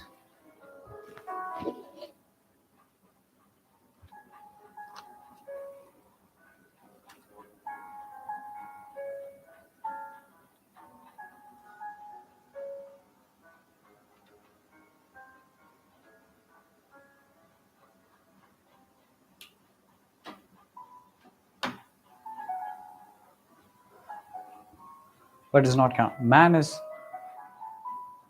fond of reckoning his troubles, but does not count his joys. If he counted them up as he ought, he would see that every lot has enough happiness provided for it. And what if all goes with the family? If the blessing of God is upon it, if the husband is good one, loves you, cherishes you, never leaves you, there is happiness in such family. Even sometimes there is happiness in the midst of sorrow. And indeed, sorrow is everywhere. If you marry, you will find out for yourself. But think of the first years of married life, with one you love. What happiness there is sometimes in it, isn't it? And indeed, it's the ordinary thing. In those early days, even quarrels with one's husband and happily. Some women get up quarrels with their husband just because they love them.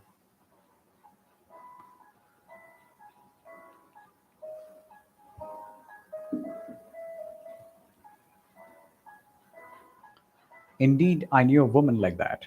She seemed to say that because she loved him, she would torment him and make him feel it. You know that you may torment a man on purpose through love. Women are particularly given to that, thinking to themselves, I will love him so, I will make him so much, I will make so much of him afterwards, that it's no sin to torment him a little now.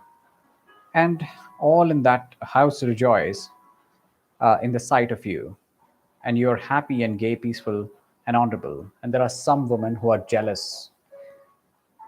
If he went off anywhere, I knew one such woman. She couldn't restrain herself, but would jump at night and run off the sly to find out where he was, whether he was with some other woman. That's a pity. And the woman knows herself it's wrong, and her heart fails her, and she suffers, but she loves. It's all through love. And how sweet it is to make up afterward, after quarrels, to own herself in the wrong or to forgive him. And are, they both are so happy, all at once as though they had met anew, been married over again, as though their love had begun afresh. And no one should know what passes between husbands and a wife if they love one another. And whatever quarrels may be having, they may be between them, they ought not to call in their own mother to judge between them and tell tales of one another. They are their own judges. Love is a holy mystery and ought to be hidden from all other eyes, whatever happens. That makes it holier and better. The respect one another, they respect one another, and much is built on respect. And if once there has been love, if there had if they have been married for love, why should love pass away? Surely one can keep it. It is rare that one cannot keep it. And if the husband is kind and straightforward, why should not love last? The first phrase of married love will pass, it is true, but then there will come a love that is better still. Then there will be the union of souls. They will have everything in common. There will be no secrets between them. And once they have children, the most difficult times will seem to be happy. So long as there is love and courage, even toil will be love, will be a joy. You may deny yourself bread for your children, and even that will be a joy. They will love you for it afterwards. And so you are laying by for your future, right? As the children grow up, you feel that you're an example, a support for them. That even after you die, your children will always keep your thoughts and feelings because they have received them from you. They will take on your semblance and likeness. So you see, this is a great duty. How can it fail to draw the father and mother nearer? People say it's a trial to have children. Who says that? It's heavenly happiness. Are you fond of little children, Lisa? I am awfully fond of them. A little rosy baby boy at your bosom, and what husband's heart is not touched, seeing his wife's nursing his child? A plump little rosy baby sprawling and snuggling, and chubby little hands and feet, clean, tidy little nails, so tiny that it makes one laugh to look at them. Eyes that look as if it were as if they understand everything. And while it sucks, it clutches at your bosom with little hand plays. When its father comes up and the child tears itself away from the bosom, filling itself back, look at its father. Father laughs, and as though it were fearfully funny, and falls to sobbing again. Or it will bite its mother's breast when its little teeth are coming, while it looks sideways at her with its little eyes, as though to say, "Look, I'm biting." It's not all that happiness when they are the three together, husband, wife, and the child. One can forgive a great deal for the sake of such moments. Yes, Liza, one must first learn to live oneself before one blames others. It's by pictures like that one must get at you. I thought to myself, though I did speak with real feelings, and all at once I flushed crimson. What if she was suddenly to burst out laughing? What should I do then? That idea drove me to fury. Towards the end of my speech, I really was excited, and now my vanity was somehow wounded. The silence continued.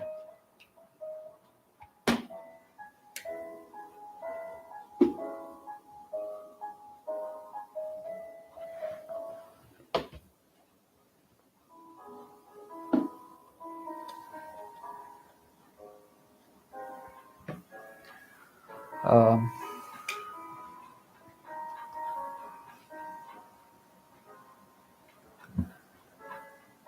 I almost nudged her.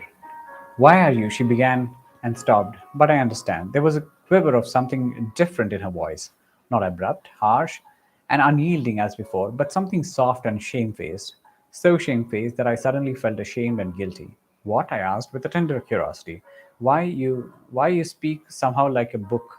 She said, and again there was a note of irony in her voice. That remark sent a pang to my heart.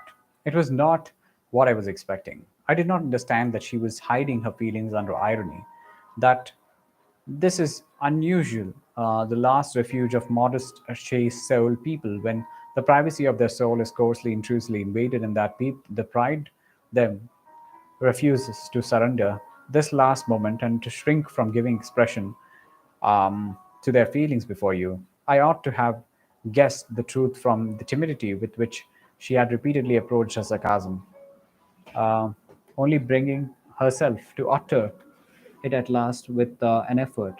But I did not guess, and an even feeling took possession of me. Wait a bit, I thought. End of part 6, end of chapter 6, part 2 of Notes from the Underground by Fyodor Dostoyevsky.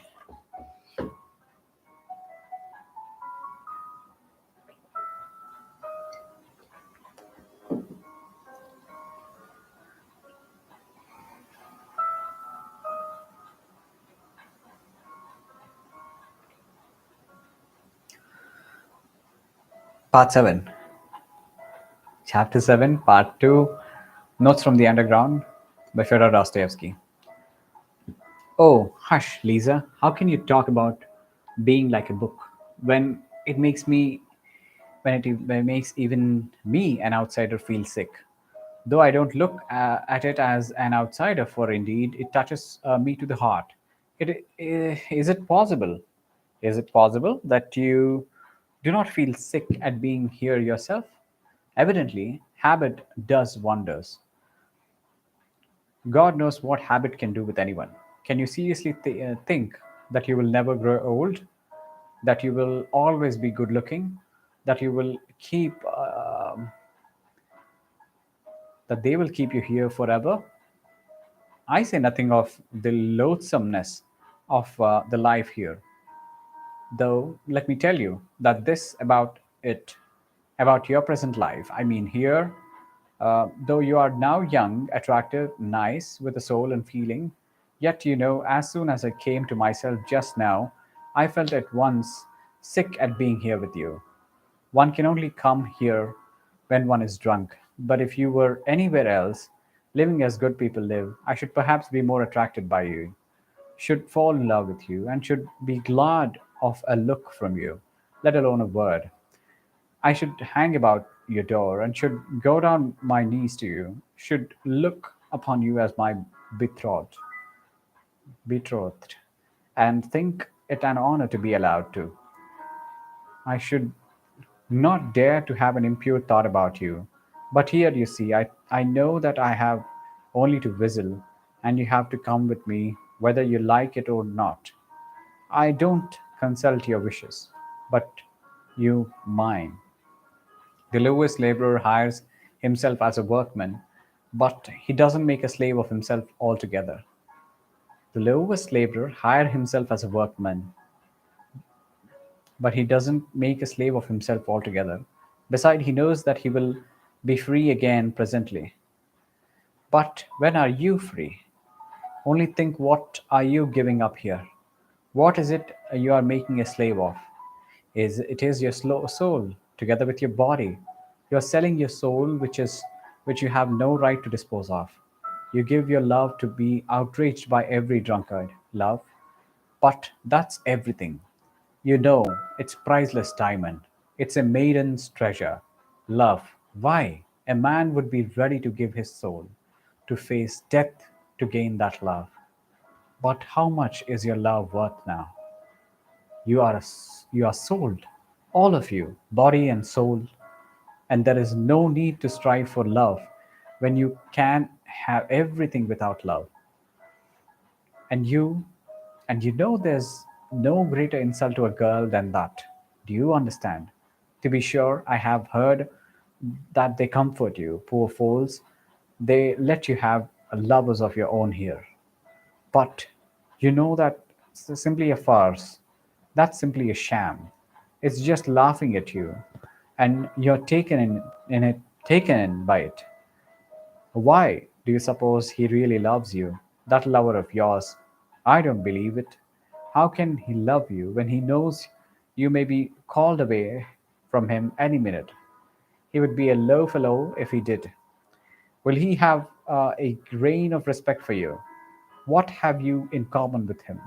He laughs at uh, he laughs at you and robs you of that is all his love amounts to. You're lucky if he does not beat you, and very likely he does beat you too. Ask him if you have got one, whether he will marry you. If you have got one, whether he will marry you. He will laugh in your face if he doesn't spit in it or give you a blow, though maybe he is not worth a bad halfpenny himself. And for what have you ruined your life, if you come to think of it? For the coffee they give you here, give you to drink, and the plentiful meals? But with what object are they feeding you up? An honest girl couldn't swallow the food, for she would know what she was being fed for. You are in the debt here, and of course you will always be in debt, and you'll go on in debt to the end, till the visitors here begin to scorn you, and that will soon happen. Don't rely upon your youth, all that flies by the express train here.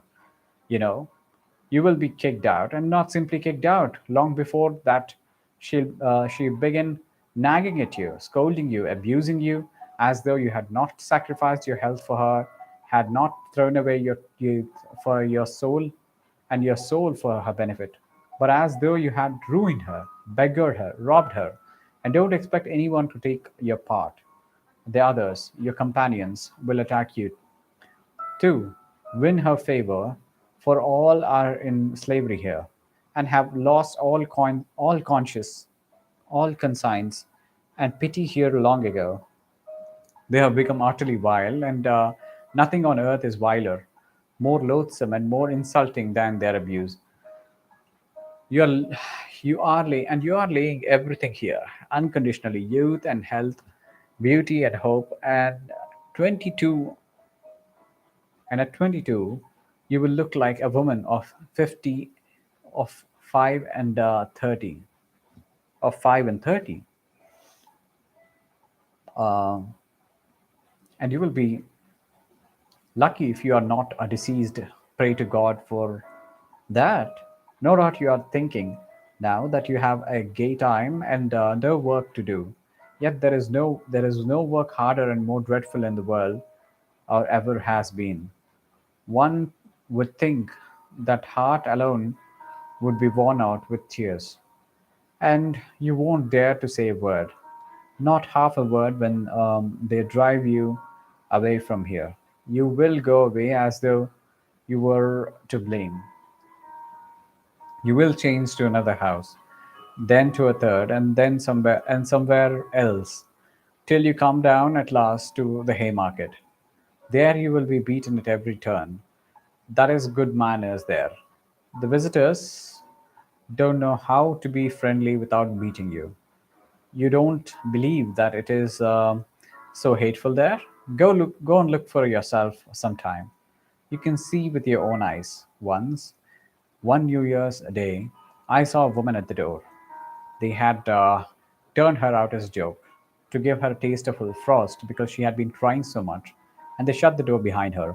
At 9 o'clock in the morning, she was already quite drunk, disheveled, half naked, covered with bruises, and her face was powdered. But she had a black eye, blood was trickling from her nose and her teeth. Some cabman had just given her a drubbing.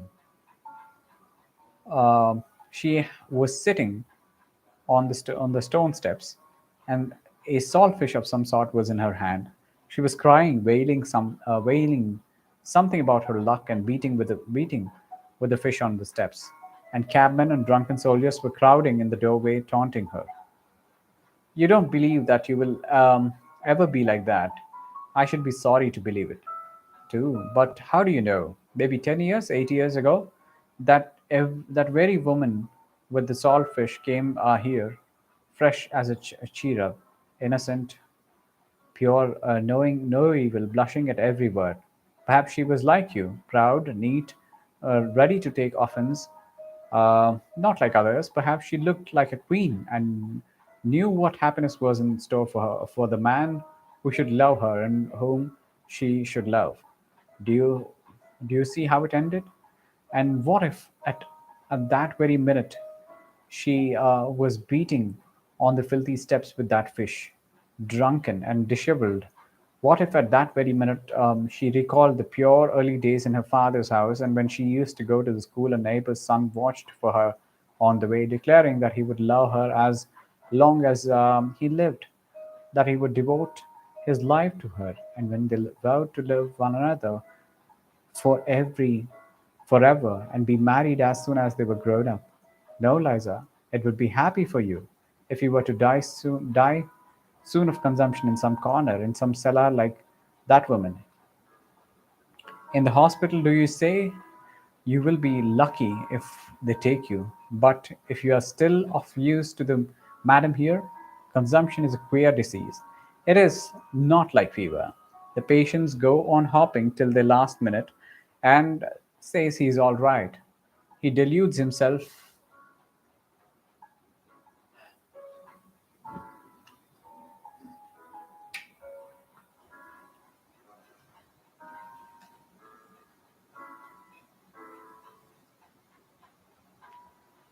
Right.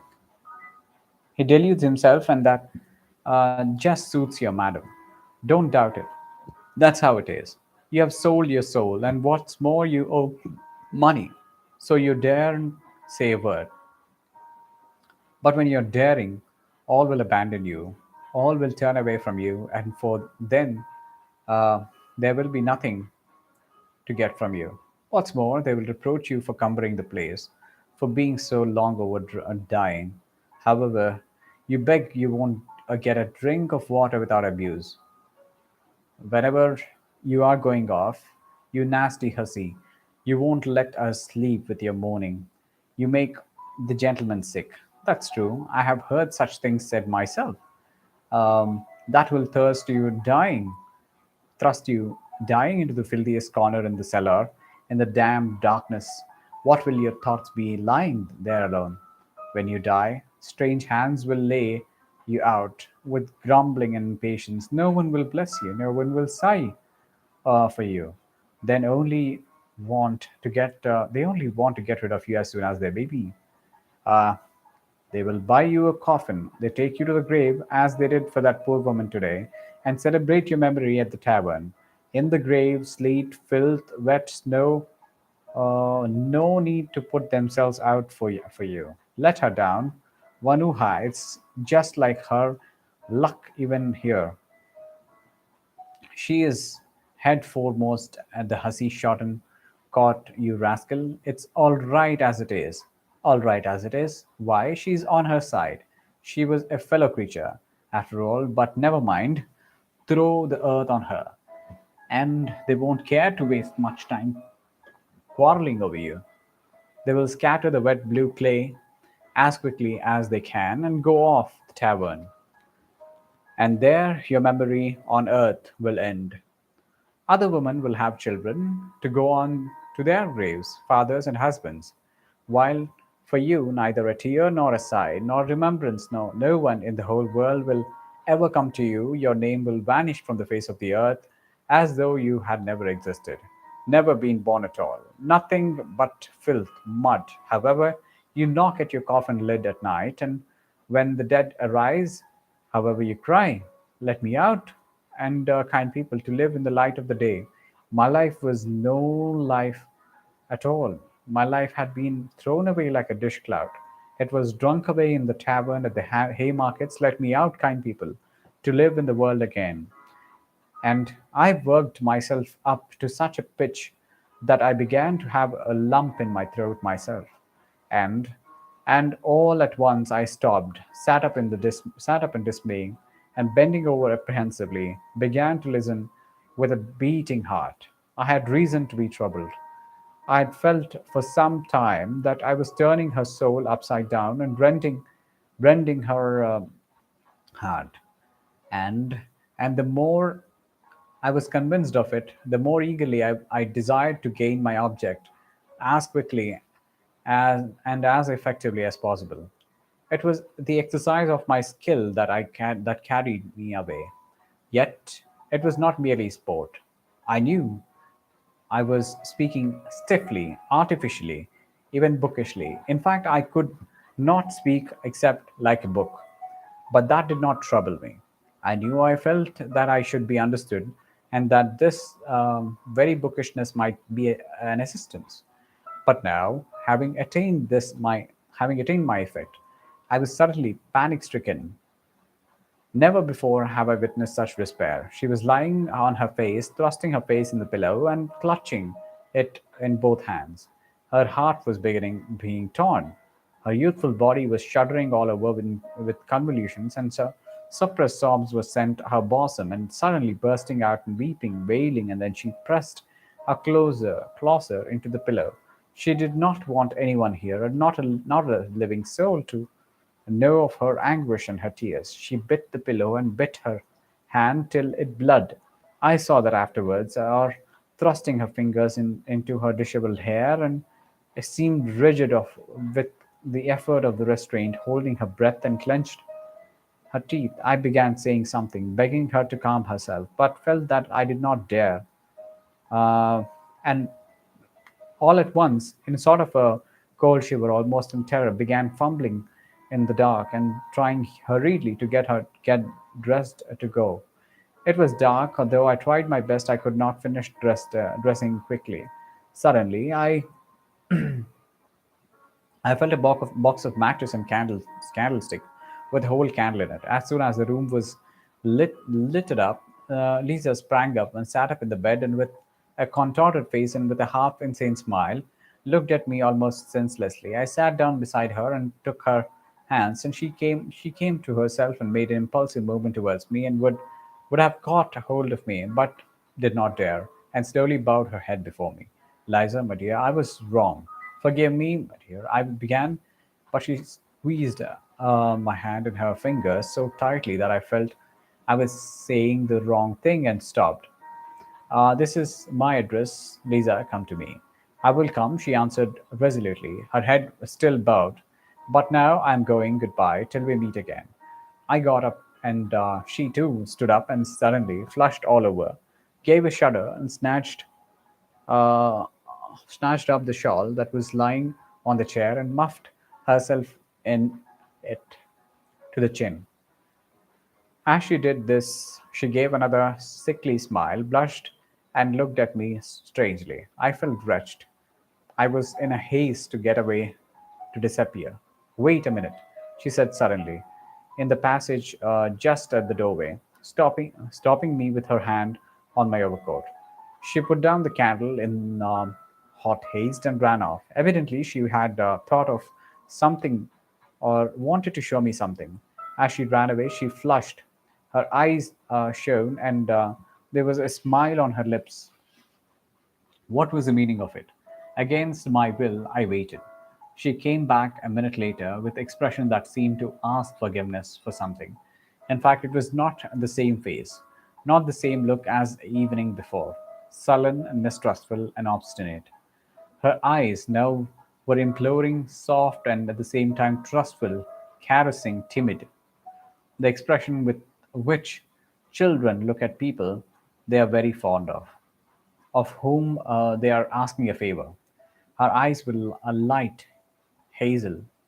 They were lovely eyes, full of life and capable of expressing love as well as sullen hatred, making no explanation, as though I, as sort of a higher being, must understand everything without explanation. She held out a piece of paper to me. Her whole face was positively beaming at that instant with naive, almost childish triumph. I unfolded it, and it was a letter to her from a medical student or someone of that sort of very high flown, flowery, but extremely respectful love letter. I don't recall the words now, But I remember well that the high flown phrases there was apparent a genuine feeling which cannot be feigned. When I had finished reading it, I met her glowing, questioning, and childish, impatient eyes fixed upon me. She fastened her eyes upon my face and waited impatiently for what I should say. In a few words, hurriedly, but with a sort of a joy and pride, she explained to me that she had been to a dance somewhere in a private house, a family of very nice people who knew nothing, absolutely nothing, for she had only come here so lately, and it all happened. And she hadn't made up her mind to stay, and was certainly going away as soon as she had paid her debt. And at that party, there had been a student who had danced with her all the evening. He had talked to her, and it turned out that he had known her in old days at Riga when he was a child. And they had played together, but a very long time ago, and he knew her parents. But about this, he knew nothing, nothing whatever, and had no suspicion. And the day after the dance, 3 days ago, he had sent that letter through a friend with whom she had gone to the party, and well, that was all. She dropped her shining eyes with a sort of a bashfulness as she finished. The poor girl was keeping that student's letter as a precious treasure and had run to fetch it, her only treasure, because she did not want me to go away without knowing that she too was honestly and genuinely loved, that she too was addressed respectfully. No doubt that letter was destined to lie in her box and lead to nothing, but nonetheless, I'm certain that she would keep it all her life as a precious treasure, as her pride and justification. And now, at such a minute, she had thought of that letter and brought it with naive pride to raise herself in my eyes, that I might see that I too might think well of her. I said nothing, pressed her hand, and went out. I so longed to get away. I walked all the way home, in spite of the fact that the melting snow was still falling in heavy flakes, and I was exhausted, shattered, and in bewilderment. But behind the bewilderment, the truth was already gleaming, the loathsome truth. End of part 7. End of chapter 7, part 2 of Notes from the Underground by Fyodor Dostoyevsky.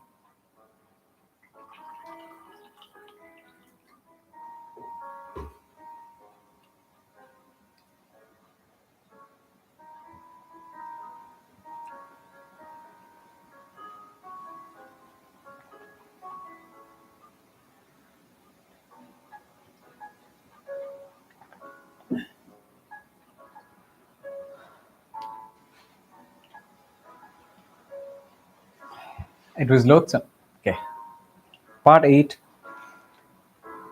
Chapter 8, Part 2, Notes from the Underground by Fyodor Dostoevsky. It was some time, however, before I consented to recognize that truth. Waking up in the morning after some hours of heavy leaden sleep and immediately realizing all that had happened the previous day, I was positively amazed at my last night's sentimentality with Lisa, at those outcries of horror and pity. To think of having such an attack of womanish hysteria, pah, I concluded. And what did I thrust my address? What did I thrust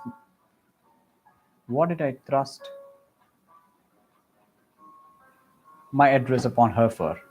What if she comes? Let her come, though. It doesn't matter. But obviously, that was not uh, now the chief and the most important matter. I had to make haste and at all costs save my reputation in the eyes of Zverkov and Simonov as quickly as possible. That was the chief business. And I was so taken up that morning that I actually forgot about Lisa. First of all, I had at once to repay what I had borrowed that day before from Simonov. I resolved on a desperate measure to borrow 15 rubles straight from Anton Antonich. As luck would have it, he was in the best of humors that morning and gave it to me at once on the first asking. I was so delighted at this that as I signed in the IOU with a swaggering air, I told him casually that the night before I had been keeping it with some friends at the hotel in Paris, and we were giving a farewell party to a comrade. In fact, I might say that a friend of my childhood, who, and a desperate rake, fearful of spoilt, of course. He belongs to a good family and a considerable means, brilliant career. He's witty, charming, regular, lovely, Lovelace, and you understand. We drank an extra half a dozen, and it went off all right, as all this was uttered very easily, unconstrainedly, and complacently. Um, on reaching home, I promptly wrote to Semenov. To this hour, I'm lost in the admiration when I recall um, the truly gentlemanly, good humored, candid tone of my letter, with tact and the good breeding, and above all, entirely with superfluous words.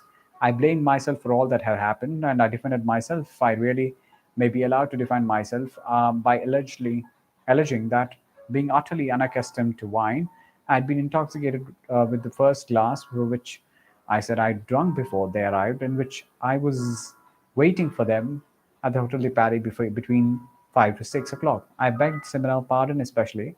I asked him to convey my explanation to all others, especially Zverkov, whom I seemed to have remember, as though in a dream. I had insulted. I added that I would have called upon all of them, but my headache. Besides, I had not the face to. I was particularly pleased with a certain lightness, almost carelessness, strictly within the bounds of politeness, however, which was apparent in my style, and better than any possible arguments, gave them at once to understand that I took rather an independent view of all the unpleasantness last night, that I was by no means so utterly crushed as you, my friends, probably imagine, but on the contrary, looked upon it as a gentleman serenely respecting himself should look upon. On the young hero's past, no censure is cast. There is actually an aristocratic playfulness about it. I thought admiringly as I read over the letter, as it's all because I am an intellectual and cultivated man. Another man in my place would not have known to educate himself, but here I have got out of it, and I'm jolly as ever again, and all because I am a cultivated and educated man of our day. And indeed, perhaps everything was due to the wine yesterday. No, it was the wine. It was the drink. Anything at all between 5 and 6 was when I was waiting for them.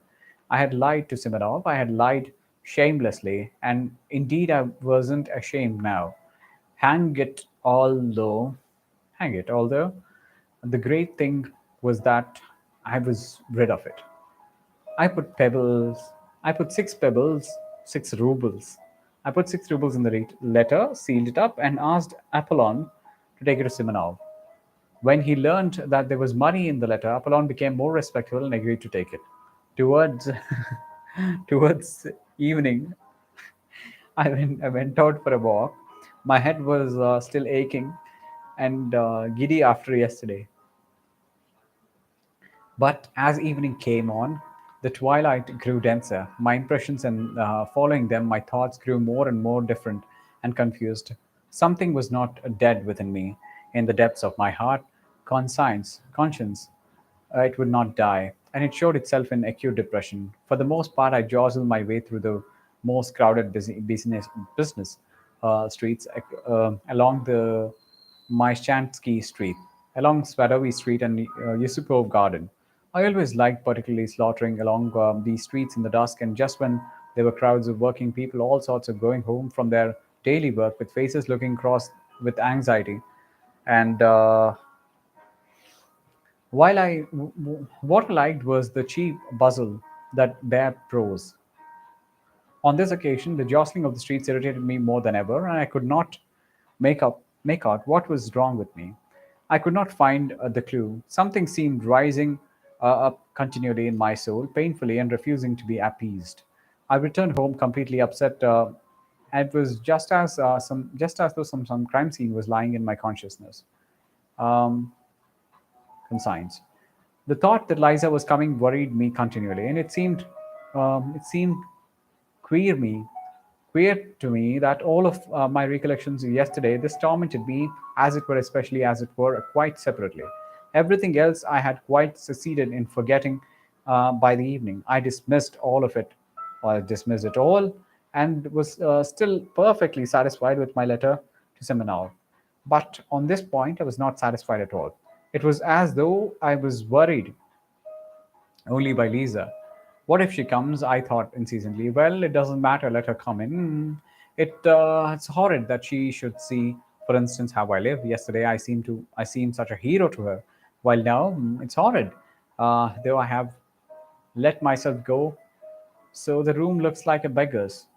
Uh, but I bought myself to go out to the dinner in such a suit and my American leather sofa, which with the stuffing sticking out, and my dressing gown, which will not cover me, such tatters, and she will see all this, and she will see Apollon. That beast is certain to insult her. He will fasten upon her in order to be rude to me. And I, of course, shall be panic-stricken as usual. I shall begin bowing and scraping before her, and pulling my dress gown round me. I shall begin smiling and telling lies, and oh, the beastliness!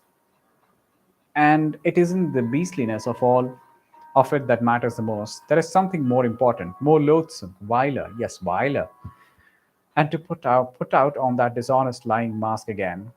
When I reached that thought, I fired up all at once. Why dishonest? How dishonest? I was speaking sincerely last night.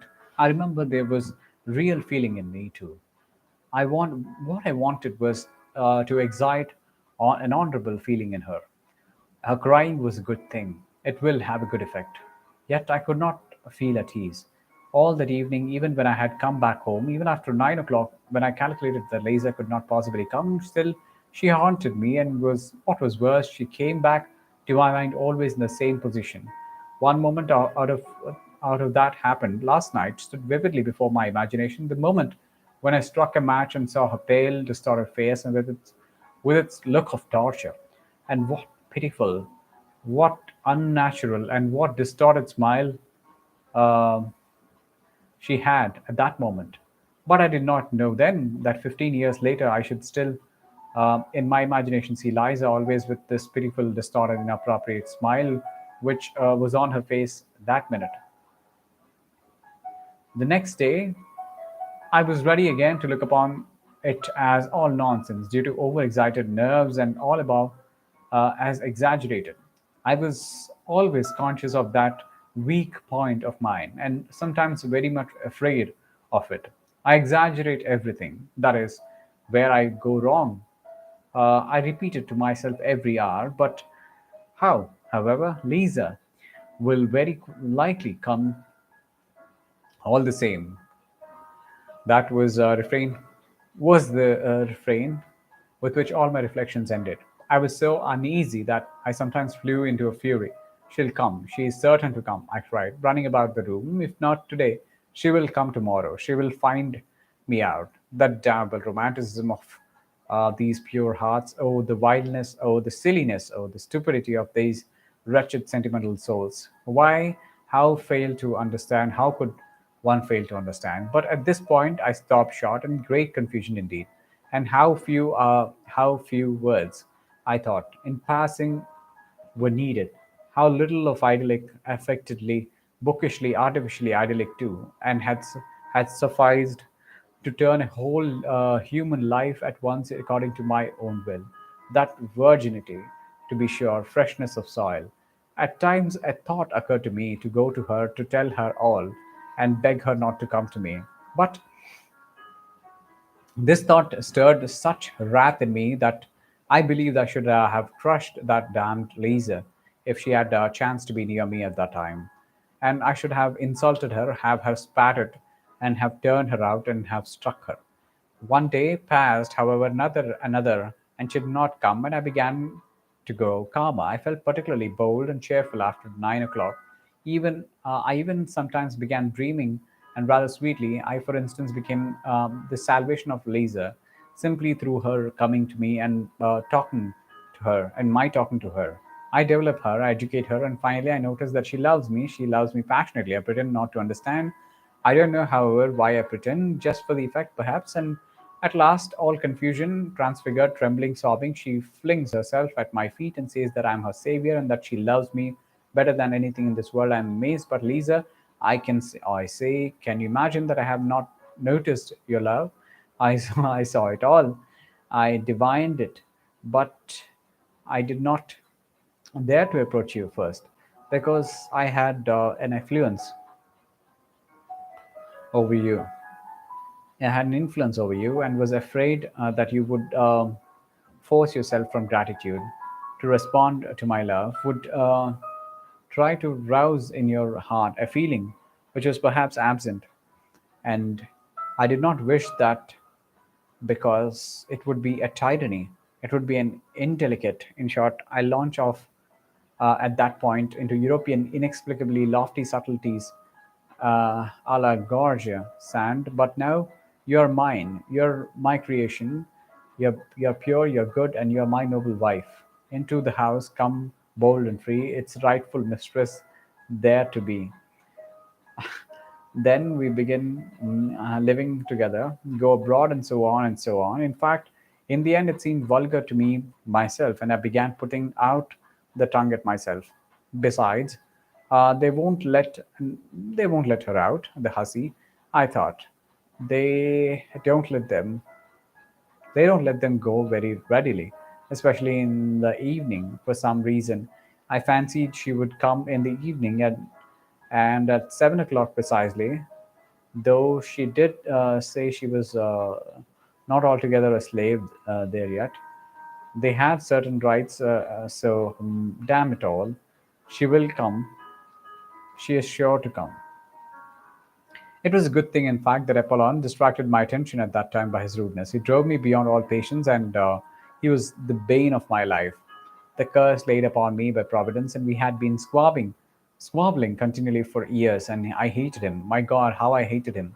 I believe I had never hated anyone in my life as I hated him, especially at some moments. He was an elderly, dignified man who worked part of his time as a tailor, and for some unknown reason, he despised me beyond all measures and looked upon me insufferably.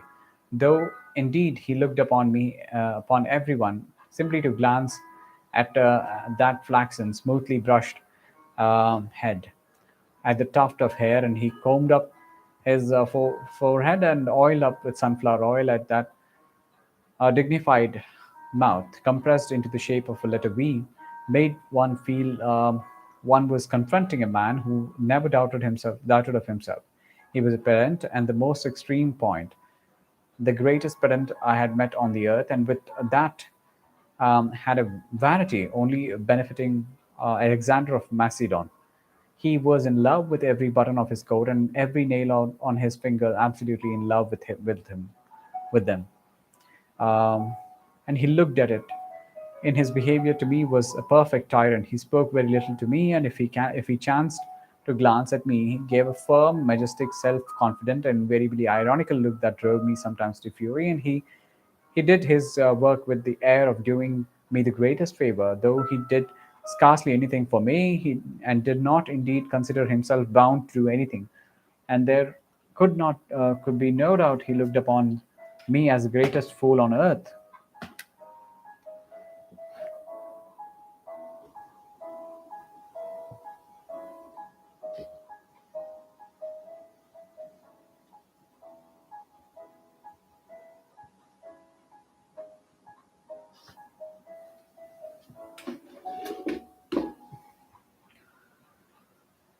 There could be no doubt that he looked upon me as the greatest fool on earth, and that he did not get rid of me was simply that he could get wages from me every month.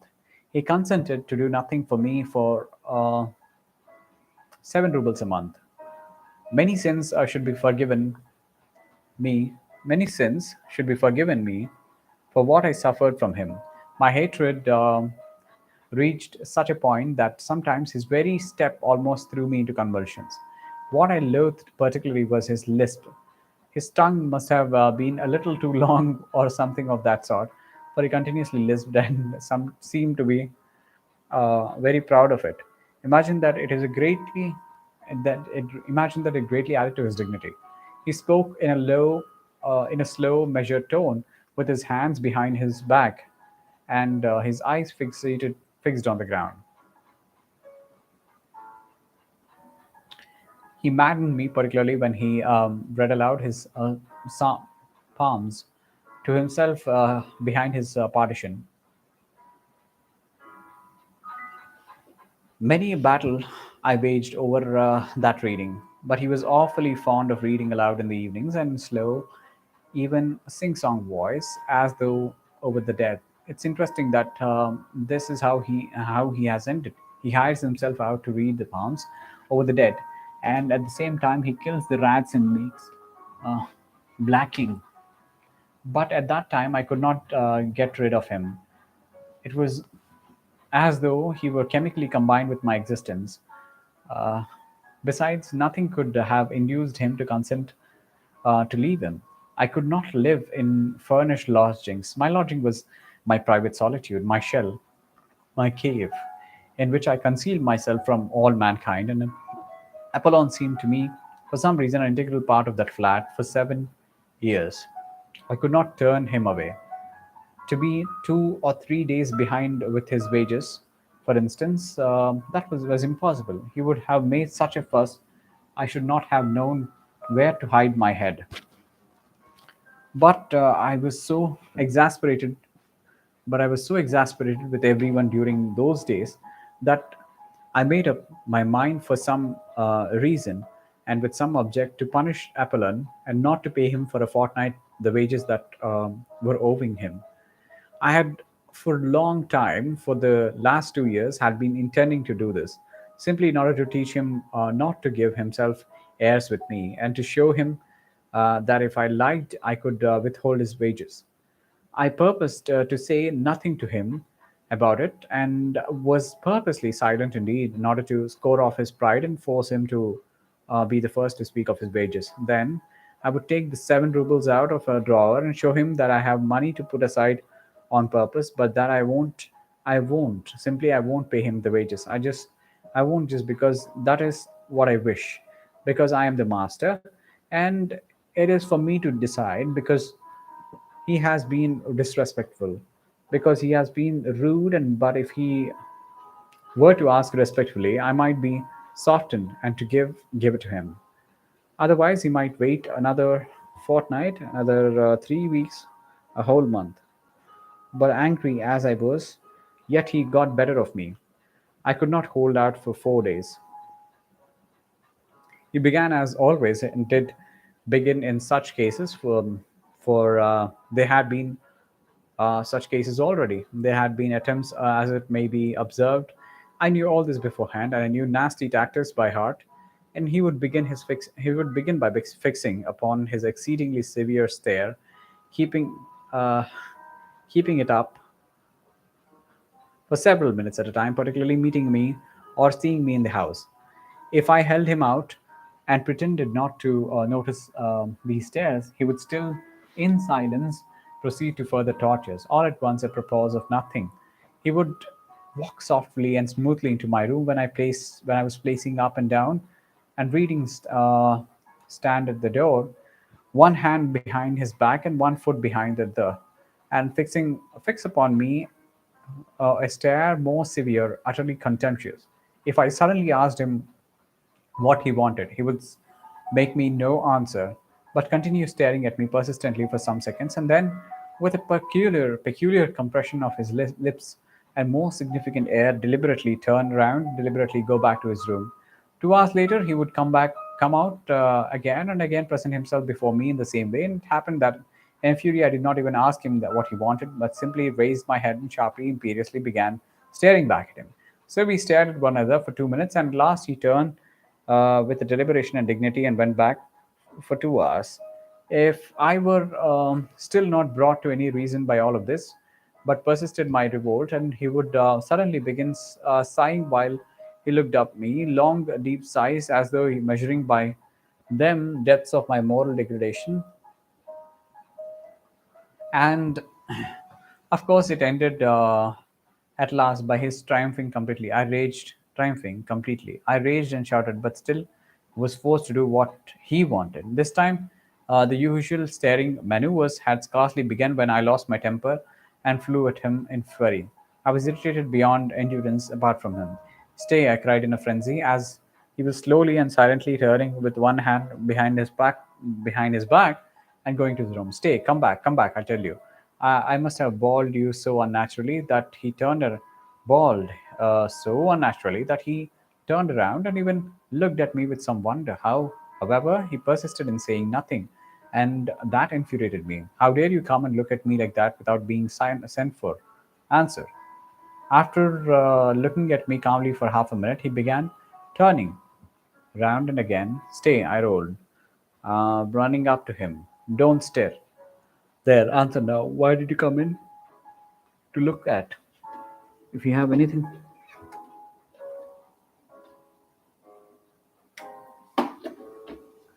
if you have any order to give me, it's my duty to carry it out. He answered in another silent pause, with a slow, measured lisp, raising his eyebrows and calmly twisting his head from one side to another. All this with exasperating composure. And that was not what I am asking you about, you torturer. I shouted, turning crimson with his anger. I'll tell you why you came here myself. You see, I didn't give you your wages and you are so proud you don't want to bow down and ask for it. And so you come here to punish me with your stupid stares and to worry me and to have no suspicion how stupid. We would have to turn round and again without a word, but I seized him. Listen, I shouted at him. Here's the money. Do you see? Here it is. I took it out of the table drawer, and here is 7 rubles completed. 7 rubles complete. But you are not going to have it. You are not going to have it until you come respectfully with bowed head, and to beg my pardon. Do you hear? That cannot be, he answered with the most unnatural self confidence. It shall be so, I said. I give you my word of honor. It shall be. And there's nothing for me to beg your pardon for, he went on, as though he had not noticed my exclamations at all. Why, besides, you call me a torturer, for which I can summon you at the police station at any time for insulting behavior. Go summon me, I roared. Go at once at this very moment, this very second. You are a torturer, all the same, a torturer. But he merely looked at me, then turned, regardless of my loud calls to him, and he walks to his room with an even step and without looking around. If I had not been if it had not been for Lisa, nothing of this would have happened. I decided inwardly. And then, after waiting a minute, I went myself behind the screen with a dignified and solemn air, and though my heart was beating slowly and violently. Apollon, I said quietly and emphatically, though I was breathless, go at once without a minute's delay and fetch the police officer. He had meanwhile settled himself at his table and put on his spectacles and taken up some sewing. But hearing my order, he burst into a guffaw. At once, go this minute and go on, or else you can't imagine what will happen.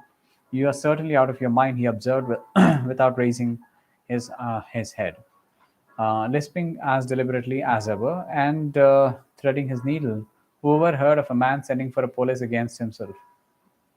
Whoever heard Whoever heard of a man sending police against himself? And as for being frightened, you are upsetting yourself about nothing, for nothing will come of it. You're upsetting yourself about nothing, for nothing will come of it. Go, I shrieked, clutching him by the shoulder. I felt I should strike him in a minute, but I did not notice the door from the passage softly and slowly opened at that time. That instant, a figure came in stop shot came stopped short and began staring at us in perplexity. A glance the swoon, nearly swooned with shame, and rushed back to my room. And there, clutching at my hair, was both hands. I leaned my head against the wall and stood motionless in that position. 2 minutes later, I heard Napoleon's deliberate footsteps And there is some woman asking for you, he said, looking at me with peculiar severity. And then he stood aside and let Eliza. He would not go away, but stared at us sarcastically. Go away, I commanded in desperation. At that moment, my clock began whirring and wheezing and struck 7. End of chapter, end of part 8, chapter 2. Uh, Notes from the Underground by Fyodor Dostoyevsky. Small break.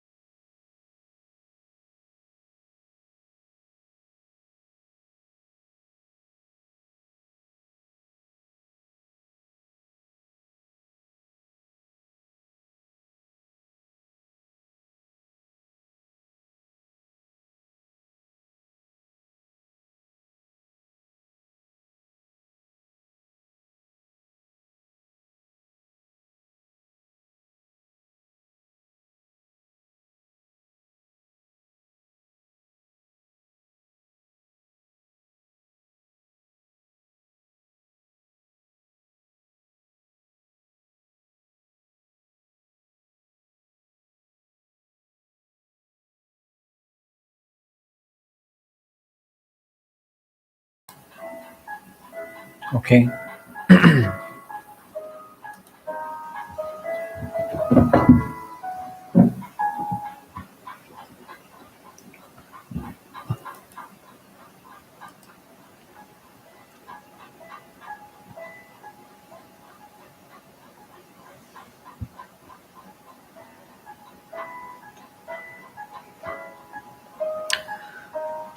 Chapter 9, Part 2, Notes from the Underground by Fyodor Dostoyevsky.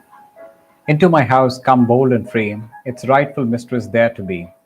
I stood before her crushed, crestfallen, revoltingly confused, and I believe I smiled as I did my utmost to wrap myself in the skirts of my ragged, wadded dressing gown, exactly as I had imagined the scene not long before in a fit of depression. After standing over rest for a couple of minutes, Apollon went away. But that did not make me more at ease. What made it worse was that she too was overwhelmed with confusion. More so, in fact, expected than I should have expected at the sight of me, of course. Sit down, I said mechanically, moving the chair up to the table. And I sat down on the sofa. She obediently sat down at once and gazed at me open eyed, evidently expecting something from me at once, and this naivety of expectation drove me to fury. But I restrained myself. She ought to have tried not to notice, as though everything has been as usual, while instead of that, as I dimly felt that I should make her pay dearly for all this. You have found me in all the strange position, Liza. I began, stammering, and knowing that this was the wrong way to begin. No, no, no. Don't imagine anything, I cried, seeing that she had suddenly flushed. I am not ashamed of my poverty. On the contrary, I look with pride on my poverty. I am poor but honorable. One can be poor and honorable, I muttered. However, would you like tea? No, she was beginning. Wait a minute. I leaped up and ran to Apollon. I had to get out of the room somehow. Apollon, I whispered in a feverish haste, flinging down before him 7 rubles which had remained all the time in my clenched fist. Here are your wages. You see, I give them to you, but for that you must come to my rescue. Bring me tea and a dozen rusks from the restaurant. If you won't go, you'll make me miserable man. You don't know what this woman is, and this is everything. You may be imagining something, but you don't know what this woman is. Apollon, who had already sat down to his work and put on his spectacles again, at first glanced askance at the money without speaking uh, or putting down his needle. Then, without paying slightest attention to me or making an answer, he went on busying himself with the needle, and which he did not yet thread it. I waited before him for 3 minutes with my arms crossed, a la Napoleon. My temples were almost with sweat. Uh, I was pale and I felt it. But thank God he must have moved to pity, looking at me, having threaded his needle deliberately, got up from his seat. He deliberately got up from his seat, deliberately moved back his chair, deliberately took off his spectacles, deliberately counted the money, and finally asked me over his shoulder, "Shall I get whole portion?" and deliberately walked out of room. As I was going back to Lisa, the thought occurred to me on the way: should I run away just as I was in my dressing gown, no matter where, and then let happen what would? I sat down again. She looked at me uneasily. For some minutes we were silent. "I will kill him," I shouted suddenly, striking the table with my fist so that the ink spurted out of the inkstand. "What are you saying?" she cried, startled, starting. "I will kill him," I shrieked, suddenly striking at the table in absolute frenzy, at the same time in fully understanding how stupid it was to be in such a frenzy.